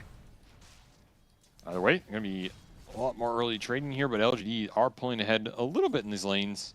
Somnus will hit his 6 here and pick up a DD. So he has ult advantage and double damage on NTS here, but there's no rotation in sight. Yeah, a little bit surprised FY as it made his way over. Looks like the Pugnut going to go down here to Crepify, buys him a little bit more time, but that damage is going to come eventually. It's just a question of how much they can get back. Can Lu manage to get the kill onto the Beastmaster? Probably not, with Y coming in hot. Yeah, it's but not looking so Somnus hot. If in the anything, they back. can maybe fight this one. We saw this playing for it, though, with Skylar's Mage kill, and now jumping in, going for the Beastmaster. They get that kill. Oh, the Chains comes in, finishes off the Abaddon before he can get out. Y, he'll fall as well. That DD clearing through him, man. That is a huge rotation for Somnus. 4-1 now. The only thing that could have gone better there for Azure is if Abaddon got 6 off that kill. He Yeah. was pretty damn close, and then he would have been able to pop ult, and you're really happy with that exchange, but 80 XP off. What can you do? Still pumping up the Storm. It's exactly what they want out of this early game. Now, that part is going very well. FY going to get chased down here. Is he actually dead to this? He has Wand. Yeah, he'll wand up, and with Somnus sitting there, he'll be fine. Also an important fight to take to slow down this beast momentum, because New was getting a lot out of this lane. He was just cruising to level 6 and a helm. Oh, another pick for Somnus, though, 5-1. Yeah, I mean, if this combination of Abaddon being able to back you up if you ever get turned around on silence like it just happened with the Aphotic Shield, and him being able to have a Pugna constantly gassing him up, this kind of breakaway lead between the two mid laners could turn into a lot more. Somnus playing it to the edges there, nothing to say. Pushes him back to successfully get the power rune, which was an arcane rune. An important rune to get denied as well, as Arcane to Somnus would have just opened up another side lane skirmish that has been working well for Azure here. Shiro still free farming and has not been touched. That is the one pressure point that has not been able to come online. It's just all been centered around the Abaddon and the Beastmaster going toe-to-toe with the Boars. And LGD continuing to fight up here, trying to force the Lord of Avernus off the lane, but it's just proven tough. Yeah. Azure are also bringing all the resources up here, and we just have another 3-on-4. They're going to roar the Abaddon, force ult. Yeah, easily and they gets get to that sleep. one off with the ultimate, but they hit him with a stomp afterwards, so he is not fully healthy. Shiro is going to put the damage out to finish him off. Man, PSG LGD just kind of running over Azure Ray in that fight. Just bringing way more resources to it. Somnus was cutting mid, and the Doom still needed to be able to make a bit of a comeback. This play is all set up by the fact that Somnus TP'd mid. I don't know if LGD go for that, if the Storm can TP and respond, but when they know he can't, that's a guaranteed numbers fight. The Doom is way too useless to go to that exchange. That's just a good read of the map, and they'll pick up FY as well. At the back of that, double obs plays deep on that top lane. In fact, three obs. LG just really committing to shut down this Abaddon early game, and it's showing in the net worth. They really did mess Lou up. Yeah, I mean, this is a hero that doesn't want to back out to jungle, right? He wants to lane for as long as humanly possible. He has no choice. He has to stay up here. This is one of the ways you can punish that hero, and this is where that Beast Abaddon matchup does not feel good. Again, they're coming back. No ult for 5. Can't afford to let them take your tower, Lou. He does have the borrow time up. He'll be okay for now, but I don't think Tianming is going to be okay as he's surrounded by far too many heroes. And maybe more importantly, the tower is going to be under assault. Somnus desperately needs this kill for all of this trade-off, and nothing to say. Gets away, gives him the tip before he TPs out. Two old friends, one out battling the other here. And Somnus still having a much better game than NTS, but does feel like NTS has salvaged a lot of this. Oh, yeah, absolutely. I mean, just in general, I think... early Doom going to be used to get an Elder Titan kill. Chalice apparently not afraid to just throw it out to get a little bit more farm, is I guess the idea. Well, he didn't get anything, so... Yeah, unfortunately, YU Smile just gets denied. I guess he sent a message. Sometimes that's worth it alone. I feel like YU Smile received that message and was happy to receive it, you know? Nice little care package, is that what you're saying? Yeah, kinda. It was like, oh, your Doom is on cooldown. I mean, was he doing anything in this game anyway? I don't think Chalice has any inclination to leave bottom lane for the next 5 minutes. Yeah, but at the same time, you can't afford to just give up your abandoned lane, right? Well, I mean, they're still fighting for it. Really does feel like this Abaddon has been pushed down to the 3 position almost with the priority. Yeah, it actually does. Like, I don't know where he's supposed to go. LGD have just really kicked anybody out of this lane that showed. Now Shiro's up here to convert on the tower. It's just so many heroes. I feel bad for Lou. Like, this is not what the hero is designed to do. And if he's not strong enough to stand in front of these towers, the towers are going to start falling like dominoes. It's Clinks and Beastmaster. Both those heroes are very good at putting out the physical damage. This is the downside of the Azure Ray draft. If they fall behind off the lanes if the Beast gains momentum, there's really not a lot to interact with his creeps here. Outside of like the Doom 15 talent on an Ancient, or if Chalice wants to go to a fight, but it will be first item Crimson. So maybe that is their plan. Like, just rush the Crimson on the Doom and bring him to all the tower defenses. I don't know if that's actually enough. There's a lot of Magic Pierce on LGD side as well in this early game. And you are giving up this Midas buildup for the Doom that will help you in the late game scenario. So all these items are kind of a trade-off for Chalice. Like, if you go an early ore item on the Doom and you're not helping your Abaddon in these situations, which he's just gone again through ult. I mean, they played that beautifully. Why he keeps on hitting him with the stomp after borrow time is going to be forced to be used. Yeah, it's really nice. They're hitting a tier 2. Okay, the flank, 13 minutes flank's coming through. Somnus with shield. Oh, blast off on 2. That's a good start to it with Somnus reaching into the back. Going for the clink straight up. Shiro trying to burst him down. Gets a little bit of heal, but not good enough. He falls, and now with a little bit more mana, thanks to the Pugna. Keep going. Capture new as well. Going further. Planet. No stun available, sadly. The Doom. Chalice is ready to throw it out. He's ready to use it on anybody, man. I mean, he's going to take whatever opportunity he can get. Just try and slow the momentum down of LGD right now and push this towards the late game. Massive turnaround. What, did you TP to the outpost for that? Yeah, they TP'd behind and just ran it down the lane. I don't think LGD were expecting it. And that was before the Crimson Guard for Chalice. So that makes those types of fights a lot easier here. And the fact he gets involved before that and it's successful is very nice for his build-up. Creating space for the Abaddon on top of everything else. Very nice fight for Azure. They get pretty much everything they wanted out of here. And that was one of the things we talked about, right? If the Storm can get on top of the Clinks, then you don't have a save mechanism from PSG LGD. He just gets run down. It's pretty much Shiro relying on himself in this game. Not going to be run down all to try and create an opening for Somnus to get the power rune, but It ends up going bottom. They're battling it out right now, trying to get the kill on Nothing to Say. And yeah, he's all out of remnants. Where'd they all go? I don't know, but I mean, I guess with that last fight, you didn't have that much time to get him back up, so. Another 3-man stomp. These have been on point from Y, but they haven't turned the fights around. Yeah. Deso finished for Shiro. This is the aggressive Clinks build where you wanna be killing heroes with this, building up the charges. So he wants to get more involved sooner than later. Not a farm fest game for LGD. They really want to keep pushing the tempo, forcing the fights, and I guess. And take Roshan too. Azure right? Ray, they're gonna meet him head on as 4-man smoke top. Space for the Abaddon to catch up. What can you get done? Crimson Guard Doom with a Witchblade Storm ready to fight. As we see the Midas delivered on the other side of the map. So it truly is a catch-up Midas for Lou. He says, team, I wish you the best. Jumping the Beastmaster. Stomp's going to come in. That's Oh, it's big.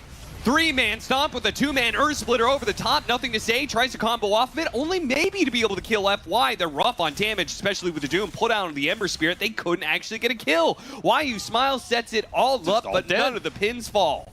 The Doom on the Ember just dissuades all the follow-up damage. And I mean, Y is hitting all his spells, man. You can't ask for anything more here. There's just no follow-up. No roar comes out. There's no real impact from the Beastmaster. You get a Mystic Flare, which cannot finish off the Pugna, and Clinks could not kill through the Decrep either. The Skelly Boy causing him big problems here, and it shows. Ward down, he's on the side, ends up saving with little heal with the Suck, and yeah, that Mystic Flare is not enough due to the Pugna heal.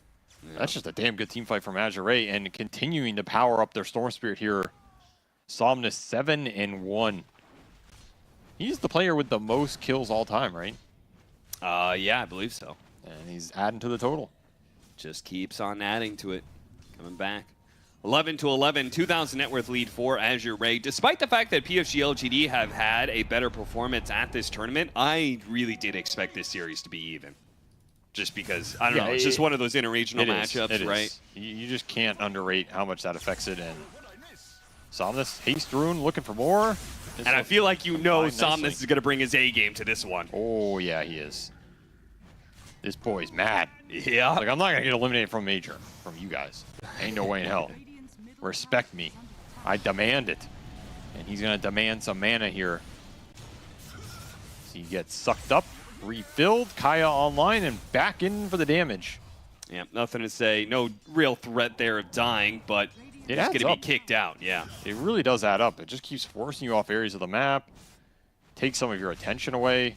And Shiro, man, he's still looking for his first Deso charge in this game. We'll find Chalice in the jungle. He needs follow-up. He needs help. Who's going to help this Clinks, man? Nobody. Anything about that? Yeah, nobody's rotating over. This just feels bad. These are the types of kills that Clinks wants to be able to combine with somebody for. LGD just not helping Shiro out.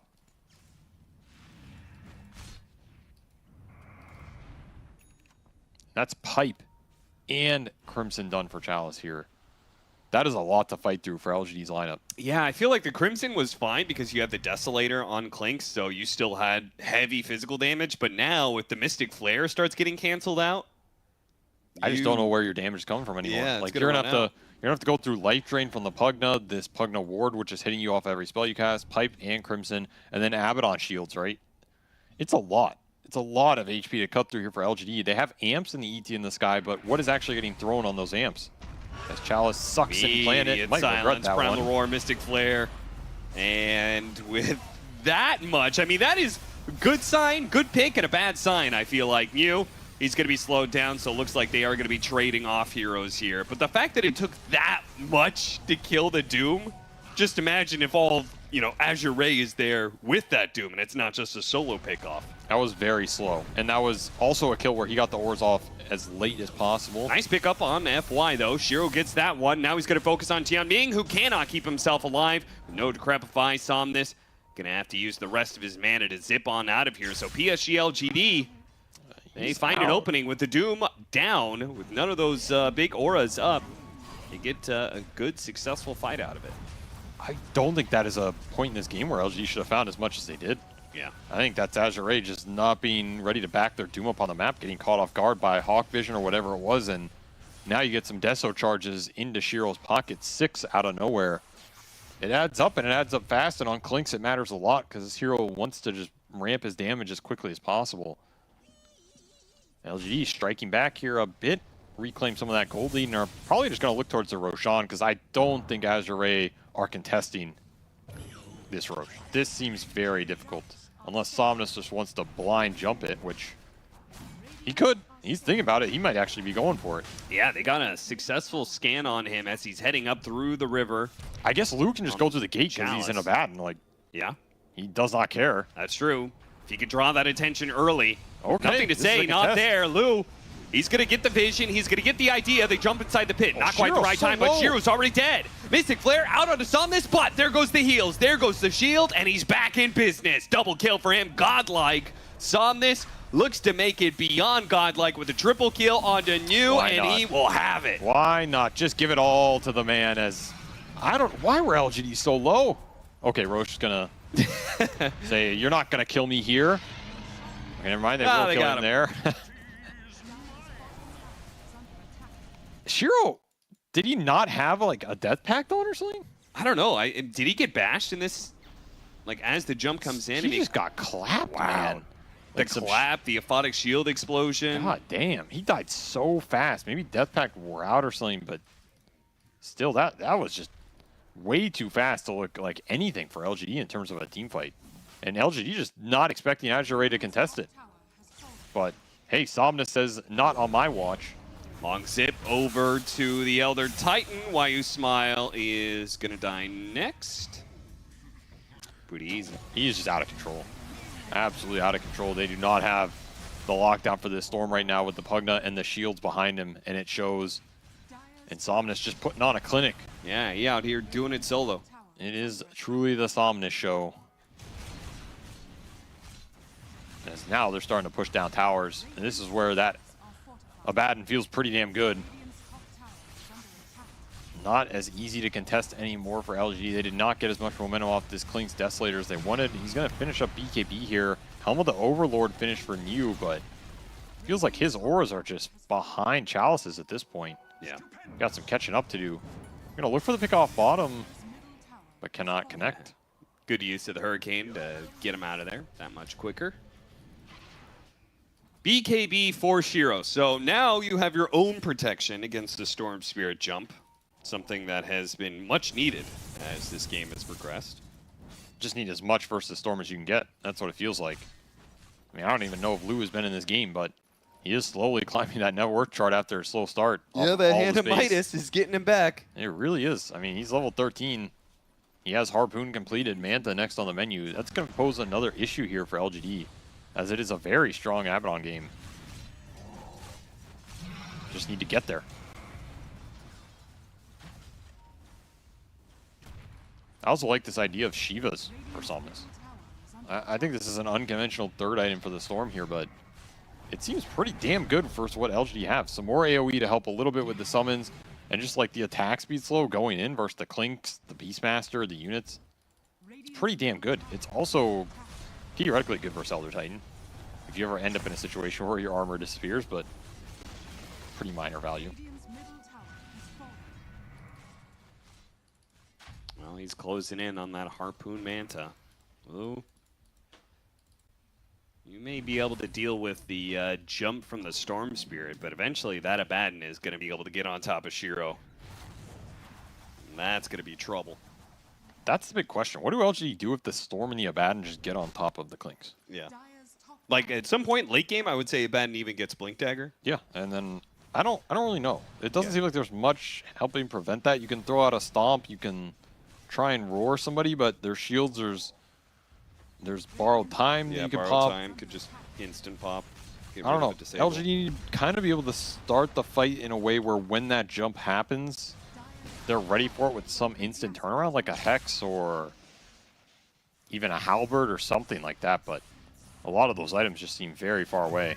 I don't even know who can build Hex in this lineup. Yeah, I was thinking about the Hex earlier for Klinks, because, you know, that's kind of an old school pickup, but I don't think there's any way that Shiro wants to pick up any item that doesn't give him more damage. Yeah, I don't think you can afford it this game. Yeah. I mean, Nullifier is damage here, but it helps him deal with the Decrep. Maybe you can get the solo pick off on the Pugna. That will be a big deal if that happens. Then maybe you start the fight on your terms.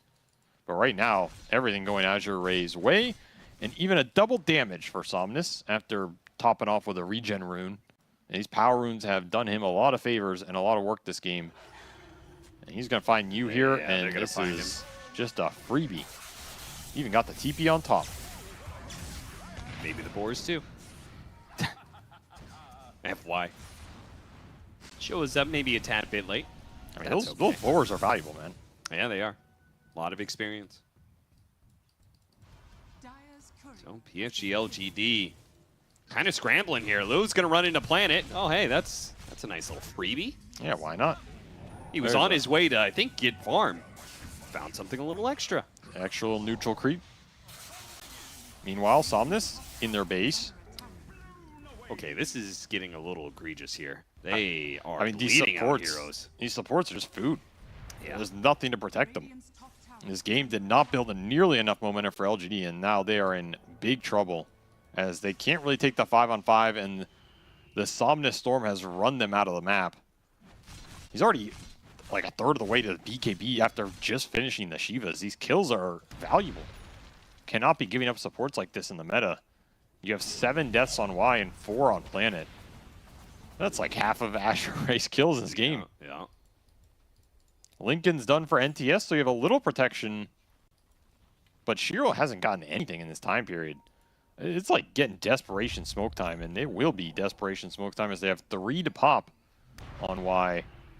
5-man smoke down a lane. This is, in theory, the easiest smoke to read right now for Azure Ray. I do not expect them to get caught off guard. Yeah, they really shouldn't. You could see them kind of sitting on a high ground with a scan, anticipating that PSG LGD is running into them right now. And why not give them a shield rune to finish this off, right? Yeah, certainly. Gem as well, so Gem, yeah. They're just covering all the bases here. That Glimmer for Planet, not going to save you anymore. And Azure Ray just going to take it to LGD. Huge jump. Zip all the way across with the Shivas. Then he found Shiro too. The Primal Roar is going to go out, but Chalice is able to get there in time with his Blink Dagger. That obs from earlier on the Beastmaster pickoff. Yeah. Scouts him out, sets up the next play. Vision, really not respecting really nice. the vision that, you know, could have been there. I mean, they don't have anywhere else to go, to be fair, too. Yeah. But yeah, it is all Azure Ray on the map right now, and this is where Abaddon also shines. Sieging your base. Very difficult hero to deal with when he starts building up the aura, and you can't pop his ult casually. The Somnus show continues. 15-1 here for the Storm Spirit of Legends. Yeah, the one time he died was when he got ganked and turned around and got the kill first. Yeah, he traded. Nothing to say. So we don't even count that. Yeah. I'll give him 14-0. Yep.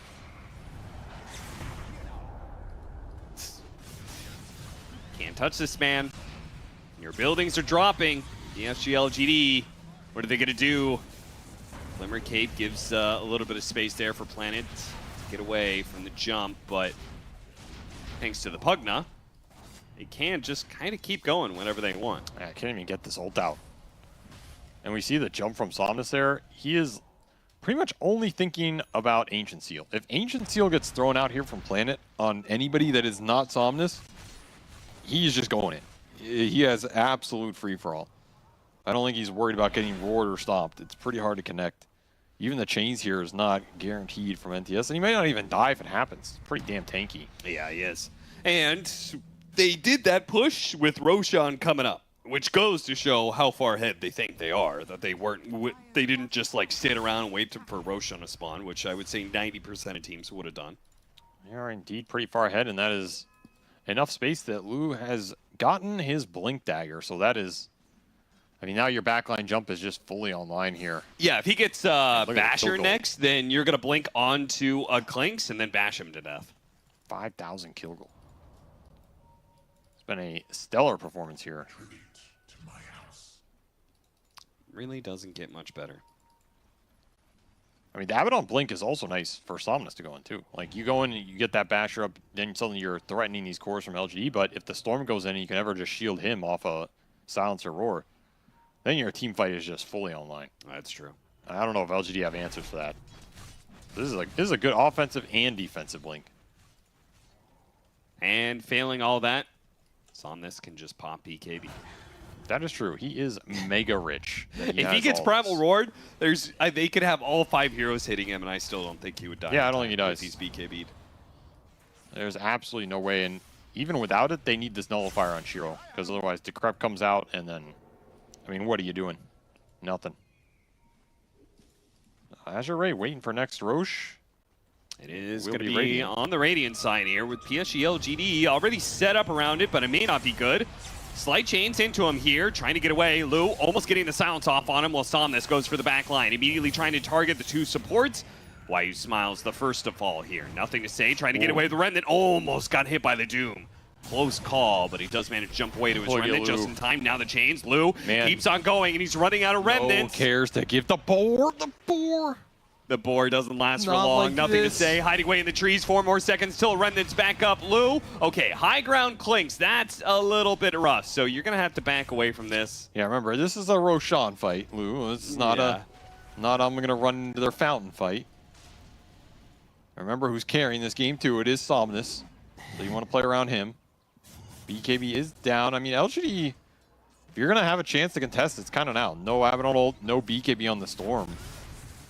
These are really important cooldowns to try and abuse here if you want to threaten this Roshan steal. Especially with Y coming back up. You got a 5-on-5 with 2 big ults missing. 2 big cooldowns missing from Azure Ray. Can you make anything of it if you're LGD? It's probably going to take a really good scout with the Spirit into the Stomp here from Y to set it up. They're coming in through the other side. Mines have already been placed, though. That's going to give the trigger warning here. Silence goes out. Force Staff immediately. Chalice and Aphonic Shield. Everybody using spells to bail out Somnus. Primal Roar out onto the Doom, trying to burst him with a Mystic Flare, and Aphonic Shield goes off once again. No Doom goes off from Chalice. He's going to wait for his second life as he buys back. Earth Splitter comes through. Lou's going to be pushed away from Shiro, trying to land on top. Gets him after the BKB. The Blast Off secures that kill. And now with the Doom back in business, Azure's Ray, they know they've got this Roshan fight. It's all theirs. It's just a question of how many heroes can they run down. Lou managed to finish up Nothing to Say thanks to that silence. And I think why? Yeah, he'll be spotted by Chalice and Somnus. They'll get a 4th kill out of that. Yeah, I mean, LGD know this game is over. If you can't contest that Roshan, there is no hope of contesting Somnus with an Aegis here, with an Abaddon who also has 2 lives.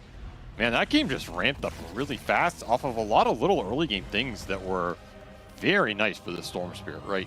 You had these like little cheeky kills. The rune, the DD rune where Somnus went top and got a triple kill out of that was huge to just explode his net worth. And you just build the momentum from there. Very nice game from Somnus, but pretty solid game from Azure Ray as a whole. I like the itemization from Chalice, not getting too greedy when they know the Beastmaster is going to try and tempo them out. And if you get over that hurdle, then you should be confident in your Storm and Abaddon carrying this game, which they were. And I do like the Midas from Lou as well. Like, he was very poor, but not because he played the game bad. It was just LGD committed basically a trialing to shut him down, even brought Shiro up there to take his tower. Abaddon is not good in those types of defensive situations where numbers are brought against him. Yeah. So you got to recover there from somewhere. I think the Midas makes sense. He eventually catches up in this game, and then he's still a big threat. He's solo killing NTS at the end of this game in that last fight. Through the Lincolns, he doesn't care. Pretty nice game overall. I think LG, looking back on this draft, like, you got to play it a lot more cleaner in that early game. The lanes were okay, which has been an issue for LGD, but there has to be some momentum built either through the Ember or through the Beastmaster. It has to be one of those two, and they kind of didn't get either going. It was just slow and clunky. Well, little things come together for Azure Ray to become big things, and nothing was much bigger than Somnus' Storm Spirit. Back to the panel. Slow and clunky, or as I believe we've had a new term coined for it, dirtily. Was that a very dirtily game for you, Jack? Yeah, sometimes you dirtle, and then, to use another magic term, you get there, and that's what happened. Wait, get there is a magic term? That's just English. Yeah, okay, I guess both ways. But you know, when your draft finally, or not your draft, your hand, everything just finally takes shape, and you just take over the game. That's what it felt like. They just had to get to that point this game, which they did. And I was gonna go with, well, have some faith in the 3 maggots. here on Yes. Azure Ray. So you've been explaining this to us, but I'm not sure if the public at large is familiar with this reference. So what are the three maggots? They're pretty good friends. Chalice, FY, and Somnus. They're often on stream together. They play. They give each other shit. Like it's pretty fun. And so they played mahjong once. I think they're watching a game, and for stream purposes, for entertainment purposes, they made some pretty unwise plays, I guess. And then they basically started sort of calling themselves maggots after that. I think it's some mahjong related term. Okay. There's actually 4 of them, but one of them isn't on the team. And so I was gonna say, wait, what happens when like maggots grow up or get fed? Do they crystallize? Yeah, they sprout wings and become even scarier. I'm not sure. Bugs, actually. right? I don't. They become flies. They do. Yeah. Flies, They become I believe. flies. Oh, Yeah. okay. Yeah. Well, so they grew Flight. up and took flight this game. Yeah, you were trying to think of the best connotation for they became flies. Yeah, But yeah. they won, so therefore, yes, they gained the ability of flight. That's right. I mean, techies and storm and flight's pretty scary. Right? True. So they're there.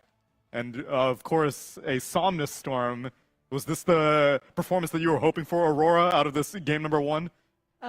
Yes, but also I feel kind of bad for nothing to say. I mean, when you think about Spirits matchup, right, you can accept like 6-4 if the players are obviously like huge gap, then maybe 7-3, but nothing to say. Okay, maybe I'm not good enough to rate him, but I feel like he's a damn good player. And for Somnus to be able to totally overwhelm him in the lane is kind of something that I haven't seen in a while, like from any other mid players. And like I know I said they need the Doom to be winning the lane really hard to take off, right? But instead it was the Storm Spirit who just achieved that alone, and then like Jack said, they took flight. Admirable performance out of them. And that last pick of Baton Carry, I was skeptical, Fear, but it seems that it was much faster than I was expecting, especially with a Midas first build. It went Midas, and we were all like, what do you go next on this guy? I mean, he got there eventually, I think. To use a magic term, he got there. To use a magic term, he got I'm glad you're catching on here. No, I mean, in this particular game, it was mainly the Somnus show. The side lanes, they did not go well at all for Azure Ray here. And you kind of see a little bit of the problems with the carry clinks and why a lot of teams aren't going to be running this too much is if you have a couple bad deaths, this hero doesn't farm. So it's just not something where you can die on. And Somnus had his number in this game, and he bought the Midas because they overcommitted on LGD to kill him. So that gave time for the Storm to not only have a better game, but the Doom to catch up. And he just farmed on the Baton, got his farm up available, but it was just a Somnus show. That's pretty much all this game was. This is a very unstoppable force, a movable object type of game. I think the Abaddon pick makes sense now in that context. They wanted something that has a lot of survivability, adds some save as well, and just felt like their lineup was like, I said it was dirtly because it was like pretty slow and defensive early on with the exception of like Storm. But then you saw, with their itemization when they had to dump all of their spells, including Earth Splitter, just to kill Doom. That was like a pretty bad sign. And then LGD was pretty all in on the aggression, not just with the first 2 picks, but like we talked about the Elder Titan coming out early as well. So you don't have a defensive support. You're going to be outputting a lot of damage, but you kind of need to snowball the game. And they weren't able to do that. And maybe Somnus is... been talking about this. Somnus is back. It's been taking some time. He knew it was going to be a while before he got to that level. He's like the lowest MMR on the team coming into this tournament, so they're giving him some shit for that. But 17-1, LGD regrets. Or I don't know. Can I have one request? Please. Can we ban Dirtily? Only if they continue to play that way, because otherwise, do you have a better term for it? To use a magic term? To use a magic term? Yeah. For the way which team played? A slow to start team. Slow. Oh. I didn't think about that one. That's pretty They're good. reinventing the English language over here on this panel. Just brilliant. And as much as I would like to get on the Azure Ray train is back and Somnus is back, let's just not forget that they are doing quite poorly so far in this group stage. But if they're able to get a 2-0 versus LGD, that would be a good showing, especially because YBB against LGD in Tour 3, they were only able to get 1 win in a best of 3. But this is just a best of 2. Maybe they'll be able to close it out. We'll find out after we come back for the break for game number 2.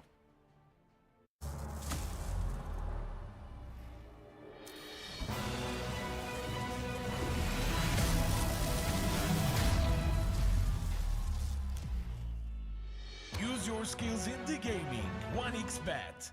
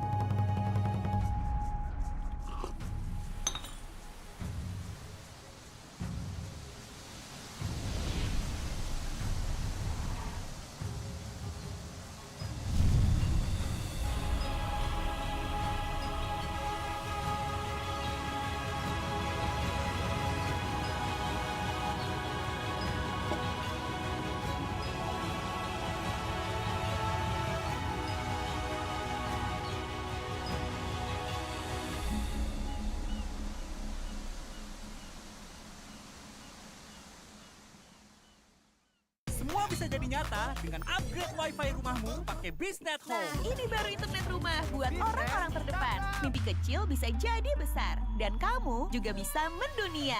Jadi, siap wujudkan semua jadi nyata?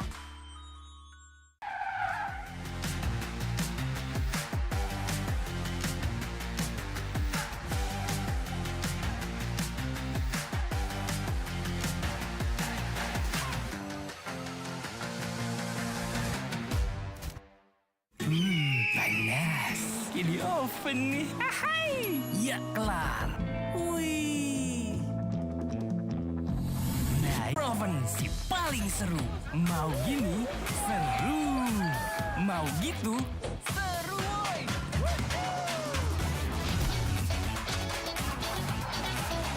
Mau lagi?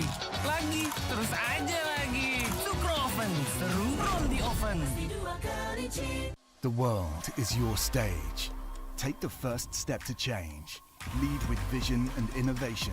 Perfect your strategy and make your goals reality. Así que vaya. Get in the game. Make it count.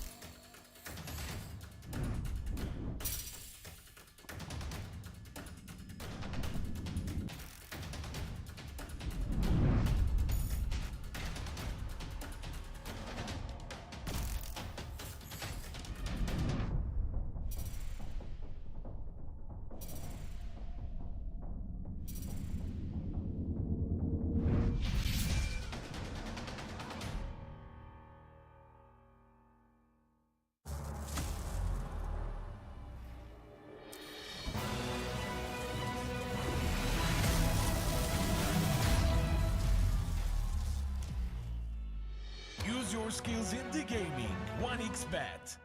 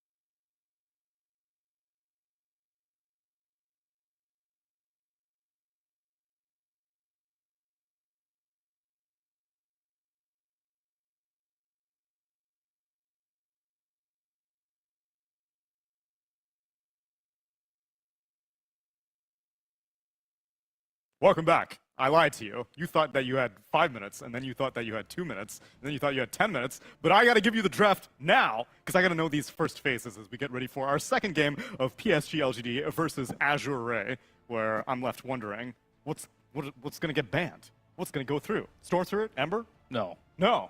Which one? I don't know either. No, I don't think you can give away Pugna Storm again. Like, you had a response. It seemed like it was good.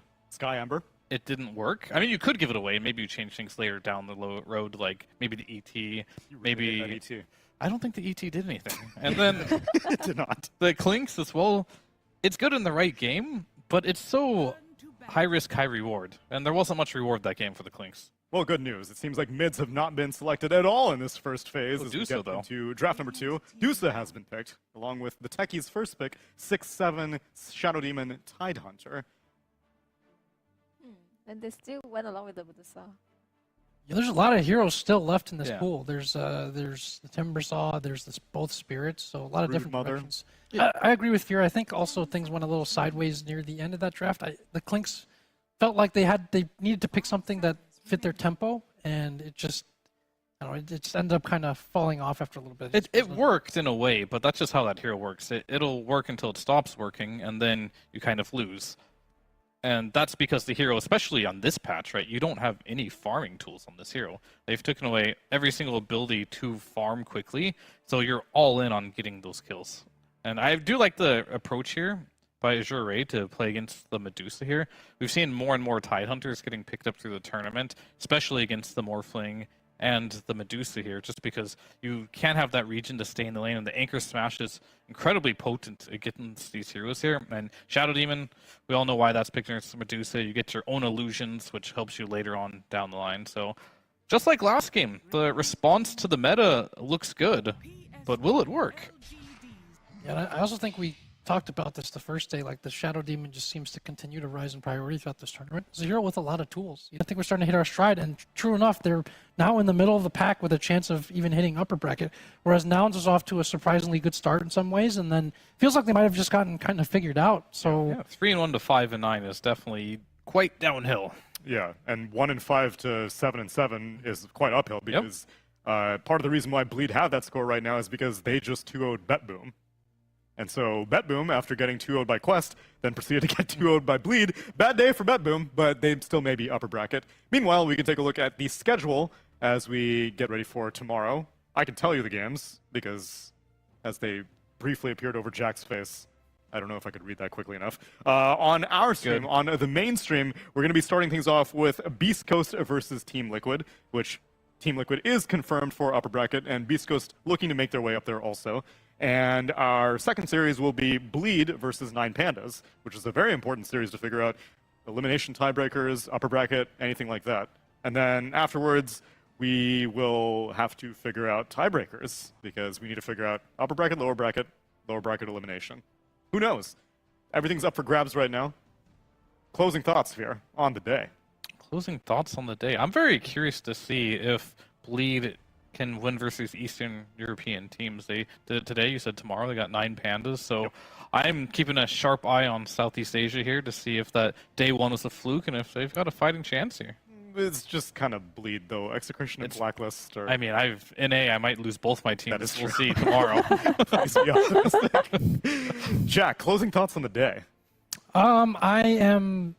I am most curious and most excited about. We got to watch some Chinese teams play today, but how they finish tomorrow. Because again, this is to me the most interesting storyline of this tournament. What happens after with regards to qualification? Because the slots have already been announced, obviously. So there's going to be one automatic team coming out of China. So if the teams don't do well here and don't lock up their spots, that could be just one of the most insane TI qualifiers that we've seen. So that's the main storyline to me here. I think that's really the only massive implications of this for like any region that's like could have some crazy outcomes. Yeah, that seems to be the case. Aurora, how about you? Well, aside from all the jokes and the flames that we gave Bleed, I would like to say that they've really been quite impressive, even though they lost the first race against Quest. Like, it was a pretty darn defeating best of 2, I would say. But to bounce back from that is not easy, and especially Quest is like the first in the group and looking like the strongest in the tournament. So I just think, look out for Beat, man. Like, they have never really fully let us down. They kind of start off, like wonky, but they have always came back. And if they manage to win this whole tournament, then they may be joining potentially Talon as a lock for TI, which means that maybe we could get 3 SCA teams at TI, but that's further down the line. For right now, we're just closing out our last day, or second to last day of the group stage. But if you want to watch more, you got to come back here for the last day of the group stage here at the Bali Major.